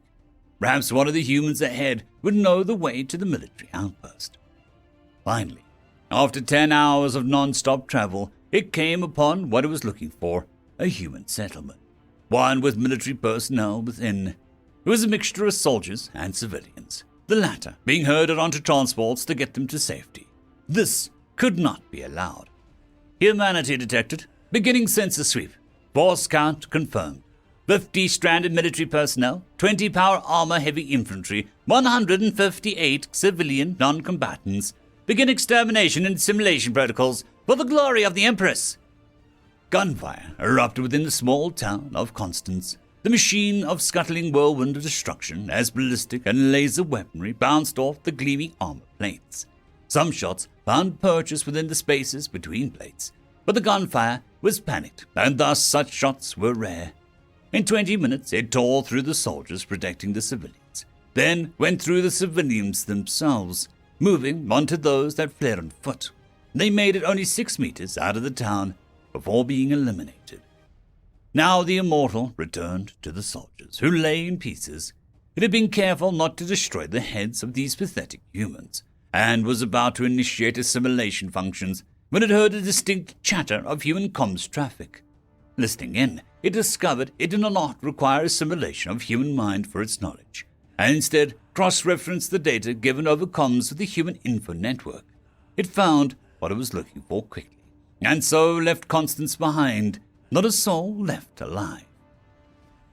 Another 6 hours passed, and it found the military base it had been looking for. It wasn't right on the front lines, but it was being used as a staging ground for a frontline offensive now that humanity had gotten their act together. The Immortal infiltrated the base and decided a stealthy approach was needed, collapsing its many limbs, reorienting joints, and soon standing like a human would. It even shrunk itself down to the appropriate height and began looking for a suitable target. One was found and eliminated quickly, flesh peeled away and then draped carefully over the Immortal. It donned the dead human's garb, did a quick scan of vocal cords, and began to infiltrate the base far more properly. It moved with the same haste the human had exhibited. A man walking calmly across the base could possibly be suspicious after all. Still, it did attempt to avoid needing to communicate with other humans. After all, it did not have the memories of the human it had killed to fall back on. Instead, it went for the most likely location of command staff, the command center. Everything was going smoothly till it entered the command center, the inner rooms of which were heavily guarded. The outer areas of the building were also guarded, but not nearly as heavily. That said, there were checkpoints which were unavoidable, as the Immortal promptly learned. "I'm the scanner, Marine. Ain't that hard?" the guard behind the window said, not looking up at the Immortal in the human disguise. The machine leaned over and placed its eye before the scanner. It blinked red for a few minutes, then went green, before suddenly turning a deep blue. This caused the guard to frown and glance upward. "Ha! Must be a glitch. Try again, please." Again, the Immortal allowed the device to scan it, and again the scanner turned blue. It decided to converse, in the hopes that it was doing so would not draw any sort of suspicion. "Something wrong?" it asked, before realizing it hadn't gotten the voice right at all. The guard nodded, though. "Yeah, scanner says it's detecting metal, and ain't nothing in your vial about a cyber—" The guard froze, realizing exactly what he'd just heard, and then he moved far faster than the machine had been expecting, one hand reaching for the intercom, the other for his sidearm. "Intruder alert in command building! All units on high!" He didn't get to finish that sentence. He'd drawn his weapon in the blink of an eye, and just barely squeezed the trigger when the Immortal came crashing through the window. The skin-it wall was cut by thick shards of glass, exposing the gore-covered metal underneath. The death of the guard was quick, but also incredibly painful.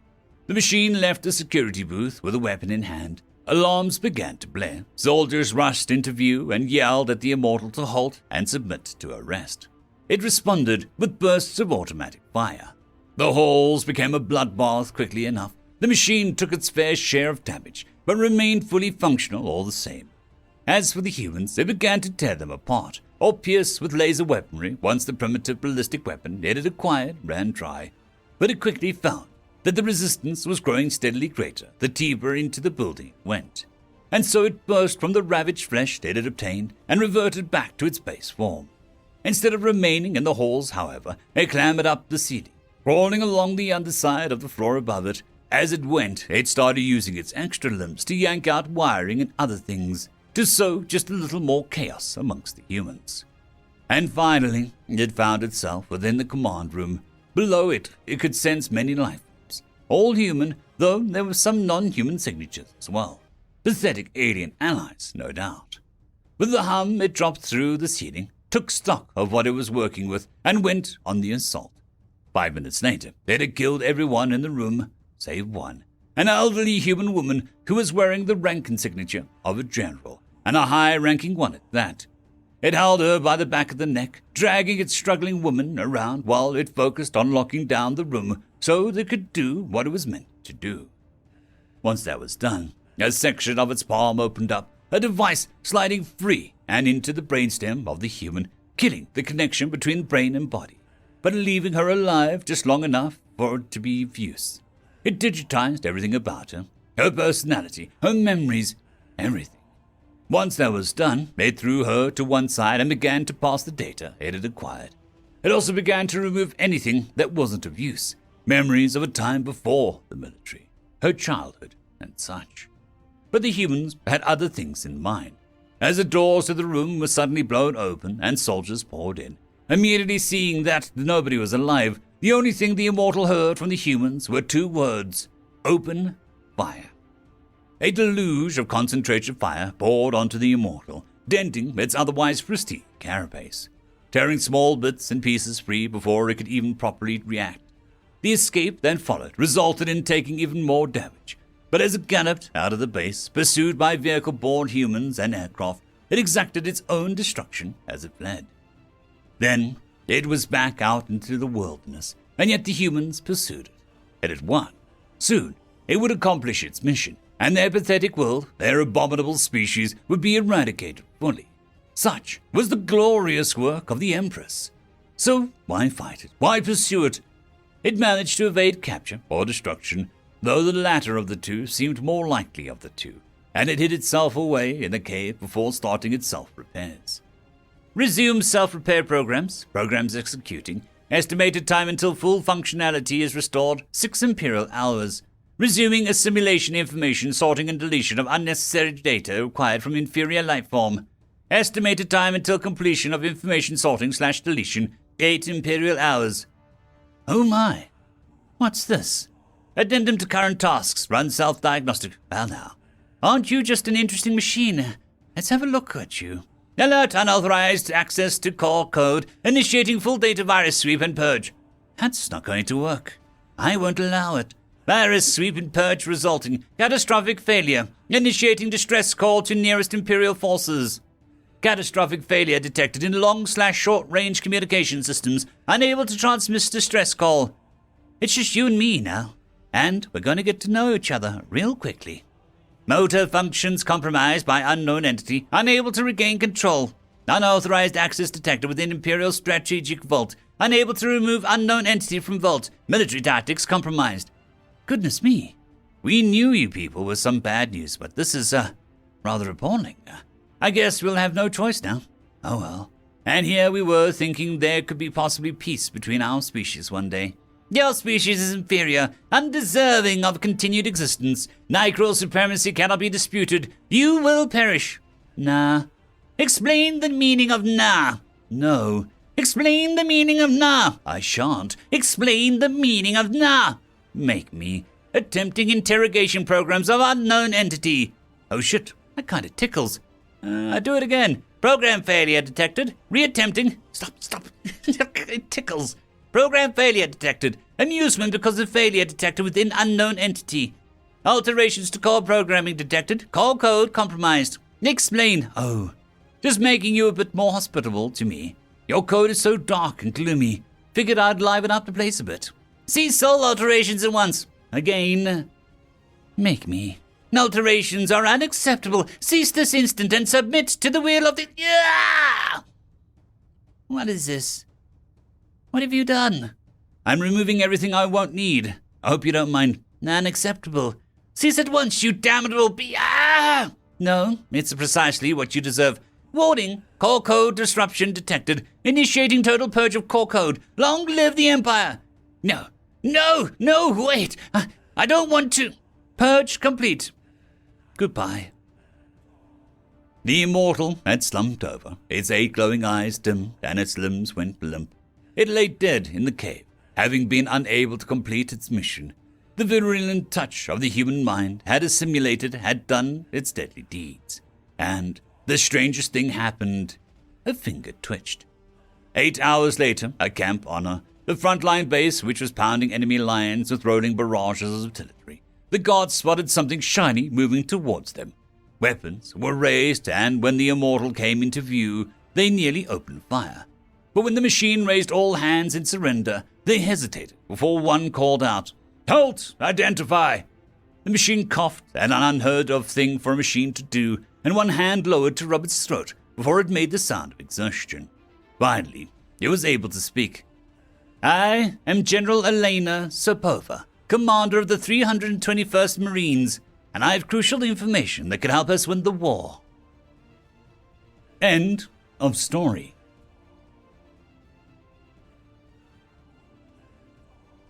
Hunting Humans, written by its director. Thank you for choosing the Galarthian Hunting Agency for your sentient hunting needs. Please read the entirety of the following documentation. Failure to read this documentation may result in grievous harm and/or death. Happy hunting. You have chosen to hunt Ayana. Background information. Ayana, colloquially known as humans or Homo sapiens sapiens, arise from a nitrogen-rich planet of NT-477, locally known as Earth.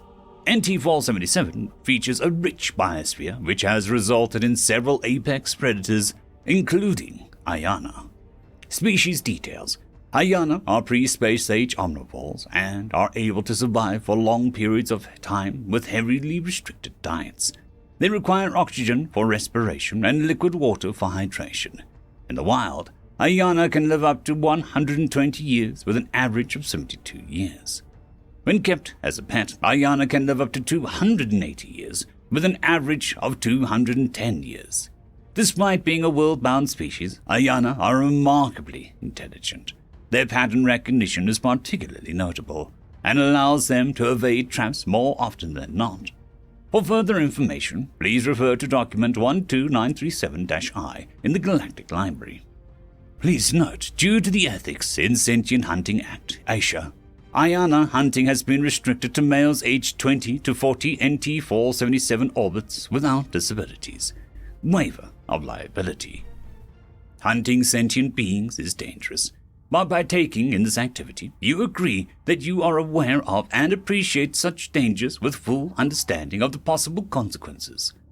You hereby knowingly and voluntarily assume all risks of any nature associated with this activity, as well as waive, release, and discharge from any and all liability, including, but not limited to, liability arising from the negligence or fault of the entities or persons released for your death, disability, personal injury, property damage, property theft, or actions of any kind which may hereafter occur to you, including your traveling to and from this activity.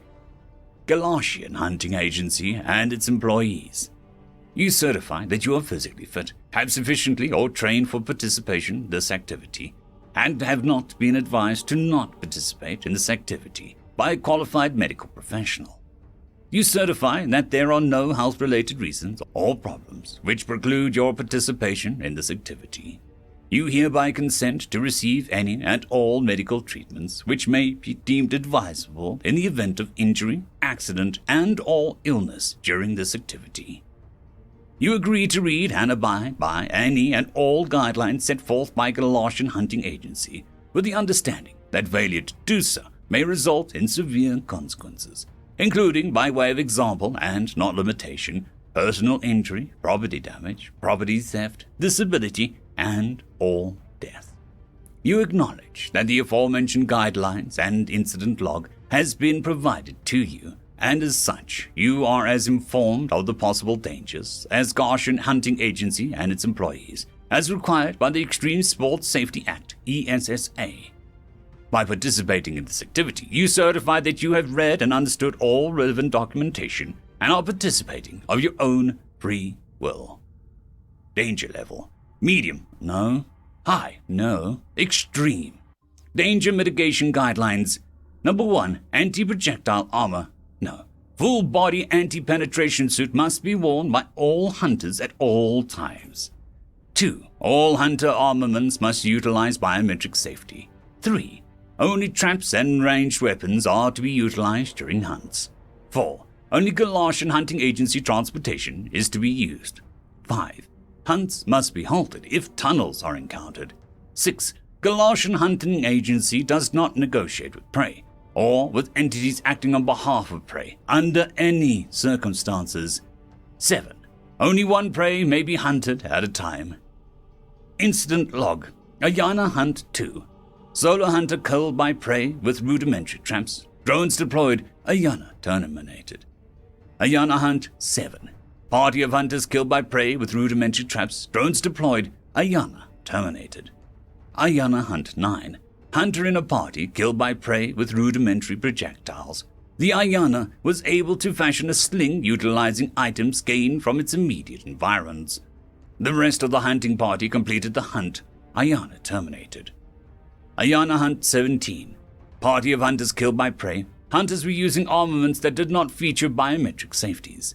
The Ayana captured one of the weapons and utilized it against the hunters. Drones deployed. 4 drones lost. Ayana terminated. Ayana Hunt 19. Solo hunter killed by prey in hand-to-hand combat. Drones deployed. Ayana terminated. Note: Ayana was consuming the hunter. Ayana Hunt 25.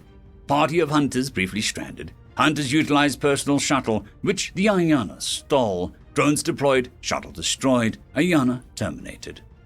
Ayana Hunt 26. Party of hunters killed by prey with rudimentary traps. Drones deployed. Ayana terminated. Ayana Hunt 29A. Prey eluded party of hunters. Ayana dug an intricate tunnel system via unknown means.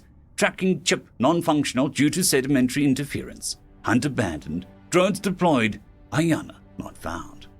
Ayana Hunt 29B. Party of hunters killed by trapped tunnels. Drones deployed. Ayana not found. Ayana Hunt 29C. Party of hunters killed by trapped tunnels. Drones deployed. Ayana not found. Thermonuclear ordnance utilized. Ayana presumed terminated. Note: new hunting site established due to radiation hazards. Ayana Hunt 34. Protocol breach. Ayana was captured with pre-space age military-grade armaments. Galatian Hunting Agency transport shuttle was destroyed, and the hunting party was systematically hunted down and killed by the Ayana. The Ayana made use of the hunting party's several limbs to render the hunting party's biochemically locked weapons functional. Drones deployed. 47 drones destroyed. Ayana terminated. Ayana Hunt 35. Solo hunter injured by prey. Ayana stalked and attacked hunter in melee range. Hunter was bitten.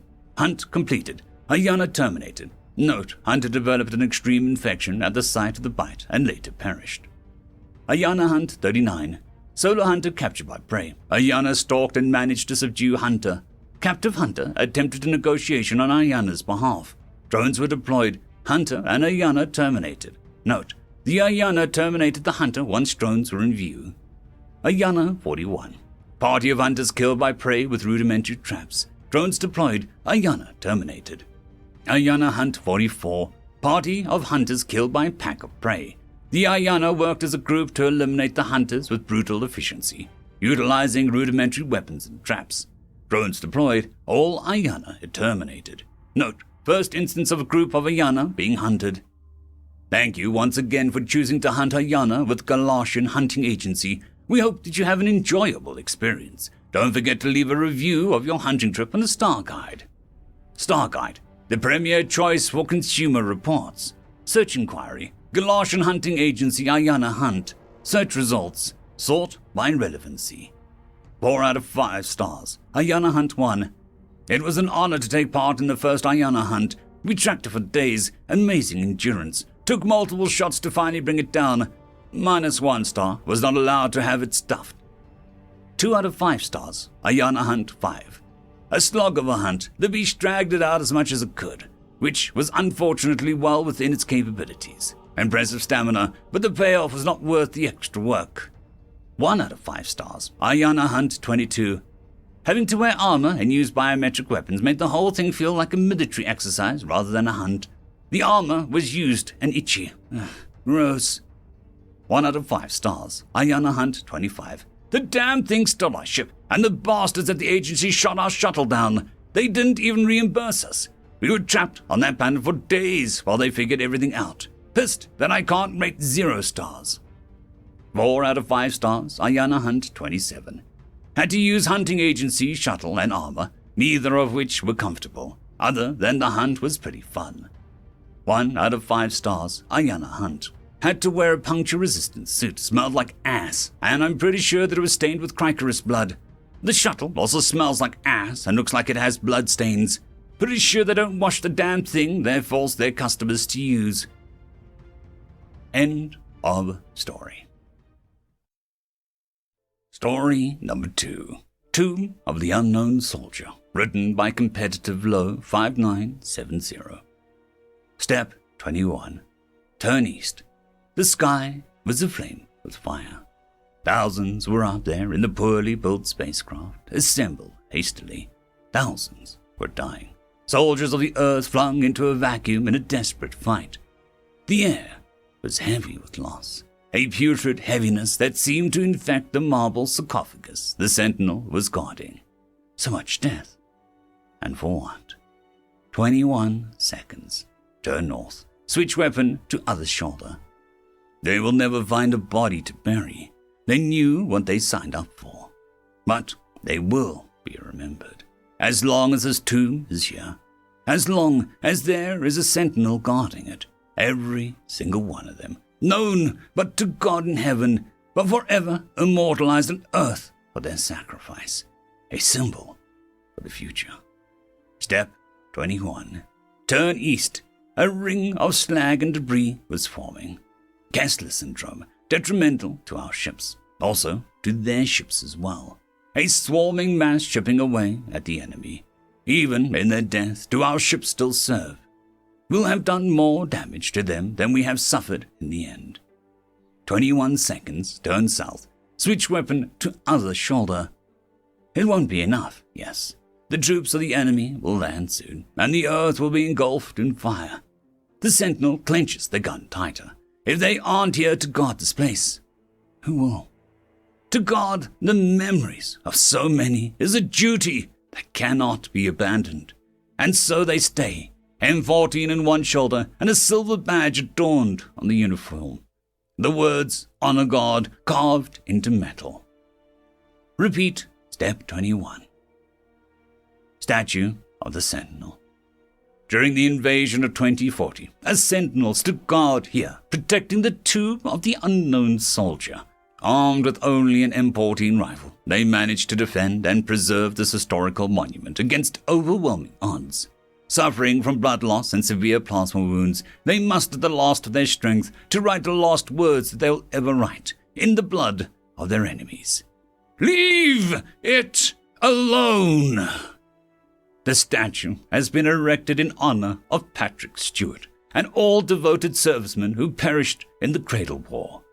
Thank you for your service. End of story. Humans can bond with literally anything. Written by Random 3X. Clixus looked over the latest report from Species Resources, informing him that another human on the crew had shown bonding behaviors with other crew members. This was, of course, against company policy. The last thing they needed was someone being distracted during an emergency because they were focusing on their bonded being rather than their duty. To help resolve the issue and further prevent all possible repeat, he had called in the head of human resource representatives. A short buzz rung from a near door to indicate the human had finally arrived. "Peter, it is most efficient that you have arrived," Clixus greeted, glancing up at the human only to gesture to his seat opposite him. "Please have a seat." "Sure. May I ask what this is about?" "Yes. It is regarding some questionable behavior from the crew member that happens to be human." "Oh, nothing too bad, I hope." "I hope not. We were hoping to nip it in the bud, as your dirtling expression goes. Here is the SR report." Handing the data slate to the human, Clixus waited for Peter to read the document. "Okay, I'm going to need some help here. Can you please elaborate on what's wrong here?" "What's wrong?" Clixus parroted in disbelief. Even a no-eyed Vermulian would clearly see the issue.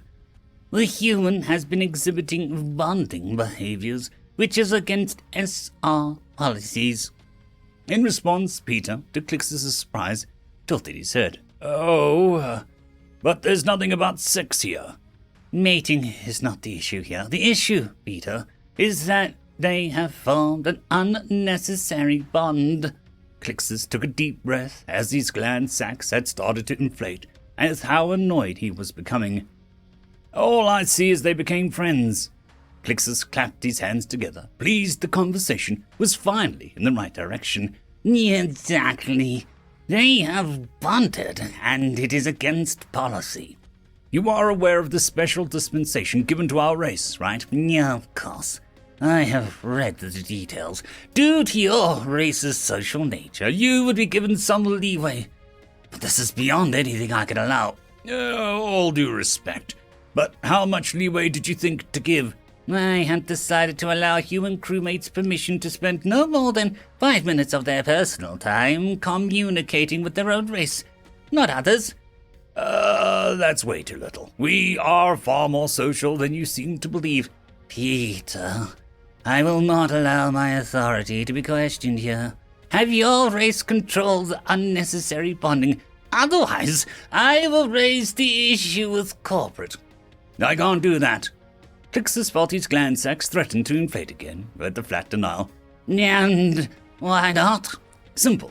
I can't override a human's ability to bond. I think you really are underestimating how quickly a human will bond with anything. Yeah, I highly doubt that, Peter. I assure you anything you could find, there will be a human that would bond with it. Seeing Peter continue to refuse to back down, Clixus clicked his tongue as an idea struck him to test Peter's assertion. Very well. How about we put it to the test? I shall prove you wrong with an experiment. An experiment? Yes, an experiment. We shall place, Clixus paused as he looked around the office, this waste paper receptacle, place it in a human hab zone, and we'll see if they bond with it. In response, much to Clix's surprise, Peter had a smile grow on his face. May I make a few additions to the bin before we start? What additions? 2 simple things. I'll draw a pair of eyes on the bin and stick a name tag with a name you choose on it. Seeing no way a race could be so intensely social as to bond with a literal inanimate object, Clixus nodded his assent. He watched as Peter, using a pen, draw a pair of large eyes onto the bin's surface. He then stuck a name tag with Benjamin on it, a name so absurd that Clixus knew no sane creature would form a bond with it. So, we are agreed that you will relax the rules to a more human degree if the human crewmates actually bond with this bin. Yes, but you cannot influence them. If I catch wind of you revealing the purpose of this experiment, the results will be void, and corporate shall know of your obstinance. Peter nodded, only pausing to mutter, kettle, pot. Clixus was currently beside himself with confusion. His grand experiment had entirely backfired on him within a very short period of time. The humans in their hab had taken to affectionately treating the bin with eyes drawn on it, in one instance punishing a more troublesome crew member who had kicked the bin over. Never in his wildest dreams would he have ever believed humans would bond with an inanimate object. When Peter had shown up looking smug, Clixus had decided to double down. The ship would be making port with Grumdo Station, a system home to hand-sized 8-legged hunter animals. He had made sure to have one brought on for experiments and released it into the human hab.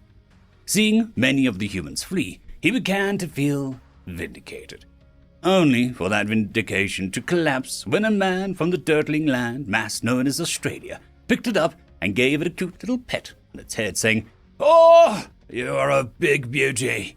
The human had bonded with a Lobox timber. So, have we proven our point? Clixus gritted his teeth, trying his hardest to stop his gland sacs from inflating. You have made your point. Not only did the human crewmates actually bond with the waste paper receptacle, one of them has taken a Lobox team as a pet. I shall relax the restrictions on bonding for your people. So, may I have my waste paper receptacle returned? In response to the request, Peter suddenly looked uncomfortable. About that. The crew is rather fond of Benjamin, so we aren't up for returning him. Him? Don't worry. We'll make sure to reimburse the ship's stocks for the bin itself. But Benjamin has become a cornerstone of our morale, and to remove him suddenly would deal a blow. I shall repeat, him? I did warn you, we'll bond with anything. And anything we bond with, well, they're as good as a human. End of story. Story number 2. Humanity is Sick, written by Objective Campaign 82. Humanity, mankind, is sick. Sick, and no one knows the cure. For all the greatest physicians in the galaxy, those who cured death and defeated time, are those same humans. They don't seem to think that there is anything to cure.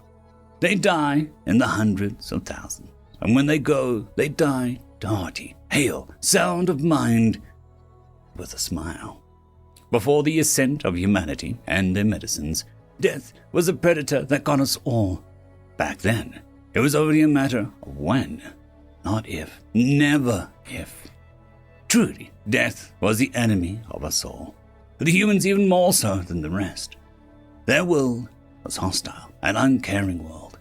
Mother Earth seemed to delight in her hurricanes, plagues, ice age, and hyper-competitive evolution. It was one of the few life-bearing worlds to earn the title of Death World.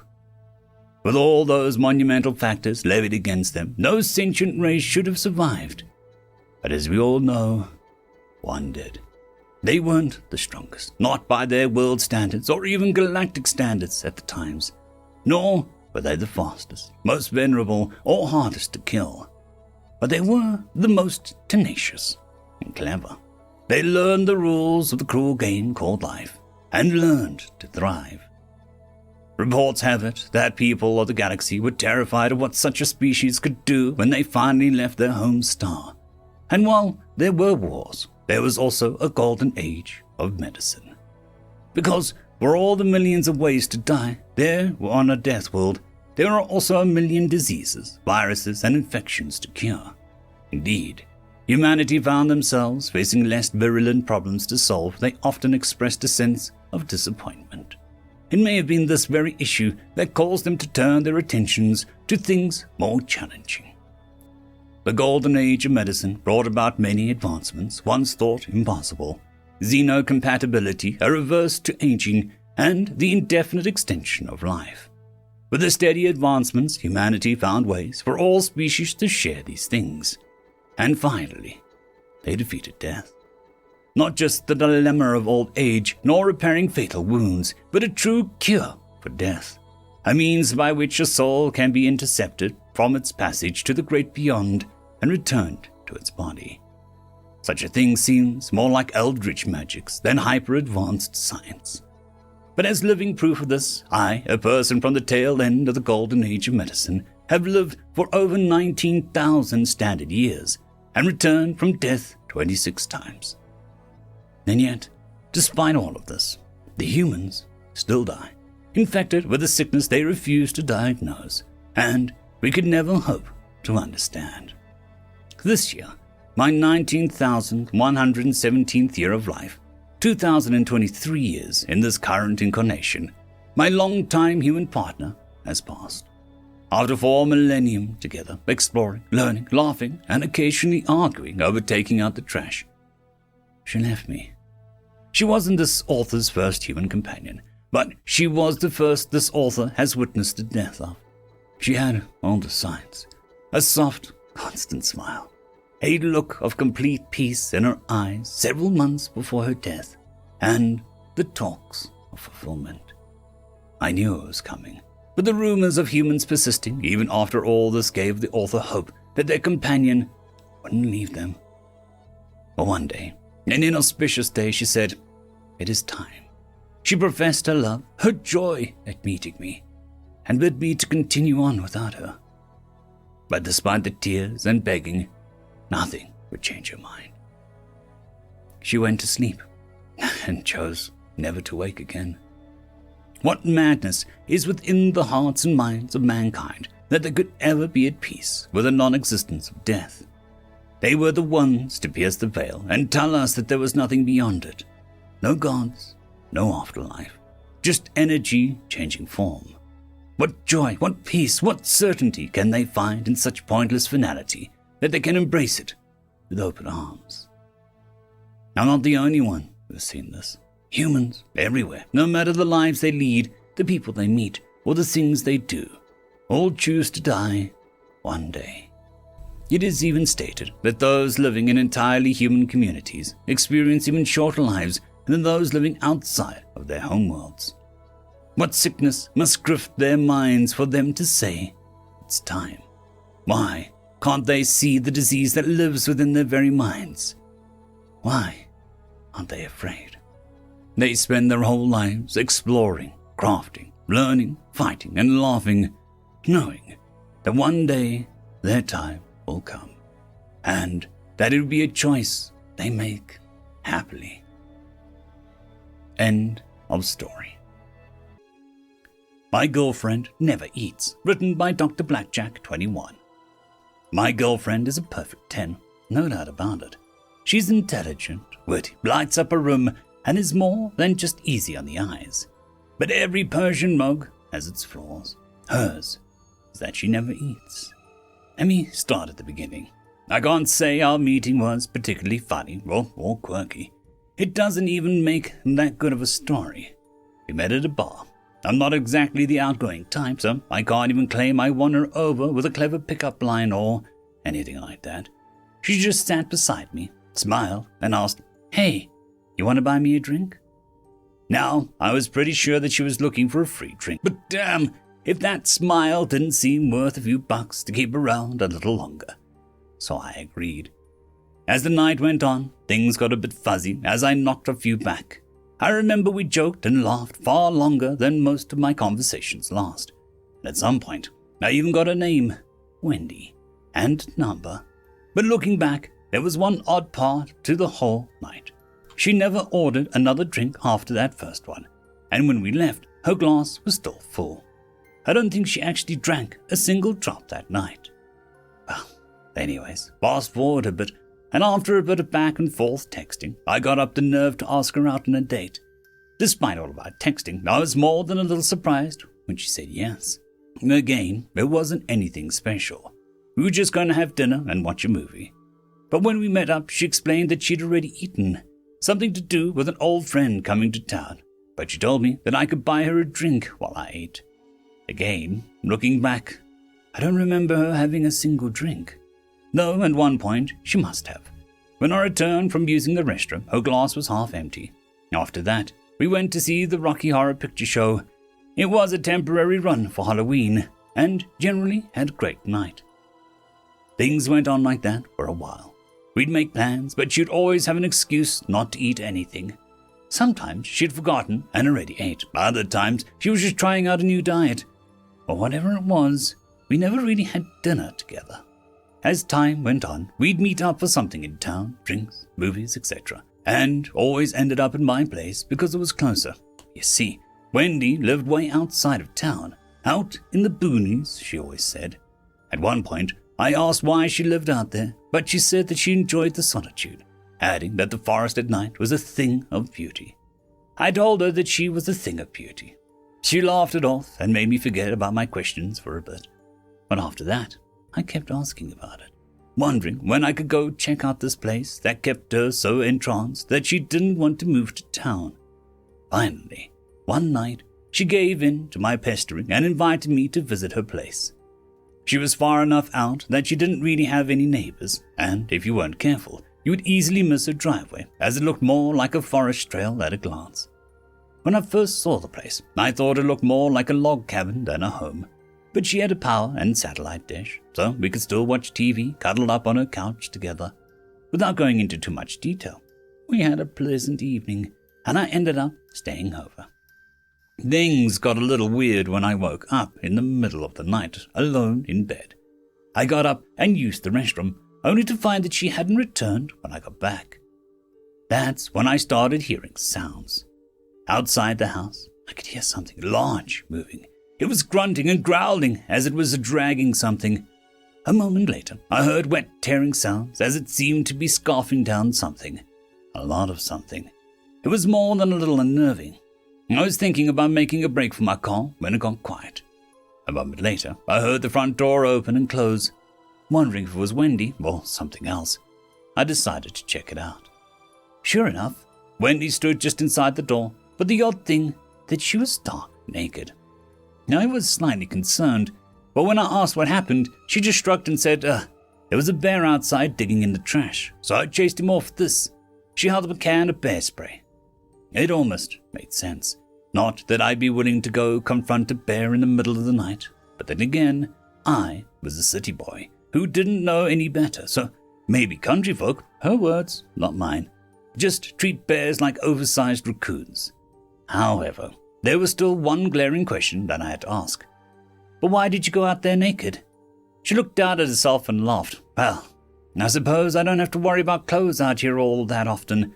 I don't get many guests, and there aren't any neighbors. I guess I just forgot. It was more than a little odd, but everyone has their quirks, and it wasn't worth starting a fight in the middle of the night. I just decided to shrug and leave it be. The next morning, I woke up to the smell of breakfast. I figured this was it. I was finally going to see Wendy eat something. Just as I got up, Wendy walked into the room carrying a tray with 2 eggs, some toast, and orange juice. But it only looked like 1 serving. When I asked her if we were sharing, she laughed and said, "Oh, I already ate earlier." I have to admit, the food was good, but I was somewhat frustrated. Why did she never eat in front of me? I was about to ask this question when she excused herself to use the bathroom. Realizing this was my chance, I snuck over to the fridge to look inside. Inside the refrigerator was 1 egg carton missing precisely 2 eggs, 1 container of orange juice missing about 1 glass worth of juice, a loaf of bread missing 2 slices of bread, and some butter, which looked like it was missing just a few scrapes. There was nothing else, not even a condiment. The only food missing was easily accounted for by my breakfast. When I heard her finishing up, I snuck back into the room and pretended to be finishing my breakfast. The rest of the day went pretty normal, and I headed home in the early afternoon. However, as I was leaving, I noticed the bear spray she'd left by the front door had the little plastic security tag in place, meaning that it had never been used. After I got home, I decided to do a little digging. It turns out that around where Wendy lives, there have been reports of several missing hikers and campers. The most recent was a family that disappeared the same night I stayed over, combined with the fact that she never eats. Well, let's just say I'm starting to get concerned. She never shown any aggression or hostility to me. But next week, we are planning on going camping together, and I'm beginning to wonder if it's not such a great idea. End of story.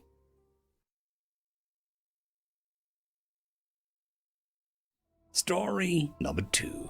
The application written by Ouijan Warrior. I waited. The Right and Honourable Grill-Cut Catjan, the current chair being of the council's admission committee, lounged behind the vast desk. He fixed me with these secondary eyes as he slowly read and reread the formal hard copy. Finally, he placed the folder on his desk before looking at me with his primary eyes. "Explain to me again why the Terran Federation is sponsoring yet another new race to the Galactic Council." I kept his gaze.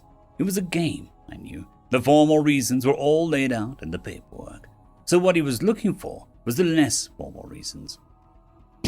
Well, we feel the Huns are quite ready for joining the Greater Galactic Brotherhood of Sentient Species to take their place among...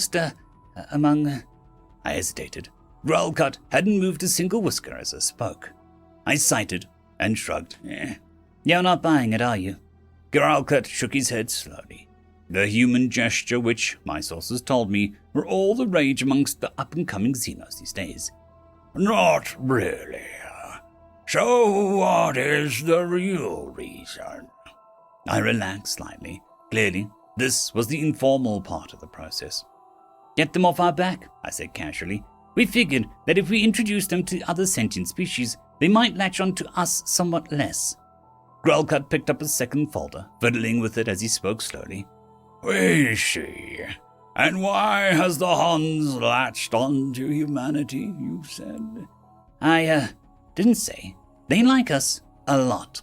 Grelcut nodded. Another human gesture that was all the rage these days. He scanned the folder he had picked up with his secondary set of eyes. Last anyone did any research of them, they were a fairly normal pre-industrial, pre-contact civilization. We accidentally uplifted them. Grelcut looked down with his primary eyes too, seemingly engrossed in the content of his folder. Accidentally uplifted? And, unintentionally caused a religious upheaval, with the rise of a new dominant belief system, which, by complete coincidence, I swear, seems to revere bipedal humanoids.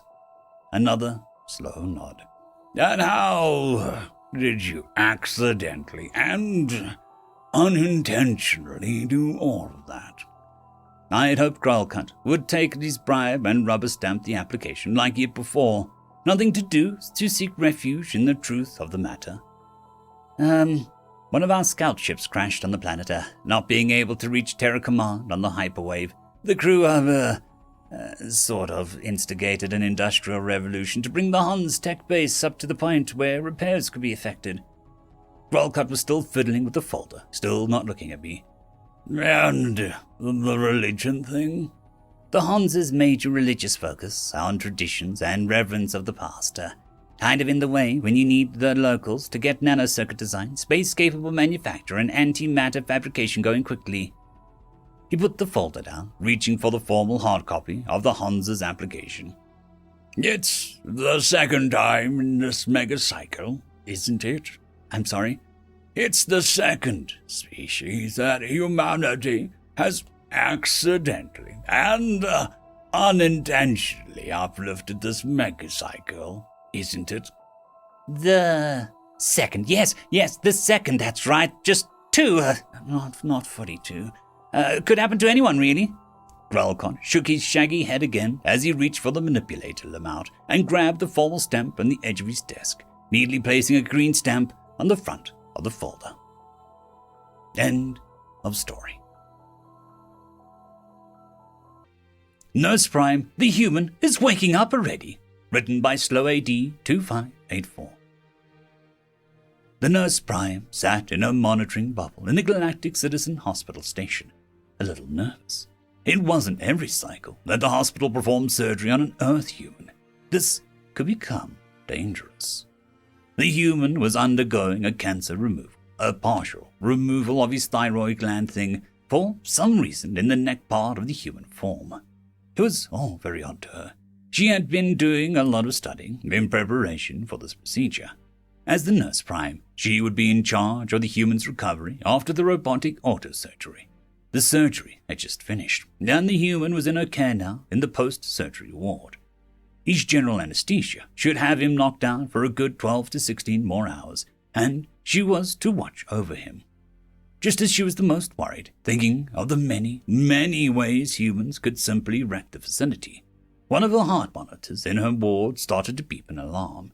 The beep gaps increasing in rate per second and pitch. When the beeps got too fast, the heart monitor made long tones instead, though still rising in pitch. Oh, by the dark star, not already. This is too soon. It was the human patient. Of course, his heart rate and blood pressure was spiking rapidly. He was waking up, and his body was alarmed, angry. Now the heart monitor blared in the police siren wee-woo alarm, but the Nurse Prime didn't have time to look up what that particular alarm signified with regard to human heart monitors, because there was a bang heard throughout the ward, sound of struggling. The Nurse Prime got up and raced into the ward to see two nurses struggling to hold the human down. The human was definitely awake and definitely upset. The nurses were definitely panicking, one on each human arm, but the human was very strong, throwing the nurses back repeatedly, ripping his arms from their grip, and slamming a tight grip on his own onto the hover gurney railings, trying to sit up.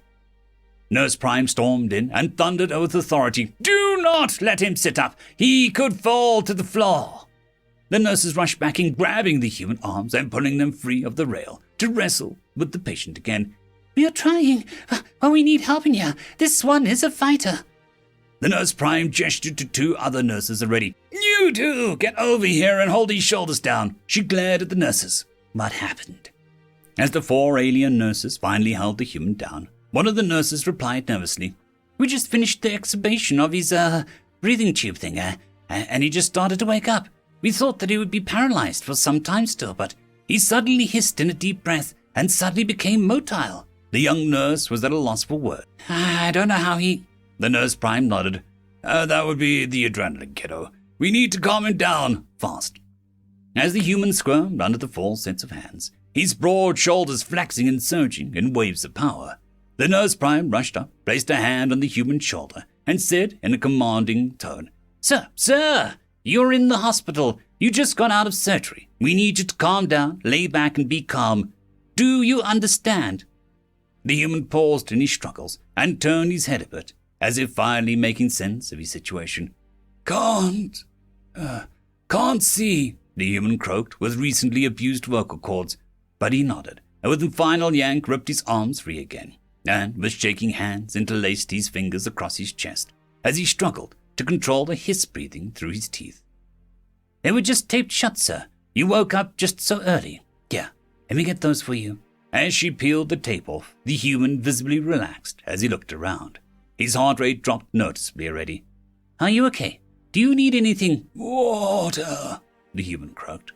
The nurse prime pulled up the human's procedure data. His surgery began only 3 hours ago. He should have been under general anesthesia for many more hours than this. He might have to be aware of his surgery. No wonder he woke up fighting.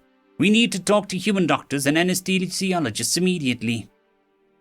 The human lay in his recovery bed, surrounded by human surgeons, anesthesiologists, and lawyers. For some reason, they had all raced to the station of the highest authority jump gate clearance.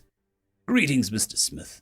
Glad to see that you are on an amazing recovery. Now, could you please tell us the very first thing that you were aware of after going under for the procedure? The human shook his head with a wry grin. Honestly, just waking up here, not knowing where I was, unable to open my eyes, with strange hands grabbing me. My head was a little fuzzy still, and it was only half notion that I had been kidnapped or abducted again or something, not remembering that I was here for surgery or anything. The other humans nodded with visible relief. That explained the fight instinct quite well, actually. The human continued, I assumed there was a tube down my throat getting pulled out. I missed even that, thank goodness. With that, the other humans nodded and wished the patient well and left. The nurse prime was greatly relieved. Apparently, nothing was done improperly. The patient was just an outlier of sort. Later in the shift, she was watching a video feeds of the patient's bed, just curious about human physiology. She knew the general anesthesia that he was under was a strong one with a paralytic that should have kept the human unconscious for at least 12 hours. She watched the video as one of the nurses extubated the plastic tube from the patient's mouth. Ew. No wonder he couldn't speak. Immediately after its removal, the patient's eyebrows drew together, his large jaw muscles clenched in visible cords, and his head slowly turned to the right, catching the nurse's attention. Uh-oh, I think he's waking up, one of them said to the other as the heart monitor started to climb. No way, it's too soon. He's just got here, the other said. Yeah, but he can't move yet, right? The nurse said nervously. This is a big one here. The other nurse was about to confirm that the patient couldn't move, when suddenly the human sucked in a large breath suddenly, and all of his arms and legs lashed out, smashing into the side rails of the gurney. He grabbed the railings and tried to surge up into a sitting position. Oh, Darkstar, he is fully motile. How? What do we do? Ping the nurse prime and grab him. The nurse prime turned off the video, already knowing the rest. She shook her horned head. She had heard that humans were terrifying when in Maw mode, and she didn't particularly care for this intimate demonstration firsthand on her home turf. That could have gone so much worse. She was relieved that the well-documented talking a human down procedure was also proven to be so effective as well. End of story. Story number 2. A Death Wielder's Instrument, written by Composed Anarchy. Flobby Goda entered his practice room and approached their locker to retrieve their instrument. Hey, precisely on time as usual, I see, came the voice of Pickety Snubber from behind him. The pair are members of a marching band that performs in the parade held every cycle to celebrate the founding of the Galactic Union. Today was simple practice. "Did you hear the news?" asked Floppy Goober. About the new band member? Yes, can't wait to see what they play. Pickety Snubber replied gleefully. Every member of the band is a chosen musician from each race of the Union. Every time a civilization joins the Union, a new member is added to the band, and the newcomer this time around was from a race of humans. The sound of conversation and instruments tuning came to a gradual halt. Flabby Goober jabbed Pickety Snubber, who was not paying attention, in the side. She looked up to see everyone's gaze in the room had turned to the entrance. There stood a being like none they'd ever seen, average size, but the muscular structure that could have been rippling under the skin of the exposed limbs was slightly unnerving. What's more, there was fur on top of its head and some on its face. The band director approached and talked quietly with the creature for a moment before turning around to address everyone in the practice hall. The director introduced the being as Brian the human, and that their instrument is played by blowing air into it. Flobby Goober and Pickety Snubber let out a short cheer as the sounds of conversation and instrument practice returned to the room. The announcement meant that the human would be in their section, so Pickety Snubber motioned to the human to join them. "Greetings, I'm called Brian," Brian said as he extended one of his upper limbs grasped towards Flobby Goober. "Greetings, Brian. I am called Flobby Goober, and this is Pickety Snubber," he responded as he looked at the human with confusion. He was also a little weirded out by the structure of Brian's grasping appendage. 10 digits, I see. Must play a complicated instrument," Pickety Snubber said warmly. Brian realized that he had reached out for a handshake out of habit, relinquished the pose. "Well, I guess that could be said," he said nervously. "Well, go on then, show us," Pickety Snubber said with excitement. "Please forgive her. She gets way too excited when this happens. It's her favorite part, seeing new instruments," Flobby Goober explained. Brian gave a closed-mouthed smile in response, luckily remembering his awareness training to not bare his teeth in front of Xenos. Then he opened the instrument case. "Fascinating. 4 tubes protrude from the top of a pouch and 1 tube comes down at the front. Do you have to manipulate all of that at once to play it?" Pickety Snubber was practically dancing around Brian as she got closer to look at the instrument. No. 3 of the top tubes produce fixed background notes. The final top tube I blow into. Air also comes out the tube in the front. By changing the pattern of the holes in the tube I cover, I can change the primary note being played," Brian explained with enthusiasm. He was enjoying that someone was already so interested in him and his instrument. "What do you call it?" Flobby Goober asked. "Bagpipes," Brian responded proudly. Shortly thereafter, Pickety Snubber asked how the instrument was made, lost in the excitement of the moment. Brian had become too relaxed and explained how the traditional instrument was made without thinking, by skinning an entire animal, stuffing pipes into the holes where the extremities had been, and blowing air into it. Flobby Goober and Pickety Snubber were admitted to a mental facility for trauma counseling. Death Wielders are now assigned to their own section of the band, and it is not permitted to ask what their instrument is made of. End of story. Utopia Prime, written by Echoing Cascade. 2349.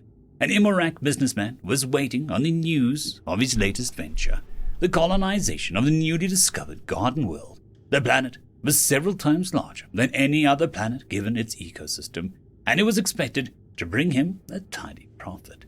The small grey alien was sitting at his desk, wondering why his secretary was late with the report, and when the door finally opened, it was the Mysoran Imros that entered instead. The man looked sheepish, quite an accomplishment coming from a 7-feet-tall reptilian bundle of muscles. The mission failed. 2349 wanted to yell, if only to air his frustrations, but something in the way the Mysoran spoke bothered him. He looked frightened. "Is there something wrong with the planet?" Yes. What did the survey teams find? Nothing. We weren't able to land any. 2349 was confused. Granted, if it was too cold, the reptilian Mysorans couldn't land on it without special equipment.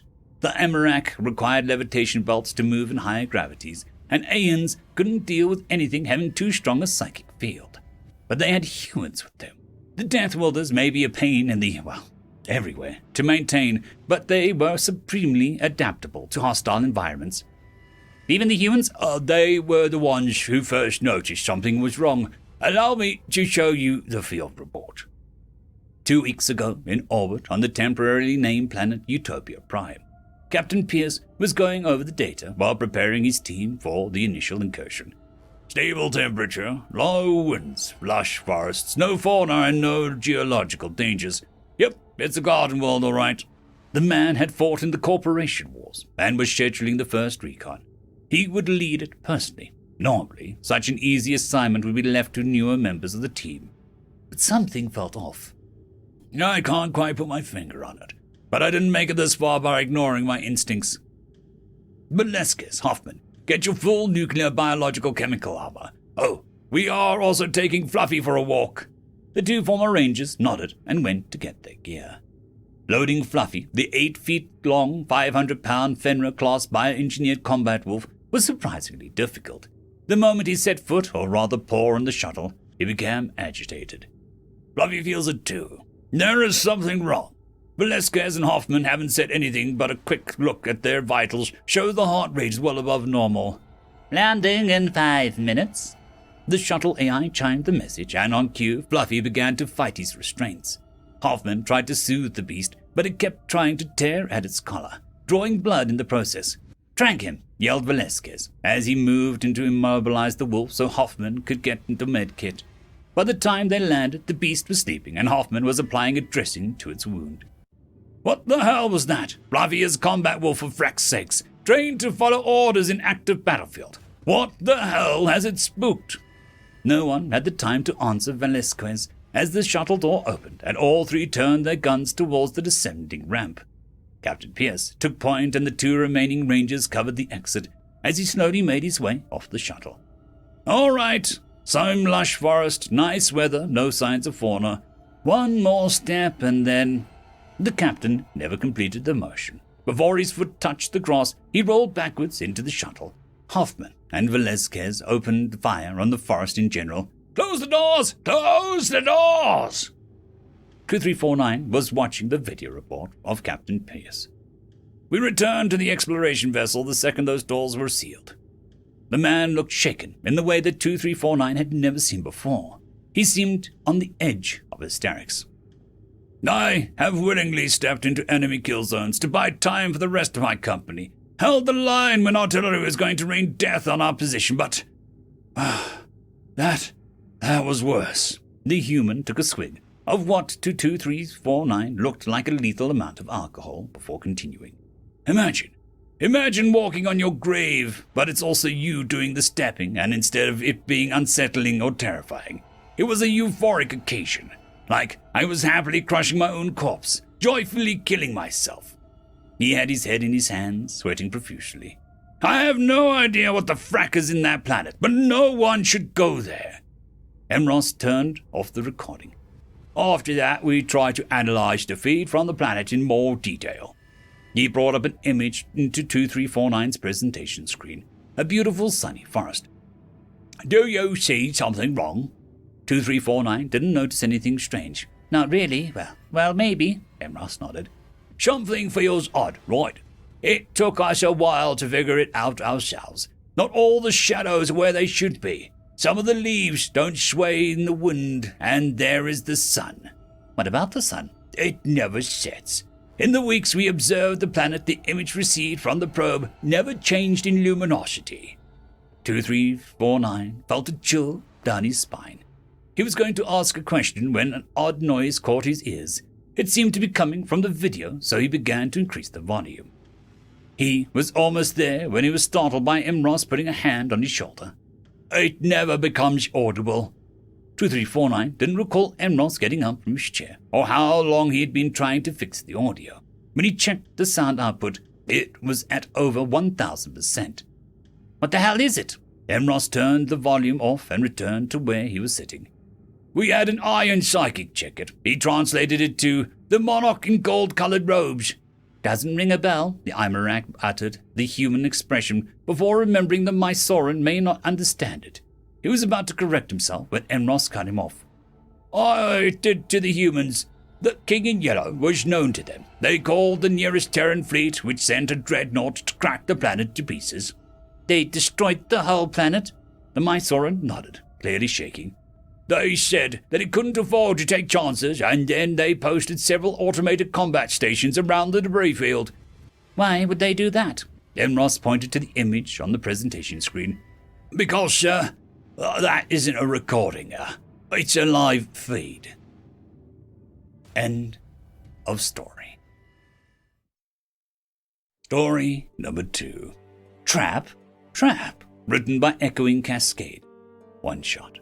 Ramke, Lord General of the Solus Empire, had called the senior members of the War Council to discuss a troubling message from the Terran Alliance received earlier that day.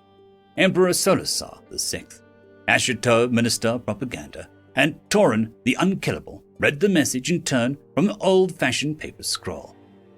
Emperor, what do you think, General? The General responded post-haste. Part of me thinks it's a trap, Your Grace. Minister, and the other part? General, the other part knows that a fracking fact that it's a trap. The Emperor nodded and looked at his minister. Emperor, what is the situation on the front? How goes the fighting on Solus 4? Aye, thanks to the courage and ceaseless vigilance of the troops of the 624th, we still hold the beachhead from which to counter-offensive will. Torin the Unkillable snorted, lifting his head from a book that he was now reading, and raised an eyebrow at the minister. The only reason we still have troops there is that the humans shot down anything with wings up to and including birds. The soldiers haven't surrendered because they can't seem to remember what colors to present, and no one wants to risk their life on it being purple. There, are you happy? The general locked eyes with the minister and surreptitiously pointed to the Emperor. The minister turned pale and was about to apologize when the Emperor cut him off. We don't have time for niceties. Torin, what do you think of this message? Torin was the hero of the Solus-Terran War. He successfully led several campaigns against the Death Wielders and had scars to prove it. You could drop a tick into the labyrinth of cuts that was his face, and it would likely never make it out. Cyrano de Bergerac, Q de Devaux, Setinichu, Giresse, Mail ne va pas pas du succès, nun, Sabien Probula, Losc est intinitul. Everyone blinked in confusion for a few seconds, but before anyone could ask what the hell he just said, he spoke up again. It's an old human and roughly translates to, what you say? Pointless. I know it well, but one does not fight in the hopes of victory. Nay, this far more glorious when it is meaningless. It is from this book I took from a soldier who charged at my squad with nothing but a knife. He waved the book in his hand, and the minister grinned. Ha! What did he hope to achieve by doing that? Torin put the book on the table and nailed the minister with his chair with a glare. I don't know what he was trying to achieve, but what I do know is that he stabbed 3 members of my squad before he died, including my commanding officer. No one shot at him? The minister's words were little more than a whisper. Oh, we shot at him, all right. But you see, Death Wielders are made of different stuff. They may not be stronger, faster, or smarter, but they are far more stubborn than us. The Emperor and Minister seemed confused by the statement, while the General nodded in agreement. Stubborn? Quite so. When the average sentient being receives a mortal wound, they simply drop dead, while a human will continue to fight and only die when they are good and ready. The Emperor looked frightened. Don't get me wrong, they're not all like that. Most die when killed, but not a negligible percentage of them seem to regard death as something that can wait. What do you propose? I only see one way to regain the initiative. Warlord Cyrillus entered the office of General Armstrong at a brisk pace. The news of the ceasefire negotiations that were to take place on Solus 4 had appeared out of nowhere, and he wanted answers. Cyrillus waited for the General Secretary to leave the room before waving his datapad. The frack! I sent a message to their high command this morning. This was their answer. The hell did you tell them? The general searched for the message on his desk computer and put the message on the screen behind him. We surrender. Negotiations to take place on Earth. P.S. Bring your own wine. 2 weeks later, during the peace talks, Warlord Cyrillus sported a bandaged chest, most assumed from battle wound, but a few knew that it was from a cracked rib due to excessive laughter. End of story. Gilroy was here, written by Stones and Daubs Beatles. 3 orphans sat outside Gilroy's grocery station, level 9. Their cup pleaded passerbys for donation, but the miners usually ran dry after getting wet in the bars on 8. Tonight was no exception. The trio stared at their empty cup with emptier stomachs. 2 Bavoran pups and bug-eyed and arachnid made unlikely friends, but orphans had no one else to turn to.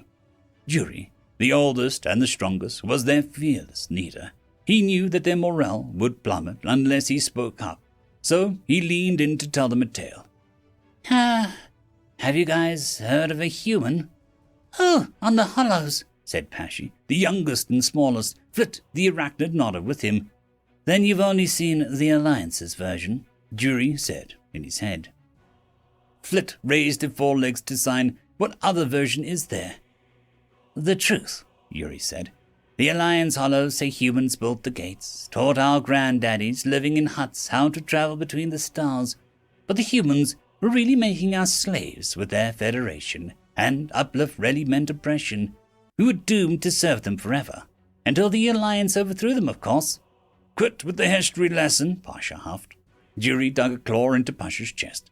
But why did the Alliance then proceed to exterminate the humans? Why couldn't all the races just live under the same rules, like they do now? Because humans wouldn't back down, signed Flit. Humans lost the war. They were ready to make a deal, but I heard that the Alliance refused. They wouldn't stop until every last member of the human race was extinct. Why? Pasha and Flit couldn't answer. Because the truth is, humans are too dangerous to be left alive. Dangerous? Pasha laughed. They're just monkeys missing all their hair. That's the Alliance version, you idiot, Yuri growled. If you talk to the grey hairs like me, you'd know what a human really looks like. First off, they're not mammals like us Bavorans. They're cold-blooded. Ice water runs through their veins. They will kill anything just for the sake of killing. They don't feel revenge or remorse. They don't feel anything at all. It's some kind of evolutionary adaptation called stoicism. But everyone feels pain, protested Flit. Even I feel it when there's a hole in my chitin. Not with the humans. From an early age they learn to cut their teeth with almost anything. And when the pup has a weak tooth, they rip it out of their jaw. Humans brook no weakness in their offspring. Pasha shivered. Yuri described not the mammal on the hollow, but a machine built only to kill. But worst of all are their eyes. Humans had an evolutionary ancestor called a Medusa. Do you know what it could do? Flit's antennae trembled. With just one glance, it could strike someone stone dead and gobble them up whole. The grey hairs say that with humans, too, just one look could kill. How can you stop something like that? Flit signed. Well, the Alliance read up on human technology. We built robots that were more unflinching, more unfeeling, more brutal, more hardy, more lethal than any human. When we turned them loose, not even the humans could stop them. We destroyed the most dangerous predator in the galaxy, and then we shut down all our warbots. Except for Kilroy, Flit replied. The doors to the grocery behind them slid open. With a heavy metal thump, one robotic boot landed out in the corridor.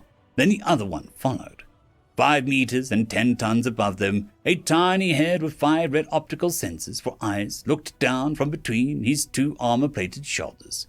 A white apron, as large as a bedsheet draped from its neck, covering up a war machine's hulking torso, stuffed with every weapon imaginable. Nuclear munitions, and plasma cutters, pulsar and slug throwers, and who knew what else. Evidently, its designers made it to emulate the most deadly animal that they could think of, because it stood on 2 legs like any human, except with far more bulky proportions. For a tense moment, Pasha thought the 2-legged machine might come after him. Instead, the giant gently deposited an apple in each orphan's claw or foot. Mr. Kilroy, asked Pasha, why weren't you shut down after the war? They didn't shut any of us down, Pop, replied the robot. They built us with all personalities. So to shut us down would be like killing off a whole new species. They just took out all the toys. None of them, Jerry pressed. Well, the little red sensors twinkled in amusement. Maybe I kept a few just for fun. Satisfied, Yuri took a chomp of his apple. Flit sliced hers apart with her mandibles, but Pasha gazed at the old warbot. Its plating had all the scars of war, dents that would be broken ribs on a Bavarian, scorch marks that would melt arachnid's chitin. But on top of all of its black paint, a conspicuous cartoon had been painted on its chest plate. A character with a nose longer than any Bavarian, snooping over a wall with fingers curled over the top, had peered at him from beneath Kilroy's apron. Is it true, Mr. Kilroy, that humans can kill us with a glare? He asked. The machine chuckled and pretended to clutch his belly. Oh, goodness, no! If looks could kill, I'd be scrap metal.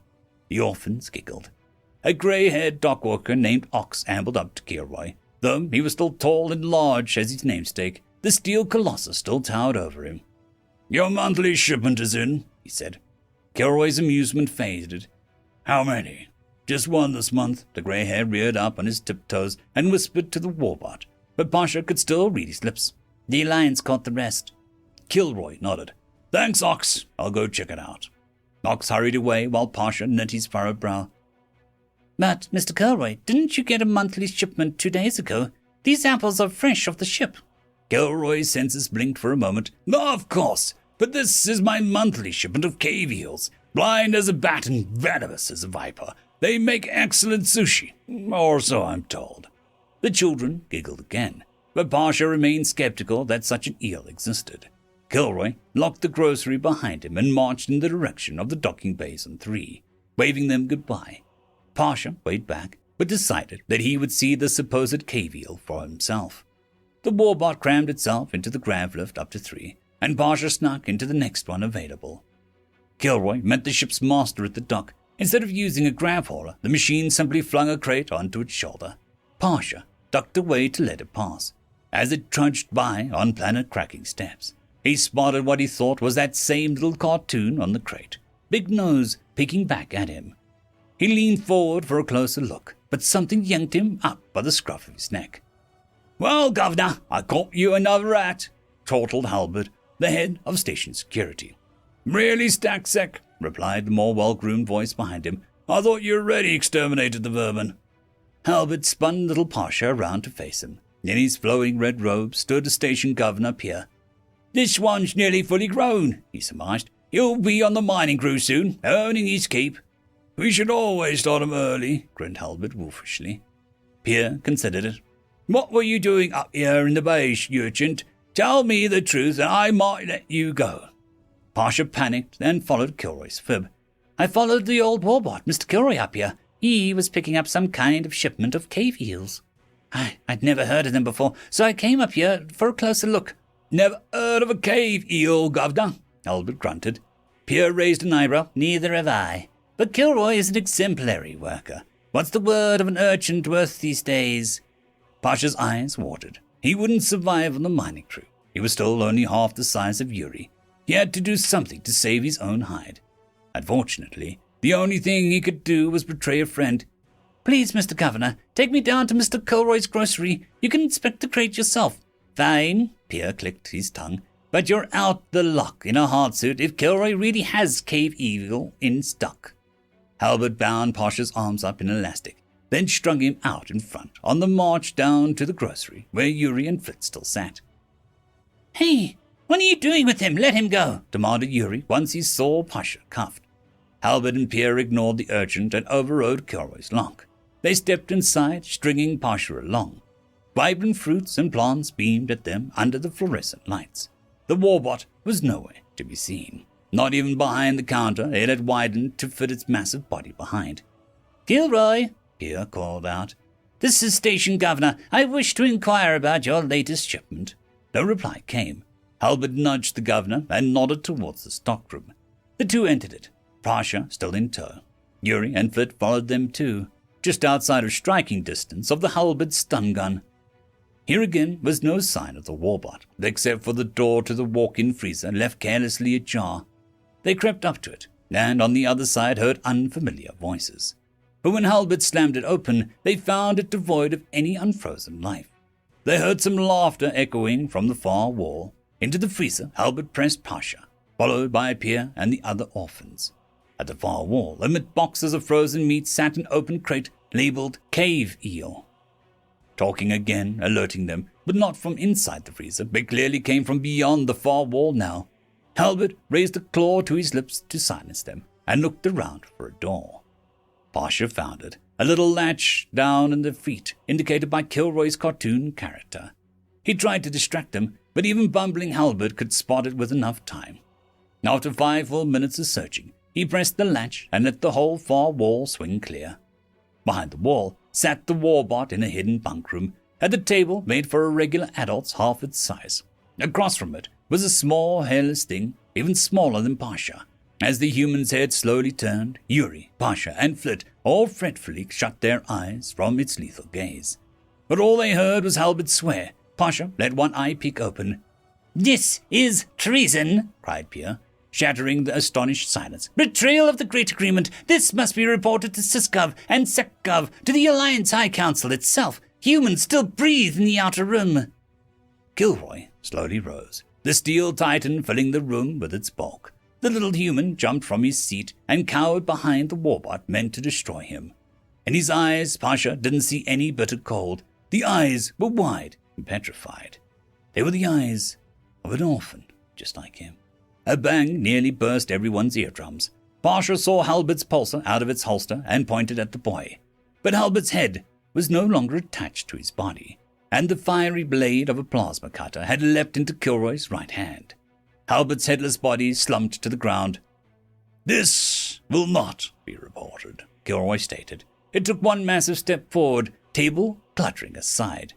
Pierre stumbled backwards, tripping over his own red robes. "Override!" he screamed from the deck. "Override code X922G!" Kilroy jerked to a stop. To Pierre's right, it didn't stay frozen forever. Instead, it clutched its belly with its hand and chuckled again. "I'm not just one of your machines, Governor. Your warbots killed many of us, but the rest of us found ways around them, ways inside them." Something clicked from Kilroy's head. Slowly, the entire faceplate detached, swinging upwards towards the ceiling. The metal face was gone, and Pasha gasped and shied away from what was inside. Another face, this one of a hairless flesh, was encased within the machine. Unlike the boys, it was a hard nose and clenched jaw.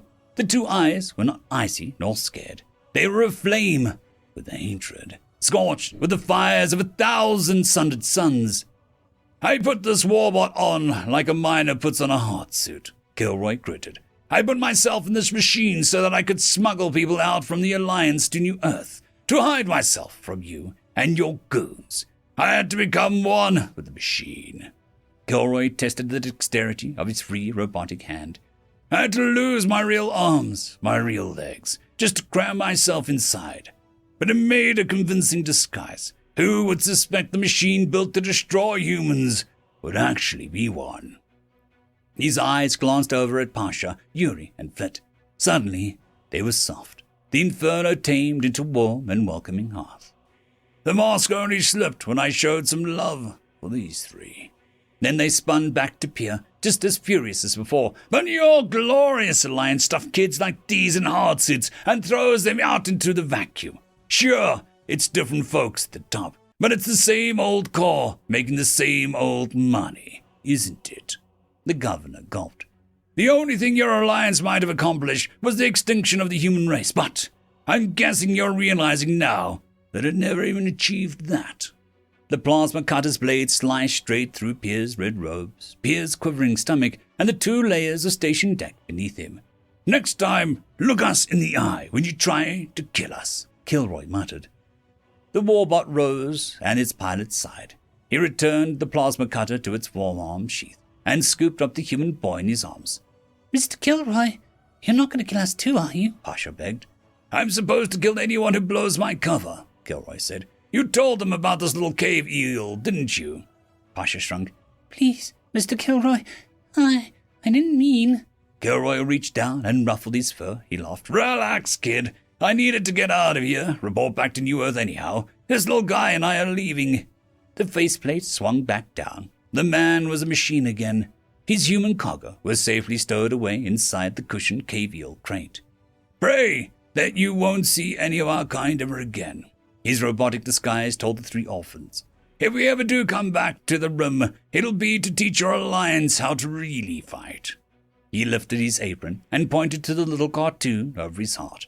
But you don't need to worry. When others like me do come back, you'll be spared. You just have to tell them Kilroy was here.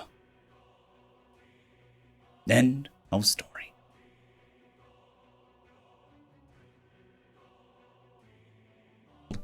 For the Fallen, written by Farmwitch4275. Captain, unidentified warp signature, Sector 7-1. The communications officer yelled out, breaking the calm of the station. All crews to stations, all hands on deck, Captain Tarrant yelled out, standing proud on the deck. Within minutes, every man and woman on board was at full alert, out of their quarters and away from their comfort of the Cassarin crystal displays and at the cold steel and polymer that was their assigned stations. Warp signature is growing. Detected capital class ship. Approximate size at 1,100 meters. 1,100? That's a dreadnought. Shields to maximum power, Taran commanded. He was now definitely concerned. Border disputes were common, especially with the Serentus nearby. So this very well may be a raid. Serentus bastards might be hitting us with a surprise attack. Call for reinforcements. Warp signatures are getting stronger. Bubble collapsed in 3, 2, 1. Target sighted. The beast that appeared from that wormhole was not a Serentus warship. It was nothing like they'd ever seen before. A massive beast the size of a small city, over a kilometer long, bristling with massive cannons. The armor plating was a dark grey in color, mixed with red and gold trimming. At its front sat a massive, terrifying effigy of some kind of creature's skull. The broadsides were covered in a strange emblem or marking. The emblem was a flag of black, gold, and red, with a 7-pointed star at the center of a large gear wheel. A black background, the gear wheel being of a stitched gold and the stars being a very menacing scarlet red. We could very clearly make out that every inch of the ship's hull was covered in thousands of letters and symbols, clearly denoting a language. The closer it got, the less it scared us, and the more it awed us. Every single part, piece, and component of the ship was handcrafted to a legendary quality. Thousands of small statues covered its surface, every armor plate covered in either a sort of holy seal or written text etched into the armor in gold or red. It approached the station where I stood on the bridge alongside the captain. It was at this point our communications failed. The radio chatter cut into dead silence, replaced by one of the most hauntingly beautiful voices that I or anyone else had ever heard. It was a language none of us could even begin to comprehend, but the voice that spoke it sent us into a delirium. Every radio, every screen, every communications array across the entire system now played this song. The sounds of multiple voices began to join the cacophony. A dozen voices singing in perfect unison with 2 speaking words, the others simply humming or maintaining a chord to carry the song. It was a song that filled all who heard it with an intense feeling of sadness, loss, and mourning, one that few of us had ever felt before. The ship slipped effortlessly through the maw of space, closing the gap and finally coming to rest near the station. Its underbelly opened, and out came another ship, a very badly damaged ship. The massive, ornate beast moved away from the station, then pulled a turn that would have as easily sheared any ship that we had clean in half. It sat there in silent vigil as if waiting for the music to end. That haunting, beautiful sound continued for 7 minutes. On the plant's surface, thousands of men, women, children, even the normally stoic Admiralty, were in tears. Soldiers in formation, prepared for an invasion, were standing at attention in their posts, involuntarily giving a salute. Then the song changed. An increase in tempo and change in tone had suddenly all who heard it filled with a sense of pride and accomplishment. Officers wiped tears of sadness from their faces and replaced them with a sense of pride and tears of joy. Crying younglings in the streets now had smiles on their face. An overwhelming sense of pride and accomplishment smashed into the populace like a tide of water and ice. The warships we asked for arrived, but did nothing. Coming close to the ship, scanning it, or just looking at it, awestruck, as if a god had suddenly struck a chord in our souls and commanded us to shut up and listen. The song finally ended. Just as abruptly as it had arrived, the ship sped off, then vanished into the darkness through a warp portal. All communications returned to full functionality. I moved closer to the viewing screen, wiping the tears from my face as I tried to regain my composure. It was then I noticed what it had left behind. "By all the gods, is that a Palico?" I exclaimed, finally noticing the badly damaged ship near the station. "But what?" Captain Tarrant and several others got up from their stations and rushed to the viewing port. Indeed, it was a Palico, one of our exploration ships, carrying the best and brightest of our species, lost to the empty void of space decades prior. Our first real exploration ship, a shattered hulk of scrap and twisted metal, covered in seals and mysterious emblems. The ship itself seemed unable to function, such was the damage. So it appeared to have been secured by some kind of metal beam casing that probably stopped it disintegrating. We went into a frantic panic and swarmed the derelict. I rushed in just behind the boarding team wearing pressure suits. We entered the ship's main cargo bay. The sight that greeted us broke us, sent us into despair. Coffins. 247 coffins, perfectly laid out in the cargo bay, bathed in a soft blue light from a series of ornate light posts that created artificial flame like candles.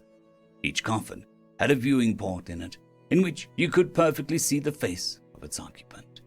Some members looked around and tried to open the devices, believing its occupants were still alive. I looked around, and my eye caught the glint of silver in one of the boxes. I rushed towards it. The glint of silver belonged to an all too familiar necklace. I collapsed on the floor, reaching out for the last hug as I saw the face of my lost granddaughter. I began to sob uncontrollably, and others rushed towards me to see if I was okay. I was not. Needless to say, it was a matter of severe shock as to what we encountered. It took us a few months to sort through and collate the data we acquired, mostly because we were too busy burying the dead. The coffins were made of a polycarbonate substance similar in structure to an artificial wood substrate. Various toxic and otherwise inert fluids were used to the bodies to prevent or release slow decomposition. The bodies were reserved and positioned in such a manner that it seemed as though the occupants were asleep instead of dead. We confirmed that it was somewhat jarring to find them in this state, but also calming. Once proper funeral services were conducted, questions began to fly. It was an insult to the dead to try and get a sample of the fluid used for preservation, so scientists began to attempt to create their own using the minimal data that we did have. Some families attempted to volunteer their relatives to the cause. We rejected every attempt and swore an oath to never let this act be wasted. We laid our greatest heroes to rest a month after the first encounter and got back to work. What was that ship? Scans collected from every ship that could scan it, or any crew that could operate despite the circumstances, showed us a few things. It was made of an extremely advanced alloy that we couldn't dare replicate, showing highly advanced design that could completely ignore laser fire. Shield strengths readings were 10 times what our flagships could output. It was producing energy readings that were absurd by any standard. A few of the gas giants in our home systems couldn't produce that much energy. Weapon systems, from what little we could gather, would outclass every ship in the fleet 100 times over. kinetic bombardment cannons, ballistic munitions cannons, beamweb, point defense laser arrays, and we could, from photographs, determine the outline of launch bays for thousands of missiles and rockets. What was that language? The tech on the outside was beyond absurd. So, how did they gain access to our entire communication network? No trace of any signal was ever found. No means of entry was ever located. We have no idea how they seized our entire communication system, then used it to sing. What language was it? It wasn't much to work with, but our translation algorithm and software assigned the language as Latin and began to translate the song. In the meantime, we started combing through the flight logs of the exploration ship. A simple accident involving a meteorite collision on exiting warp too close to an asteroid field. 24 crew members were left to die of starvation or exposure, while the rest died on impact or within a few minutes due to suffocation. I broke down in tears several times during the investigation on seeing recordings of my granddaughter with her crew. Finally, after a fair amount of time and several unfortunate breakdowns, the algorithm finished the translation. It is better to celebrate a life well lived and the impact it had on those around it, than it is to mourn a life that has been lost. So long as you are remembered, so long as your footsteps are still where your path has led you, death is meaningless. Only those forgotten are truly dead. So long as you are remembered, so long as you are loved, you are immortal. So long as your impact is maintained, so long as the shadow of the tree that you planted still remains, you are immortal. So long as you are loved, you had a greater impact on the universe than the death of 1,000 suns. In the memory of the fallen, to those who came before and give all they had to those who are now, we salute you. In memory of the fallen, to those who bled in the wars long past, we salute you. Together in the future, we shall not let your sacrifice, however small it be, wasted. Together to the void, we shall carry on in your footsteps and let your thunderous voices be heard. Together to eternity. Raise a glass to those before you and share bread with those who are now. Together to victory, together to the void, against eternity. We shall not falter. Rest in peace, for your work is done. Rest in peace, for it is our turn now. Rest in peace, for your greatness now shines through us. We are those you fought for, those you died for, those you lived for. We are the future, and we shall not falter. Together to the future, together to the void, together for eternity. Together we are immortal. These simple words broke the empire, literally broke us. In front of a delegation of our best warriors, one of our generals collapsed into tears. Our emperor confined himself to a temple for a week, refusing any food as penance. Holy sites such as temples and graveyards suddenly became flooded with tens of thousands of people. Apologies and confessions of sins and crimes flooded the network, with former crime bosses and criminal gangs walking into police stations and locking themselves in prisons. Our entire society changed, all because of this one ship. This gesture, an act of kindness for the family of these lost, and a mark of respect for the dead. Who? Why? As much as recent revelations changed us, we were still at war with an enemy 2 star systems away. We quickly got back into focus. Some weeks after this, however, that all came to an abrupt conclusion. I was up in the defense station, overseeing trade deals with some old allies, when a mass alert rang out.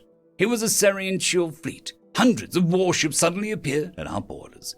Then hundreds more. Then more than that. Then far too many. Even if we called our entire reserve, not only would they not get you in time, there was no way in oblivion that we would survive. We wouldn't go down without a fight. Damn them to oblivion. We would take as many of them with us as we could. That's what we thought, at least. Until that bastard flagship of theirs warped in behind them. The planet killer. The one that destroyed Cassim Prime at the start of the war. Thankfully, it wasn't too heavily populated, but it was no less of a loss. The fleet assembled before us was too much. Whatever fight we had, it would wipe us out. They hailed us, and the Emperor himself, Jahad Valhem, was on board the flagship. I demand your presence on board my flagship. Bring your Emperor to me now. To discuss terms of surrender, I'm guessing, I said flippantly, trying to stall for time. The laser beam shot out of the flagship's support fleet. That was a warning shot. I shall not ask again, he commanded. I relayed the message to my own Emperor, Afahid VII. Within the hour, he and I were on board a shuttle on the way to the emissary barge. The Emperor Jahad was sitting on his grandiose throne in front of us, an expression of rage on his face as we approached. Jahad the red-skinned and Afahid the blue-skinned. We are a species of roughly similar features, with those of blue skin seeming slightly shorter and stronger, while our red-skinned foes have greater intellect but larger stature. Jihad, Afahid, we meet again. The two men regarded each other as we stood in their halls, the meeting broadcast for all to witness. A moment of tense and absolute silence. So much so, the sneeze of a rodent could be heard 12 systems away. Emperor Jahad's expression changed as he broke the silence, dropping to his knees, prostrating himself before my emperor, and beginning to cry copious tears. Please, forgive us, he cried, as his tears stained the ground. Afahid now stood silent, his jaw agape at the sight of a generations-old enemy suddenly dropping to the floor in tears. A warrior king, reduced to a blubbering mess in front of the Empire's subjects. Afahid and I looked at each other in confusion for a moment, before Jahad finally stopped his blubbering long enough to eke out a coherent statement. How many brothers, how many lives have been wasted in this conflict? How many of our sons and daughters have we sent to their deaths? It was all for nothing. Nothing. It was all a lie, he yelled in between sobs. Jahad pressed a button on a holographic screen appeared, laying bare evidence that nearly made me pass out. The first image laying out the displayed and carefully preserved remains. Among them, pictures of crew members, carefully preserved in the same pristine coffins. The crew members all had a mixture of blue and red skin, and among them, a young mother holding a child with purple skin. Liars and traitors, murderers and criminals, all of them. When we thought the ship's lost, we were told that it was your doing. They fabricated everything and sent us into a mad, pointless war against our own kind. They have been smote from the universe with as much malice as I could muster. I come here to pay for my recklessness and sanity. My own daughter was amongst those ships. Jahad had sat on his knees with his head bowed and presented his arms up as if he was ready for a rest. Forgive me. Afahid stood stunned for a moment, then reached down and grabbed one of Jahad's hands, pulling him to his feet and embracing him, both men in tears. You are forgiven, brother. Some months passed, and our mutual war had been all but forgotten. Preparations from both sides were forgotten simply out of the need to bring peace. A new chapter in our history began. But through all this, one question remained. Why? Jahad's own fleets were met with the same kind of ship we encountered on that fateful day. The same markings, scripts, and even the same haunting music. Only one they counted was much, much larger. It was on an anniversary of our first year as an alliance, and we got an answer. A communications tech from one of our security cruisers barged into the grand hall, causing a commotion, and evaded the guards to approach Emperor Jahad and Afahid. She was extremely agitated, but he had a curious smile on his face. What is the meaning of this? Jahad yelled, his temperance unchanged from his previous rule. I found it. I got a signal back, she yelled excitedly. Found what? The Temperance launched a gathering of signal probes towards the ship that retrieved the Polyecho. One of them managed to attach itself somehow to the armor plating, and we got a signal back 20 minutes ago, she squealed excitedly. She quickly gathered her portable equipment and brought up a galaxy map, highlighting a particular point in a far-flung segment of the galaxy. A marker designated the system as Sol. The signal was a bit garbled, but eventually the technician, still keeping us on the edge of our seats, in my case, literally, as she tried to recover something. Ah, I got it. The probe took a few pictures, she said excitedly. A button was pressed and the image that greeted us shattered our fragile hearts.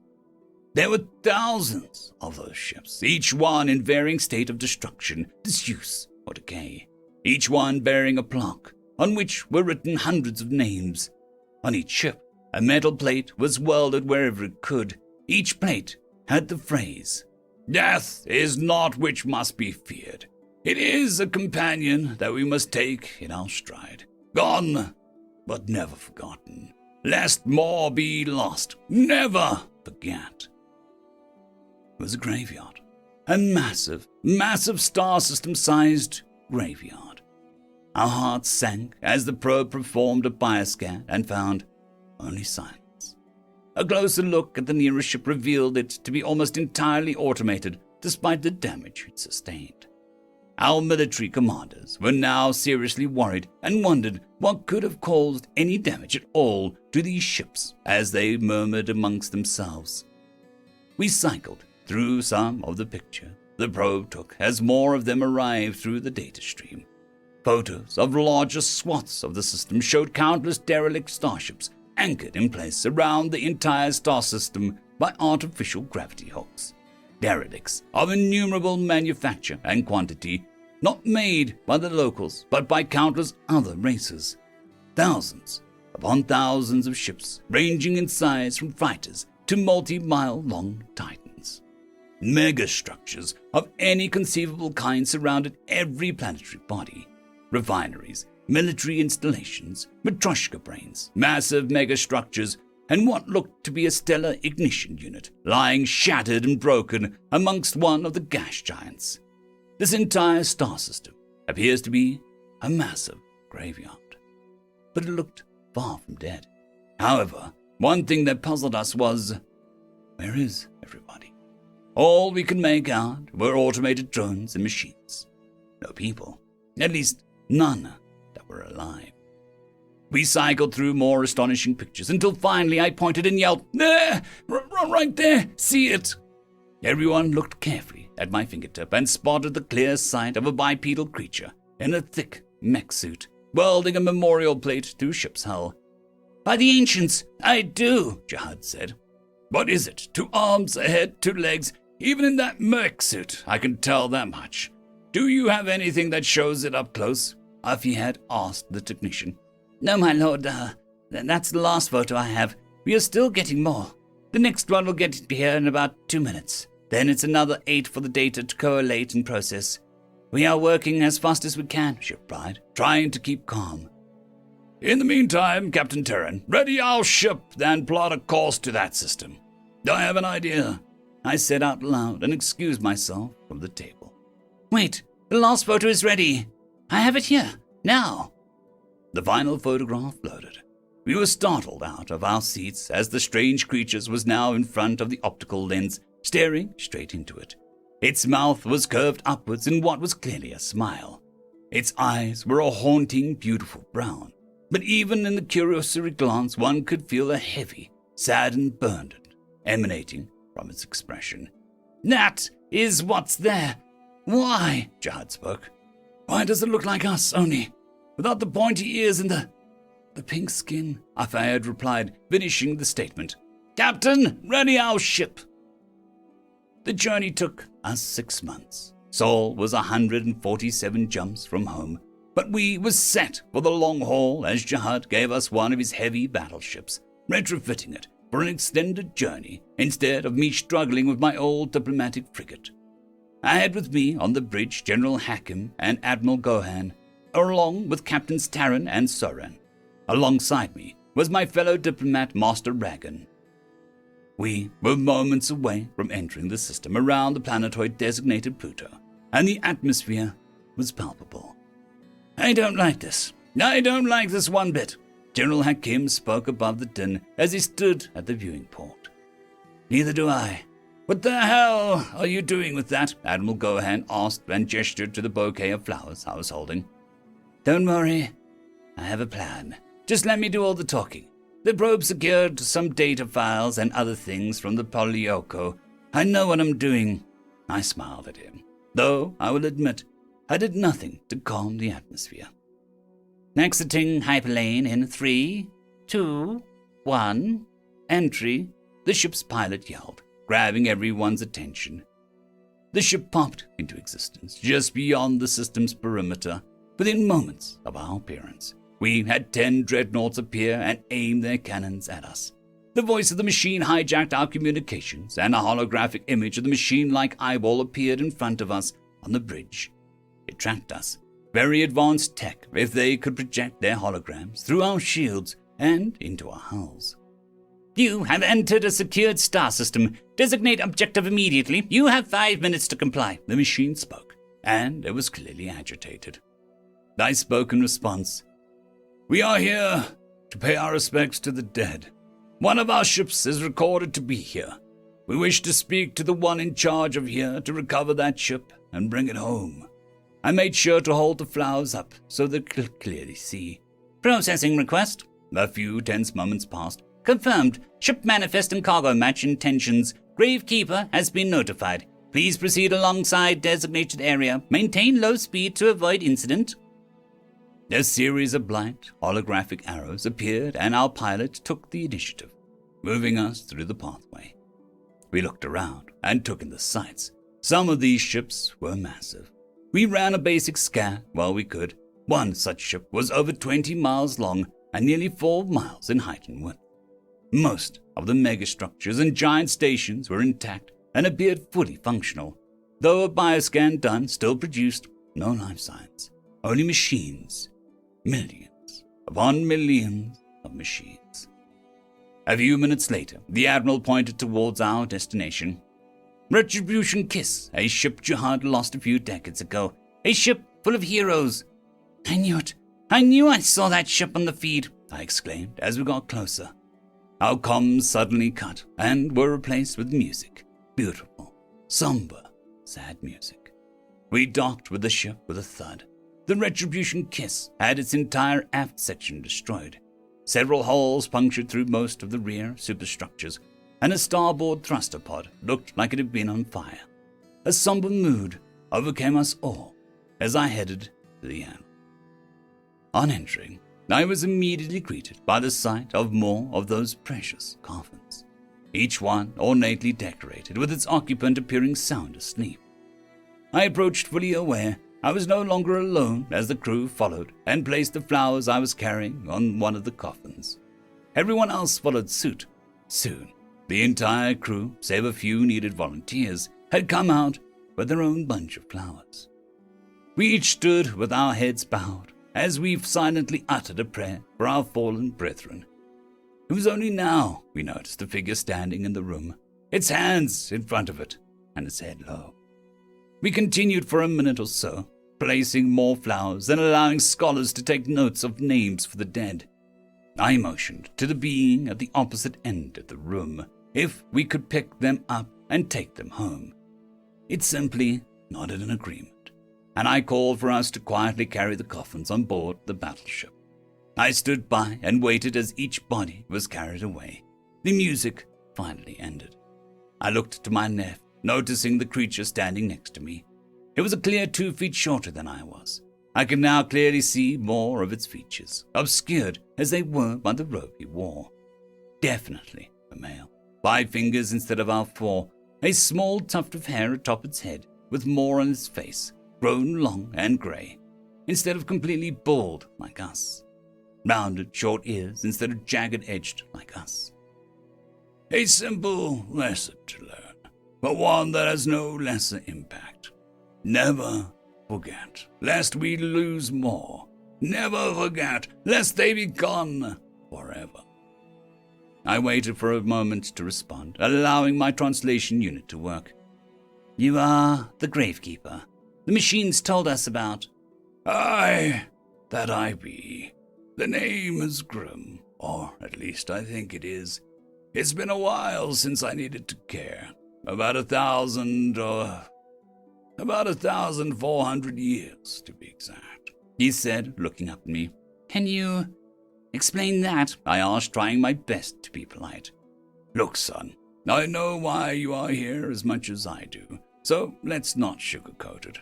I've done this far too long now, so I'll cut to the chase. You are here only because you saw one of your own ship.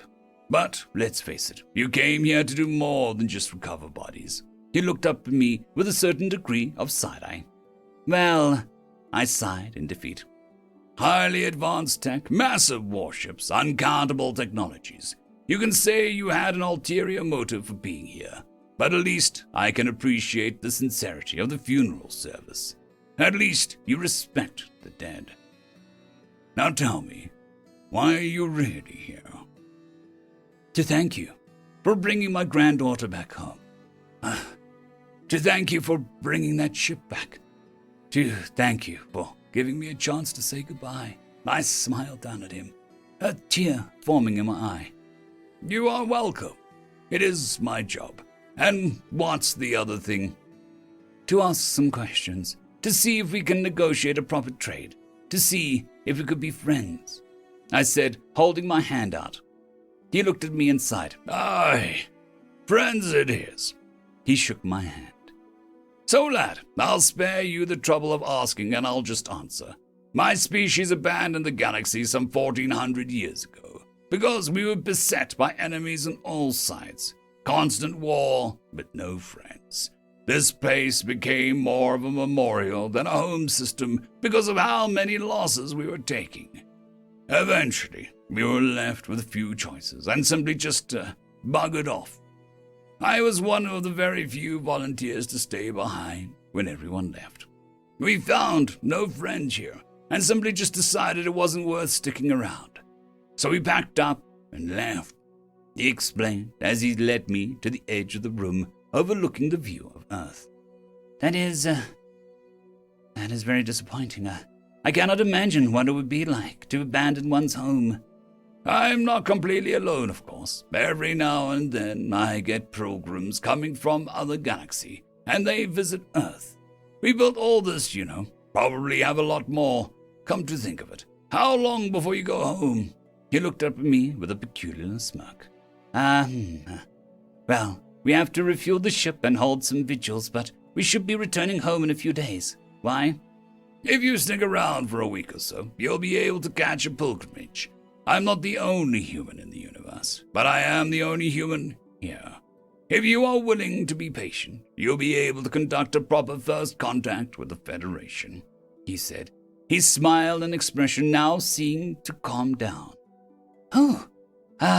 Actually, I would love that. I will go tell the commanders. I'll arrange it all. Thank you again.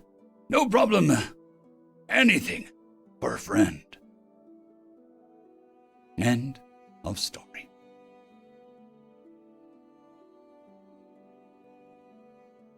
The Problem with Humanity, written by Plastic Finish 1968.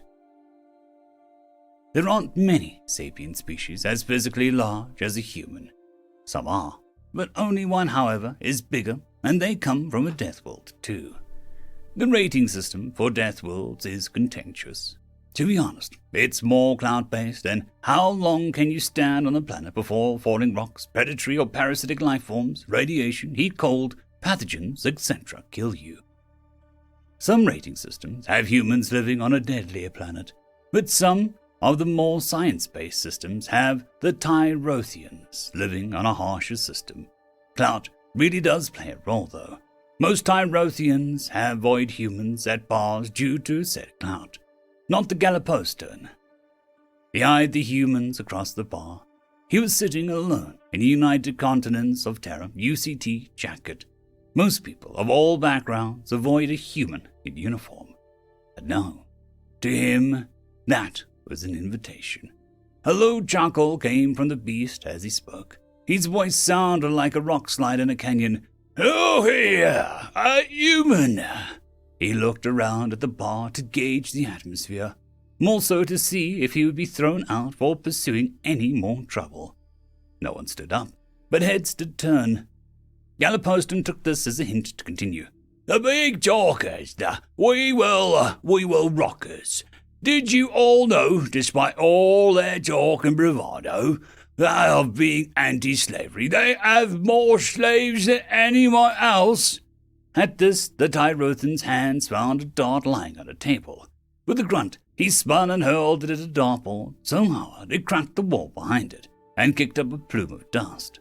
When the dust cleared, his dart could be seen about 3 inches from perfect center. The human, however, didn't move. No one could even really tell if his eyes were even open under that hat. Instead, another bar patron stood up and grabbed a dart. He was half of the height of the Tyrothan. An equally small but confident voice came from the creature as he spoke. "The UCT is the only nation to have fought a war to end slavery." With a wild whip of the bonus arm, the dart flew true and hit the board just inside the previous dart. The fellow bar patron, satisfied with his shot, reclaimed his seat and continued drinking. Galliposton gripped another dart and lined up a shot. "Right, the slave-owning Galaxy Police here to save the day." He swung his arm, letting loose another cannon bolt of a shot that shook the wall again, this time even closer to the bullseye. Another patron stood, tall like the Tyrothan but thin. The creature had a long torso with many small arms unsuited for throwing, but he hefted the dart in one hand, then shifted it so that 5 of his many hands gripped the dart. Galliposton laughed and sneered, wondering what this patron could say. A robotic voice came from the translator. "When we ask humans to broker peace treaties as a neutral party, we can't get upset that they have an interest in keeping a peace when someone breaks the treaty." At this, the patron gripped the ground with 4 legs, like claws burrowing themselves into the floor, and began swinging his long body. Around and around his body swung until the resounding crack like a whip. The dart was let loose, hitting the board and sinking in deep, not too far from the bullseye. "Right, peace treaties." The voice grew deeper with anger. "I've never seen a weaker peace treaty in my life. So weak that when one Earth president was voted out," his claws mimed a human expression for quotes around the word voted, "and a different, older, corrupt one was put in his place, the demagogues were able to paraglide onto the surface of Jerusalem, murder everyone and make pleasure slaves of the women and children, then pretend to be victims. We are on the brink of the Third Galactic War, and I don't see the World Police stepping up to the plate this time." The lanky patron set down a final dart and returned to his stool, defeated. Many patrons expected a fight rather than an argument, and are now intrigued by more philosophical turn of events that took place. Eyes began returning to the human's table, but where the human had sat rested only his hat, a half-drunk bottle of alcohol, and a tip. "So he decided to flee. Smart!" Galliposton chuckled, but his laughter was cut short when the sound from grunting came from behind him. The humans pulling one by one on the darts embedded through the dartboard into the wall. The room sat in silence as he struggled. No one expected the scariest race to struggle to move darts, another, less scary race embedded into the wall so casually. Eventually he did, and when he turned, everyone could see why. He was a she, not as physically strong or as fast, but scary all the same. "New game," she said. "This time, after each shot, the one with the least amount of points takes the shot. You first." She held up her hand over her opponent's darts. Galliposton eyed her carefully, then snatched the game pieces from her hand. "Humans, you know your borders. Females are forced upon, trying to get across your borders. Children are kidnapped by adults to appear as young families seeking a new home. Your border patrol don't even care to check who belongs to who anymore." He took the shot, swinging wildly and without aim. The dartboard took the hit as the dart sank in near the edge of the black mark. The human took a shot of whiskey, then lined up a shot. With a grace, she let loose the dart, and rather than flying in a nearly straight line, hers arched up, and then back down, not landing far from the last dart, but on the red rather than the black. She was still down on points, so she took a second shot of whiskey and said, "Your turn." Galliposton expected some sort of retort. He was frustrated at the first, but then decided his argument won him a victory, so he continued. "Your race wars are legendary. No system could concern with the planet you hail from. Your police force targets those from other planets." He took his shot again, wildly off mark. His shot missed the board completely and embedded itself in the wooden frame. The bartender decided to get in on the fun when seeing the woman made no attempt to stand up for herself. Instead, she took a drink, then opted to close one eye, stick out her tongue, and pull her arm back, instead of engaging with his argument. The bartender spoke up. "If that were true, Earth wouldn't be the multicultural bastion, and the number one job amongst neutralized citizens wouldn't be a Shh! I'm trying to concentrate." She bent her knees and jumped a little as she threw her second dart. Again, it was not a good shot, but it hit the board, which was enough of a victory for her as she threw her arms up and celebrated. "You drink now," she said slyly. She was almost cute the way she celebrated a terrible shot and rubbed Galliposton's nose in it. The Tyrothan stepped closer, staring almost directly down at her. "If a male human were here, we wouldn't be playing some silly game. He would stand up to me and face me man to man. And even if he did want to play this little charade, he would at least debate me." "I never said I wanted to debate," she said, eyeing him. "I said I wanted to play a game. Now drink."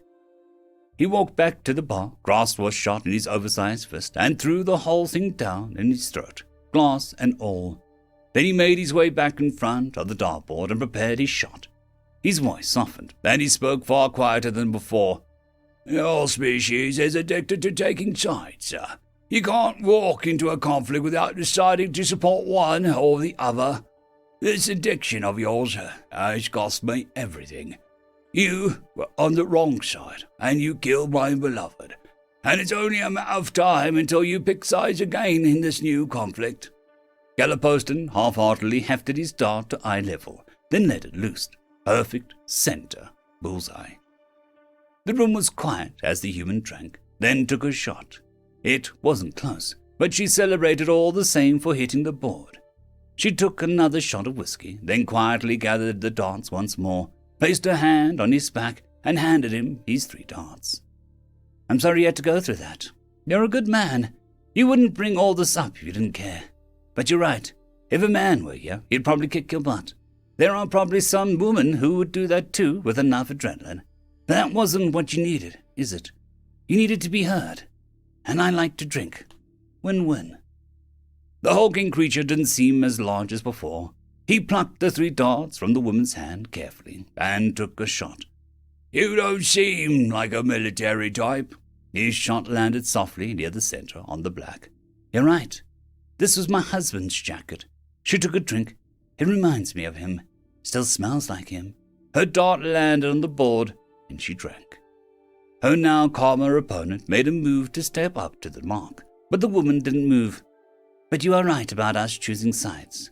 We fight to win, and it's only a matter of time until we decide who to back in this upcoming war." Her eyes locked onto the dartboard as she threw a second dart out to turn. Bullseye. She turned to face her opponent. "And whether we are right or wrong, you had better hope that we are on your side." Her eyes never left his gaze as she threw her third and final dart. Bullseye. Once again, the bar fell silent as everyone watched the nameless woman gather her things, pay her tab, and leave. End of story. Big Tom, written by Shane Watson. Thomas, Big Tom Wilson, pulled strips of meat out of the smoker. The hard needles the trees dropped from time to time made an excellent smoke sauce, somewhat like applewood. The meat came from the small creatures he caught in traps around his garden. He turned off the smoker's burner coil and doused the still smouldering needles in the tray above the coil. Satisfied that he wouldn't waste any smoke fuel, he carried the strips of meat into the cabin he called home, or rather, the emergency shelter he called a cabin he called home. After a day spent smoking meat, the meat smell had seeped into his clothes, his skin, his long hair, and his beard. He had checked into the shelter's water level. It would do him for a moment, but he'd need to collect more water in the next couple of days. He stood in front of the mirror and cut his beard short with the one knife he had. He had tried to shave with a knife once. That was one time too many. Judging his beard to be somewhat even, he stripped and stepped into a tiny shower. A quick rinse, a thorough scrub, and another quick rinse, and he was done. He put on his second set of clothes. He put his smoky set in the decon sanitizer. It was a quick way to clean them without using water. If there were spills, mud, blood, or yellow goo from the plants he called the snot vines, he'd wash that out with water first. Usually. Sometimes. The once white clothes were a dingy grey with a collection of stains of varying natural and unnatural colors. He set up the camera facing the kitchenette and turned it on. "Hey, fans! Welcome to the Big Tom's cabin. Big Tom here on day 797. Today, I'll be making bean soup with the snot vine beans from my garden and the smoked meat of a snot vine creepers. If you don't like the common names I've given them, you're free to call them anything you like. I'm still working on the phylogenetic tree on this planet, so giving anything a scientific name now is premature. They creep around the snot vines with their soft-boned, thin-furred bodies and nip off the buds that will turn into a bean pod, so, snot vine creepers. Anyways, here's the meat I smoked today, which will add that smoky flavor to the broth. Remember, stock is made from simmering bones in water. Broth is made from simmering meat and all vegetables in water. Because the critter's soft bones turn to powder when trying to roast them and turn to gelatin when cooked in water, I'll stick to making a broth. The broth will use their smoked meat and these flowers that taste like onion. After talking through the recipe and preparation techniques, which were of no use outside of the planet Big Tom found himself, he set his pot to simmer and sat in front of the camera. Well, that's cooking. It's time for another Big Tom story, I guess. 'Course, I think I ran out of stories to tell, except, maybe, to explain how I ended up here in the first place. I don't mean the lander crash, or dragging the shelter to the nearest flat ground, or any of that. Someone out there is probably wondering why I would volunteer to survey a planet so far that it was a one-way mission. From Earth's point of view, it took me 96 years to get here. From my point of view, it took 7. This message won't reach Earth for another 74 years. How long after that the colonists would have come? I don't know. This planet is damn near perfect for it, except for one thing. Big Tom heaved a deep sigh. I've always been the DIY type and lived off the grid more than on, if after getting my doctorate. Whenever there was a study that needed a biologist in a remote jungle, mountain, or desert, I volunteered. When the Eden Project said they needed a biologist, you can bet the first name on that list was Big Tom. I didn't think I'd have a chance, though. You know how many astrobiology doctorates you were handing out while I was focused on microbiology? Too many. Big Tom laughed. Yeah, imagine my surprise when I was the only biologist that signed up. I'm out here doing the first cataloging of alien biology, and it's awesome. I mean it. I found things that could be classified as eukaryote. Plants, animals, and fungus. There are single-cell and single-cell colony species that could be classified as bacteria or archaea. I'll have to add a new one, though. He moved a small clay pot in front of the camera, with what looked like tendrils of glass. As he placed his hand near one side of the other, the tendrils swayed and bent towards the hand. These little guys convert heat to energy. They use that energy to build these long-chain silicates that they use as cell walls to fill their specialized cells with organelles and no nucleus. They pull the silicates from the dirt, leaving behind a carbon-rich soil, while pulling carbon from the air. Various fungus and bacteria rely on these guys to take hold before they can invade and make the soil fit for plants. Whatever we thought about the limitations of RNA stability versus DNA can be put to rest. These guys, unlike all other life on this planet, don't have DNA. They use RNA. They replicate by fragmentation, the root system breaking apart when disturbed. He pushed the pot back out of frame. So far, every sample of this type of life is a variation on these heat converter glass grasses, of which I have identified 16 species so far. Oddly, every organelle contains a copy of the RNA. Big Tom stretched and groaned. I have a lifetime of work to do here, and a lifetime to do it. I'm healthy, I'm happy, and I couldn't have asked for a better life. That's right, fans. I'm the happiest person in the world, or out of the world, I guess. This time it dinged and Big Tom rose to take the beans off the heat. I'm going to let these cool down before I dig in, but I'll have a little taste. It smells like heaven. He dipped a spoon of broth out and blew on it to cool it before tasting it. Oh my God, this is the best batch yet. The onion flavors made it all the difference. My life would be perfect, except for one thing. He moved to the camera and picked it up. He carried the camera outside, past the garden, to the well-worn footpath that led to the crashed lander. He pointed the camera at the path. Along the edges of the path were freshly picked flowers of the type that he'd used in the soup. Following the flowers, the camera focused on a snot vine creeper tied in a plant-based rope. Beyond that lay a basket filled with snot vine beans.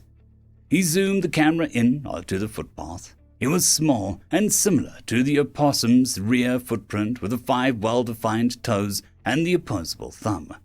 These guys do this every 24 days, considering they have 6 digits on their hands, paws, whatever. It kind of makes sense. That's right. It's now been long enough that since the first encrypted message to Control that if they haven't made it public, I will. There is sapient life here. Our little crash landing got their attention, and now there are 2 factions in this area. One leaves these gifts every 24 days.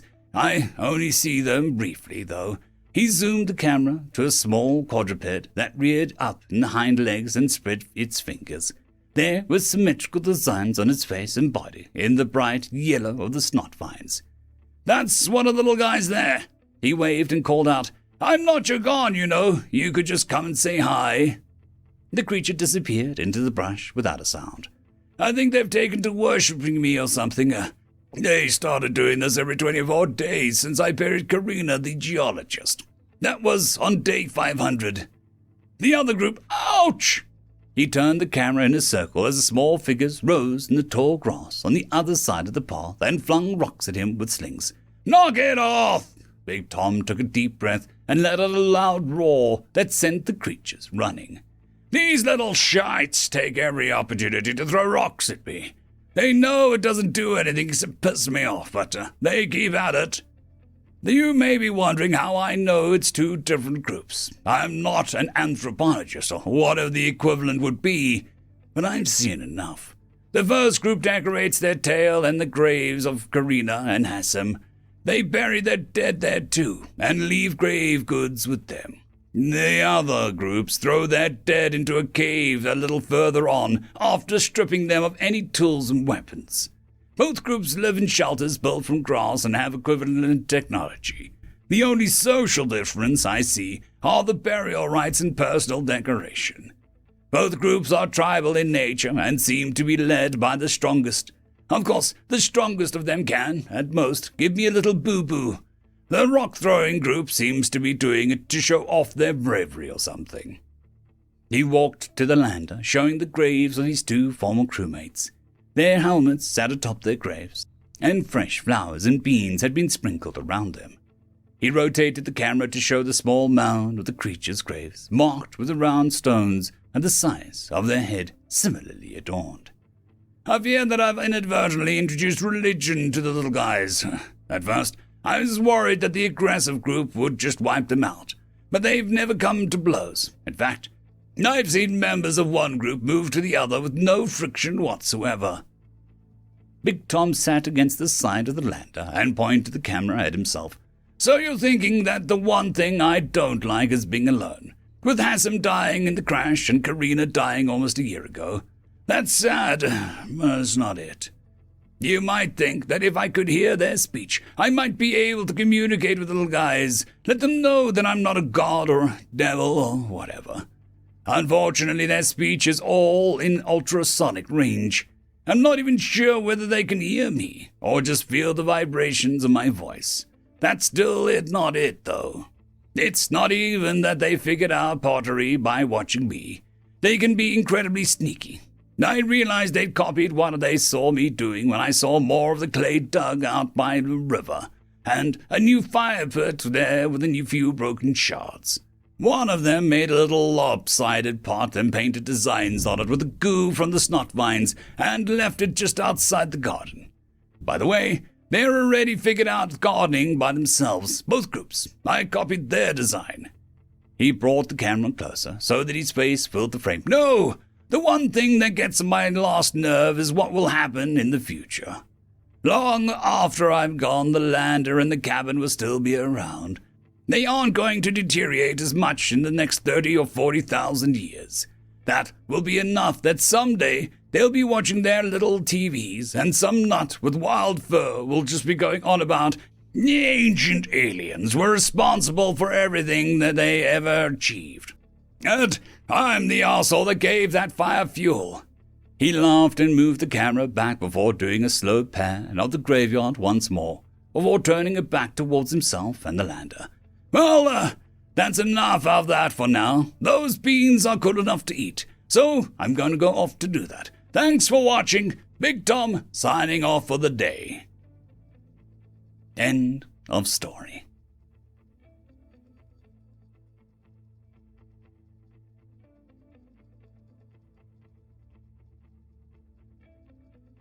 There is a new legend on the horizon. Blueberry Cat has taken the T6 Patreon spot. Thank you very much, and I'm sure that I speak for everyone when I say that. I would just like to thank our T5 members, Lord Azrical, Ambrose Cattell, Quantum Wednesday, Dragzoon WRE, Blueberry Cat, Cam Maxwell, Casper Arnholtz, Bushmaster 177, and Leslie 517. Thank you very much.